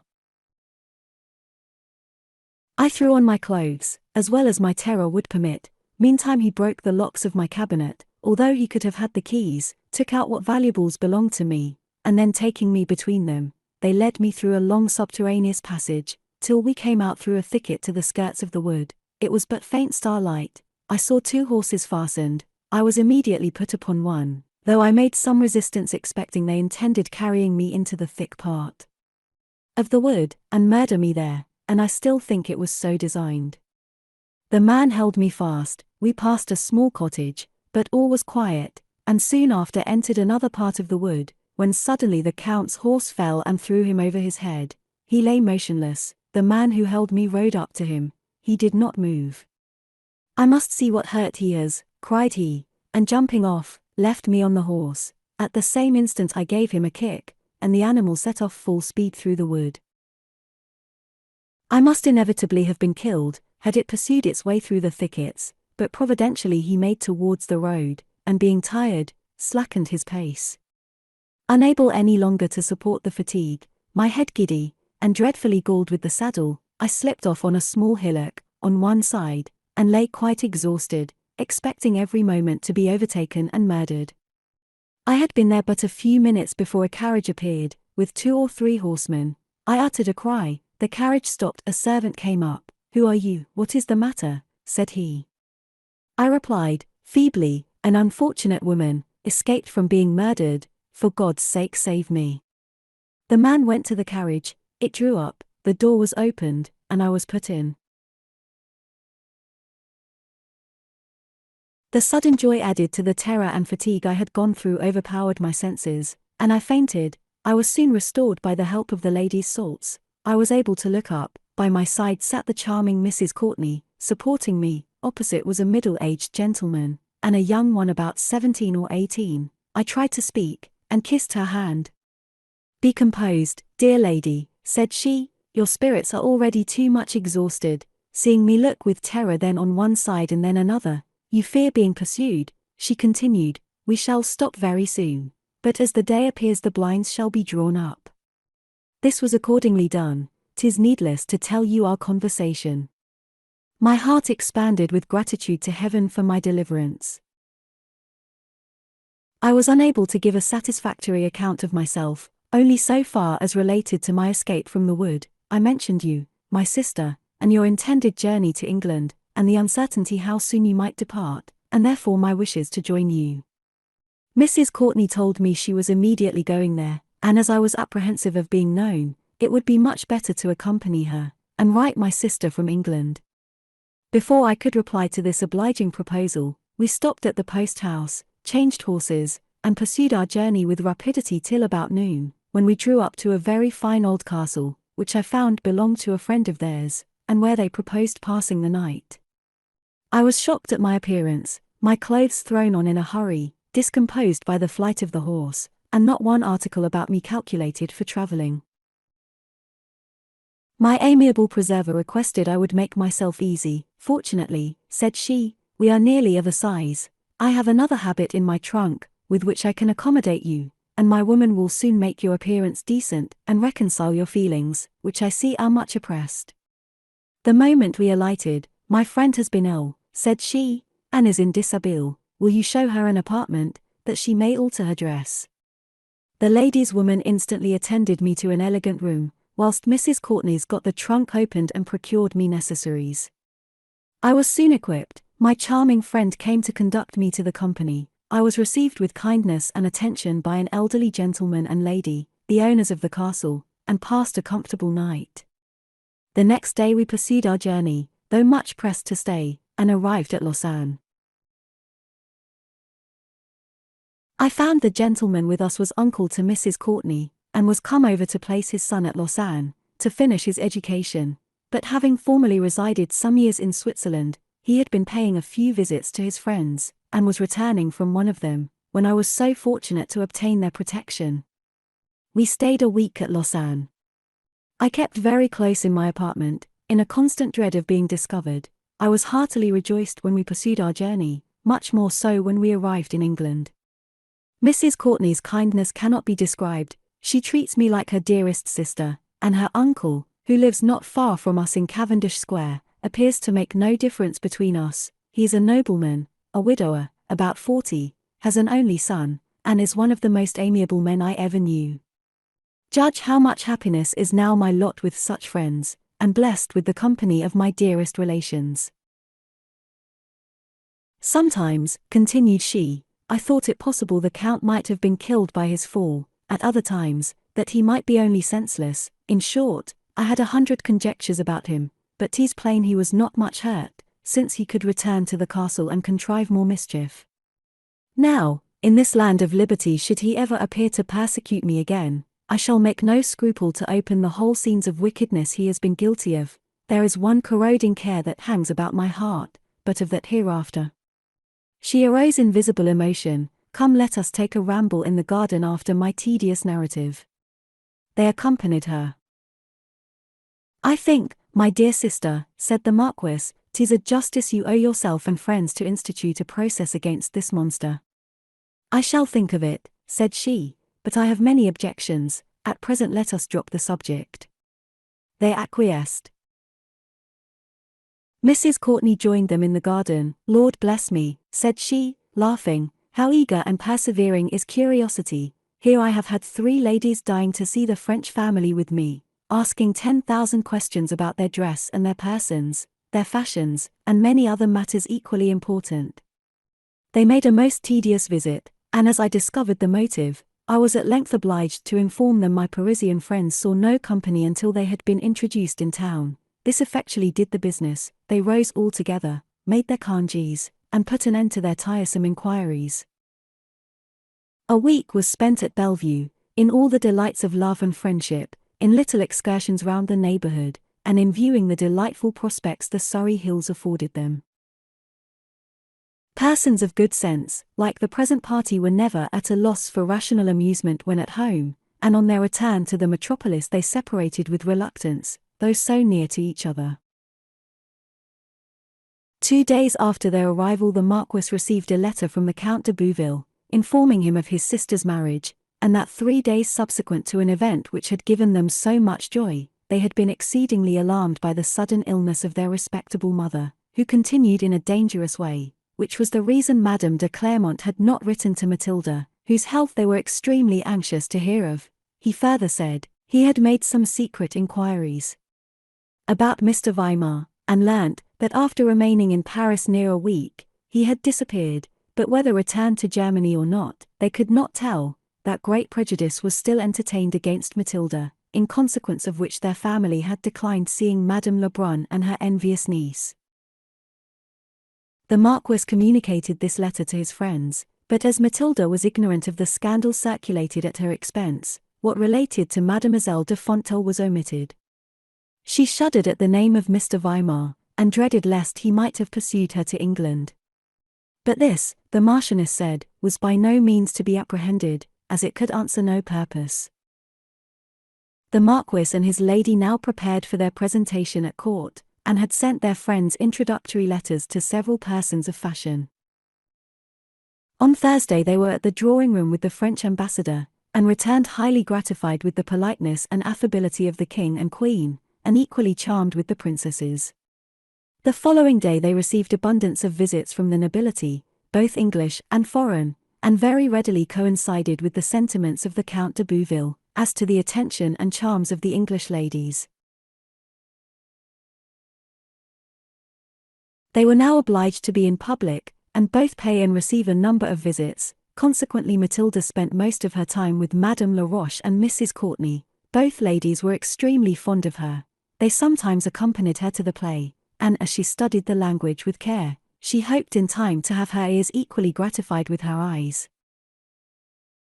Lord Delby, Mrs. Courtenay's uncle, was always of their parties, and his great partiality and admiration of Madame Laroche was evident to the whole family. She was sometimes rallied about it. The subject gave her pain. Compassion is the only claim I can have to his lordship's notice, said she, one day. Do not, my dear friends, suggest an idea which would make me very miserable. I see not, answered the Marquis, why you are to give up every pleasure in life, and compel yourself to refuse the blessings of love and friendship, through any dread of a villain who deserves the severest punishments. But I will send another person talk with you tomorrow, for I really will not permit you to live in a situation so unworthy of yourself and friends. The following day Dr. de Mauriers, the ambassador's chaplain, called at Mrs. Courtenay's, and had above 3 hours' conversation with her. He returned to the Marquis. I have heard a tale of horror, said he, And having subdued all your sister's scruples respecting her compulsory vows, she has confessed everything to me, and will this evening, she says, repeat each circumstance to you, after which we must consult what steps will be necessary to pursue. They all anxiously expected the hour of meeting in the evening, and after they had dined, and retired to the drawing-room, the Marchioness eagerly claimed her sister's promise. I will obey you, my dear sister, though you little think what it costs me to make such a painful relation. You well know the reluctance with which I married the Count, my subsequent illness and recovery. When my health was restored, I began seriously to consider my situation, and the sacrament I had vowed to observe. I determined to do my duty, and if I could not love the Count, at least, to esteem and oblige him. I was then a stranger to his real disposition. I thought him severe and stern, but I soon found he was gloomy, suspicious, and revengeful. Whilst my father lived, he observed some little decency towards me, but after his death, and you had quitted Vienna, my sufferings, from his causeless ill humour, cannot be described.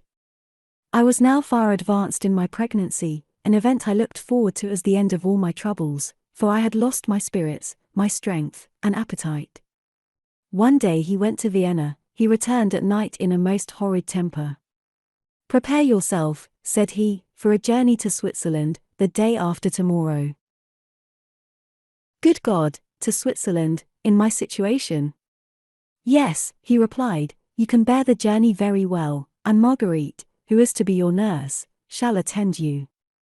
Indeed, I am very unable to travel so far, said I. I know better, he replied, but the reasons you have for declining, madam, make me the more anxious for it. Well, sir, I have no more to say, but to obey you. You do well, madam, for anything you could urge will have no effect upon me. I was silent, I withdrew, and passed a wretched night. The next day poor Marguerite and I were employed in packing our clothes and other necessaries, and the following day, soon as it was light, we set off on our journey. We at length arrived at the old castle which Matilda has described to you. My blood chilled when I entered the gates. I was conducted to the right-hand wing, which had then a door into the court, though it was afterwards bricked up. The furniture was handsome, but antique even then. This, madam, is your apartment, and I think the Chevalier will have good luck to obtain entrance here. Chevalier? What Chevalier? Repeated I. Your Chevalier, madam. Don't suppose I was ignorant of his return to Vienna, and sauntering about my grounds. I don't know, sir, what you mean. There is no Chevalier belongs to me, nor do I know of any man sauntering, as you call it, in your grounds. My heart justifies me, that ever since I became your wife, I have strictly fulfilled the duties of that situation. Your conscience, madam, is mighty convenient to your wishes, I don't doubt, but I am not to be duped by either. This is your habitation, the other parts of the house are not so good, but with them you need have no communications, they are occupied by the gardener. My bedroom was the horrid one where Miss Weimar saw poor Marguerite murdered, and very gloomy it was then, though without iron bars. I wept almost incessantly. My nurse was still more miserable, but she had been brought up from a child in the Count's family, and was obsequious to his will. I had been in the castle about 3 weeks, when, one evening, as I was sitting in my room, at the close of the day I heard a little noise at the window. I was startled, but recovering myself, I took a chair and got upon the window seat. I saw the figure of a man. I shrunk down, again the window rattled, I recovered, and looked up. Presently I distinctly perceived a man, who, with a diamond, was cutting a small strip out of a pane of glass. He accomplished his work, thrust a letter in, and disappeared behind the battlements in a moment. I secured the letter, with a beating heart, and on opening it, found it came from the Chevalier de Monteville. I was surprised and agitated. I perused this fatal letter. It was filled with the tenderest expressions of regret at my unhappy fate. His own misery he could have borne, he said, had I been happy, but to see the woman he adored treated so unworthily, was more pain than he had philosophy to support. He entreated I would write a few lines, to tell him in what manner my husband behaved to me, and if there was a possibility of his doing me either service or pleasure. I shed floods of tears over this epistle. I found, though I had suppressed, I had not subdued my affection for him, yet what would it avail to encourage a correspondence I felt was improper? I hesitated. I considered for some time whether I should write or not. At length I took up my pen. I acknowledged myself obliged for the interest he took in my happiness, but at the same time assured him any attentions of his never could do me service. On the contrary, I had reason to believe the Marquis was very jealous of him, and that possibly all his motions might be watched. I therefore besought him to return to Vienna, and leave me to my destiny. The following day, nearly at the same hour, I heard the noise at the window repeated. Trembling for fear of interruption, I hastily got up, and slid my answer through, resolved at the same time to run no such risks, nor receive any more letters. Happy had it been could I have kept my resolution. The next evening I did not go to my room till accompanied by Marguerite. I trembled every moment, lest the signal should be repeated, but I heard nothing. The next day I was peevish and dissatisfied, the Count gloomy and sullen. After dinner, as usual, he went out among the people he had at work in the wood. Involuntarily I hastened to my apartment. I will own the truth, I wished, though I dreaded hearing the signal. Towards the close of the day the sounds at the window were repeated. Scarce knowing what I did, I got on the window seat, and secured the letter. Fancying I heard footsteps coming upstairs, I too hastily stepped back on the chair, which gave way, and I came with violence to the ground. At the same instant my door opened. I had received a dreadful blow on the side of my head, though it did not altogether deprive me of life, yet I was unable to speak. The Count ran to me, he snatched the fatal paper from my hand, and then rang for assistance. Marguerite came up. With his help I was placed on the bed. She bathed my head, gave me drops and water, and I was soon restored to sense and misery. He ordered the nurse out of the room, and then coming up to me, "Wretch," cried he, furiously, "behold a proof of thy guilt and falsehood. I could sacrifice thee to my vengeance, but I will have more exquisite satisfaction, and complete revenge, such as shall strike thee with remorse and endless sorrow." I besought him to hear me. I repeated what I have told you, and added it was the last I ever intended to receive. He smiled with disdain. Doubtless it was, and I take upon me to say it will be the last you shall ever receive from him. He never left me the whole evening, but used every cruel malicious expression it was possible to conceive. I continued very ill and agitated that night and great part of the day. In the afternoon my persecutor left me, but Marguerite remained. I got up, and was under the most dreadful apprehensions of what might happen. My eyes were continually turned to the window. I suffered the most agonizing terrors, when in a moment they were realized beyond whatever I could conceive of horror. A violent noise was heard on the stairs, like persons struggling, and in a moment the door was burst open. The Count and his man appeared, dragging in the Chevalier, with his mouth bound, his hands tied, and every mark of cruel treatment. I screamed, and clasped my hands, but could not speak. He made several desperate efforts to free himself, alas, to little purpose. Let me hasten over the dreadful catastrophe. "Now," said the cruel Count, "you have your minion where you wished him to be, in your bedchamber, nor shall he ever quit it alive."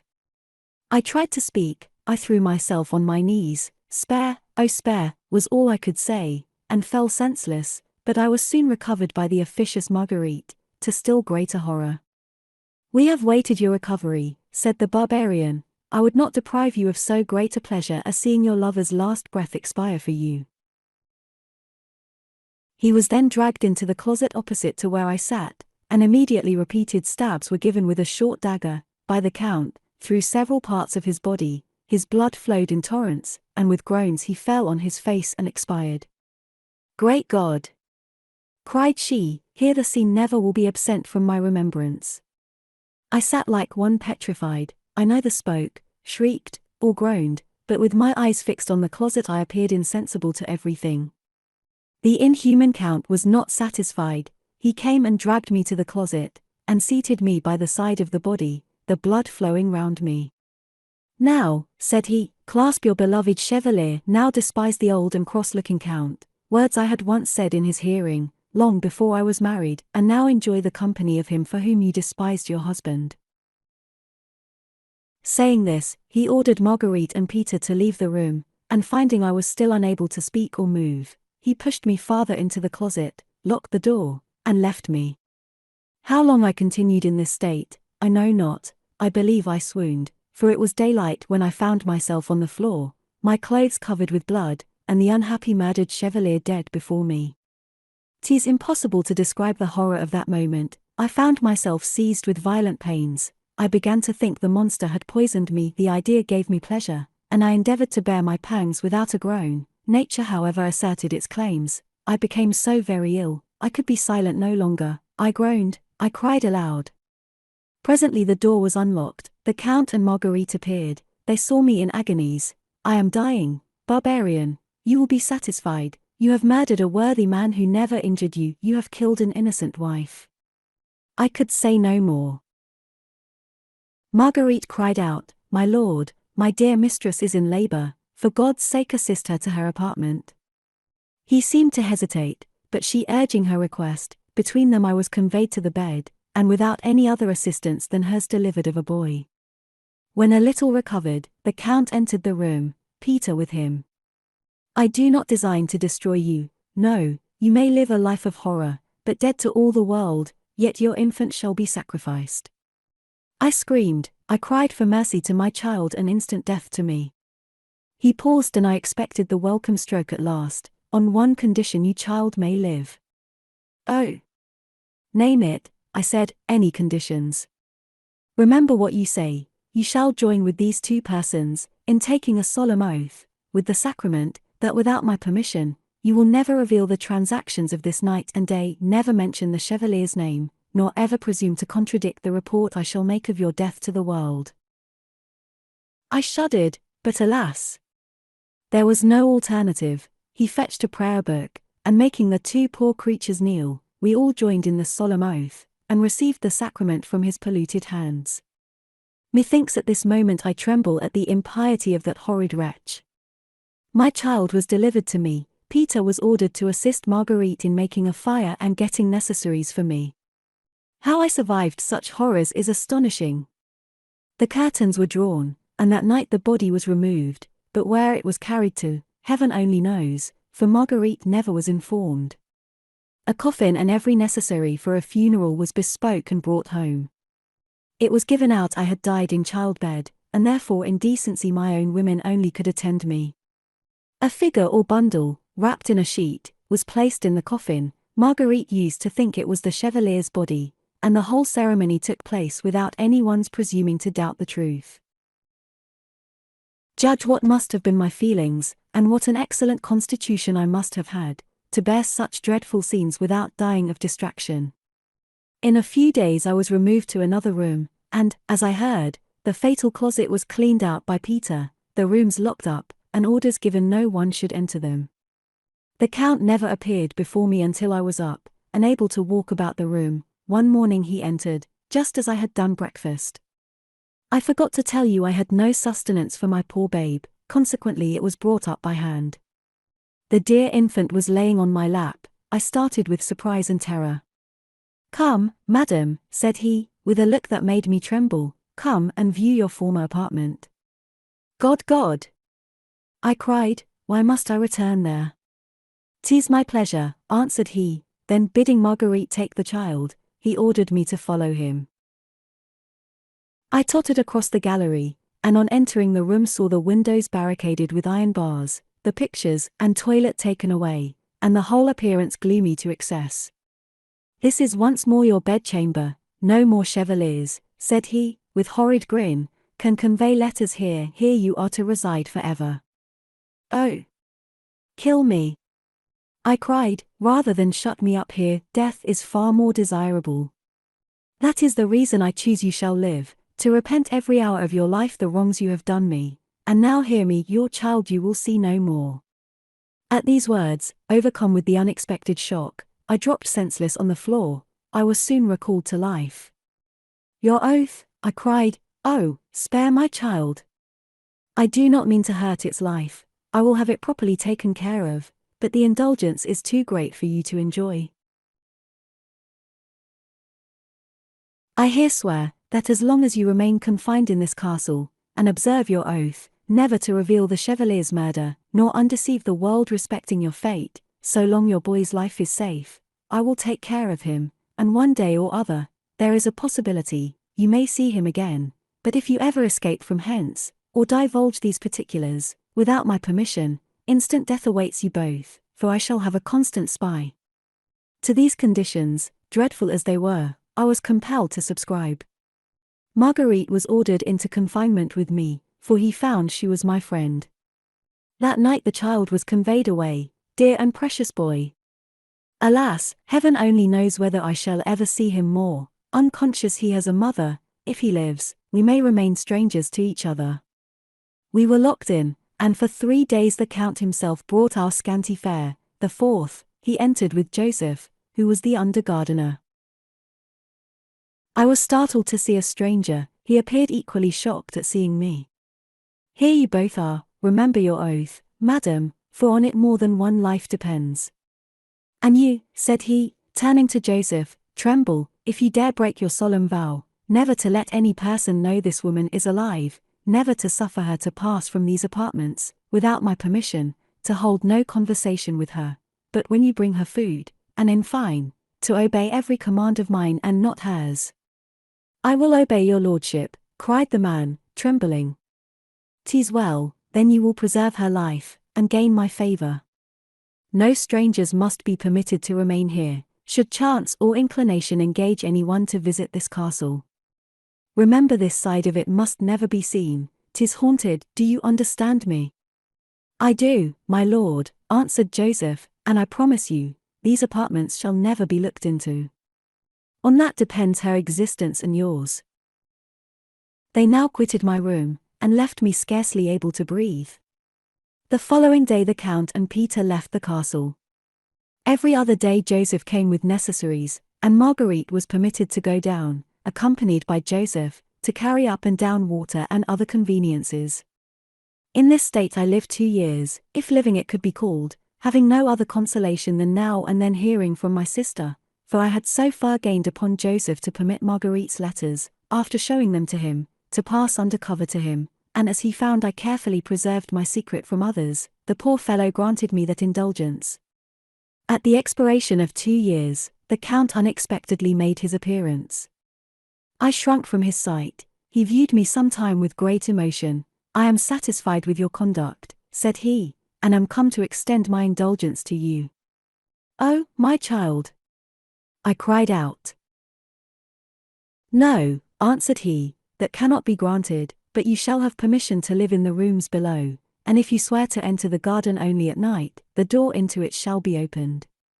I joyfully agreed to this, and was once more led to the rooms below. Peter was still with him, a bed was brought from another room, and placed in a small parlour, also one for Marguerite. The apartments above were again locked up. I tried to soften the Count, he sometimes appeared moved and affected, then again stern and cruel. He stayed near a week. The day he left the castle he came to visit me. Once more I leave you, but as there is some danger that strangers may come here, I charge you, by everything that is sacred, by your child's life and your own, should any person sleep in this castle, that you go to the gallery or next apartments, rattle a chain I shall leave for that purpose, groan, and make such kind of noises as may appall those who come here, and drive them hence, under an idea of the castle's being haunted. I have already sworn, Joseph. Do you promise the same? Sir, cried I, why all these oaths? Why all these persecutions, which must give you a world of pains, to punish an innocent woman? Because, said he, furiously, because I prefer revenge to my own quiet, because I will be feared, and make your destiny hang on my pleasure. I could say no more, I wept bitterly, but nothing could soften his heart. He made me renew my vows, still threatening the life of my child. If I failed, he told me it was well, and carefully attended. I was compelled to acquiesce with his request, or rather command, and he once more left me. He regularly came once in 2 years, for some time, but latterly it was above 4 years since I had seen him, till the fatal night he carried me off. 'Tis plain he was well informed of everything, and knew of Matilda's being at the castle. I dragged on a wretched existence, in a daily hope, that from his own words, there might be a possibility I should see my child again, and that time might soften his heart, or death deprive him of all power over me.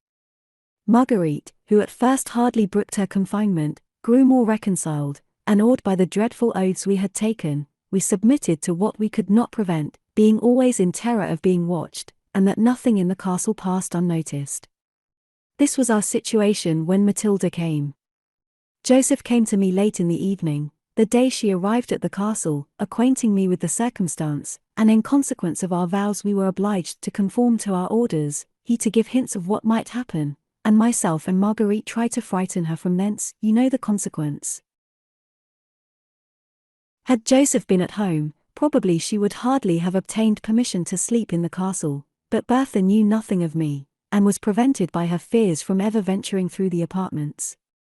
The rest you know. I intended to have placed a confidence in Matilda, as far as being brought to the castle, but beyond that I dared not violate my oath. At your request, my dear brother, I consulted our good Dr. de Moraes, and he absolved me from my vows, which were compulsory, and made under such horrid circumstances. I have therefore complied with your wishes, and now pray tell me what I can do, or what I ought to do.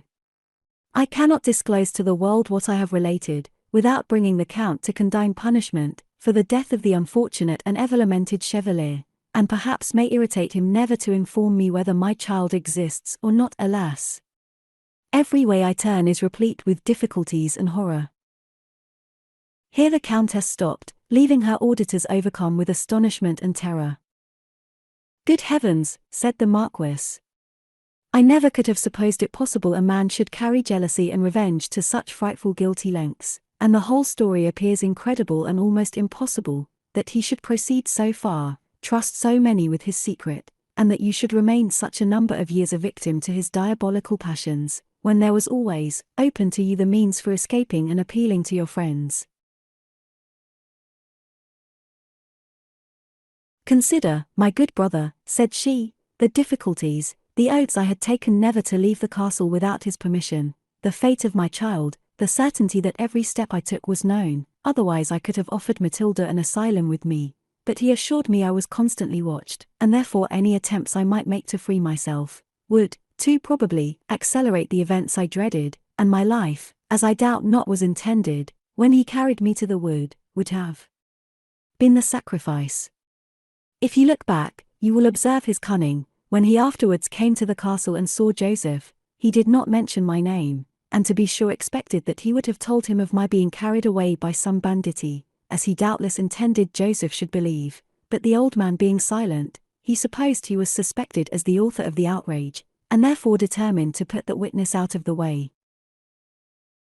What a villain, cried Mrs. Courtenay, and what a wretched life that man must have endured, with such fears of detection, and conscious of such complicated wickedness. It is ever the fate of villainy, said the Marchioness, to plunge deeper into vice, and suffer tenfold the miseries they inflict, from the apprehensions of a discovery, which they know seldom fails at some time or other to overtake them, and Providence has so ordered it, that we generally see the very means they take to hide their crimes from a knowledge of the world, are productive of such events as lead to their detection. I sincerely lament the fate of the poor Chevalier Dash. Ah! Sister, cried the Countess, never shall I cease reproaching myself on that account. Had I with firmness refused to receive his second letter, and avoided going to that room alone, perhaps his life, and all my subsequent miseries would have been spared. I failed in the duty I owed my husband and myself, in permitting a clandestine correspondence, although I did not intend to continue it, and one false step, you see, brought on irreparable evils and eternal remorse. I will not pretend, my dear Victoria, answered the Marchioness, to exculpate you, as entirely free from blame, but if we consider the ill treatment you received from the Count, previous to the Chevalier's attempts to see you, and the sudden surprise of the moment, when the first letter was conveyed to you, doubtless some allowance ought to be made in your favour, and had you positively refused to receive a second, you would, 'tis possible, have escaped much bitter reflection, but the worst that can be said of you, in my opinion, is, that, in your difficult and unpleasant situation, it was an error in judgment, for I am well assured in you there was no depravity of heart. The poor Countess was drowned in tears. Be comforted, my dearest sister, said the Marquis, kissing her hand, whilst the ladies tenderly embraced her, you are Thank heaven, and that good lady, restored to your friends, I will consult Dr. de Mauriers, as to our future proceedings, for I will do nothing rashly, and for your sake, would avoid dragging your husband's crimes into public view.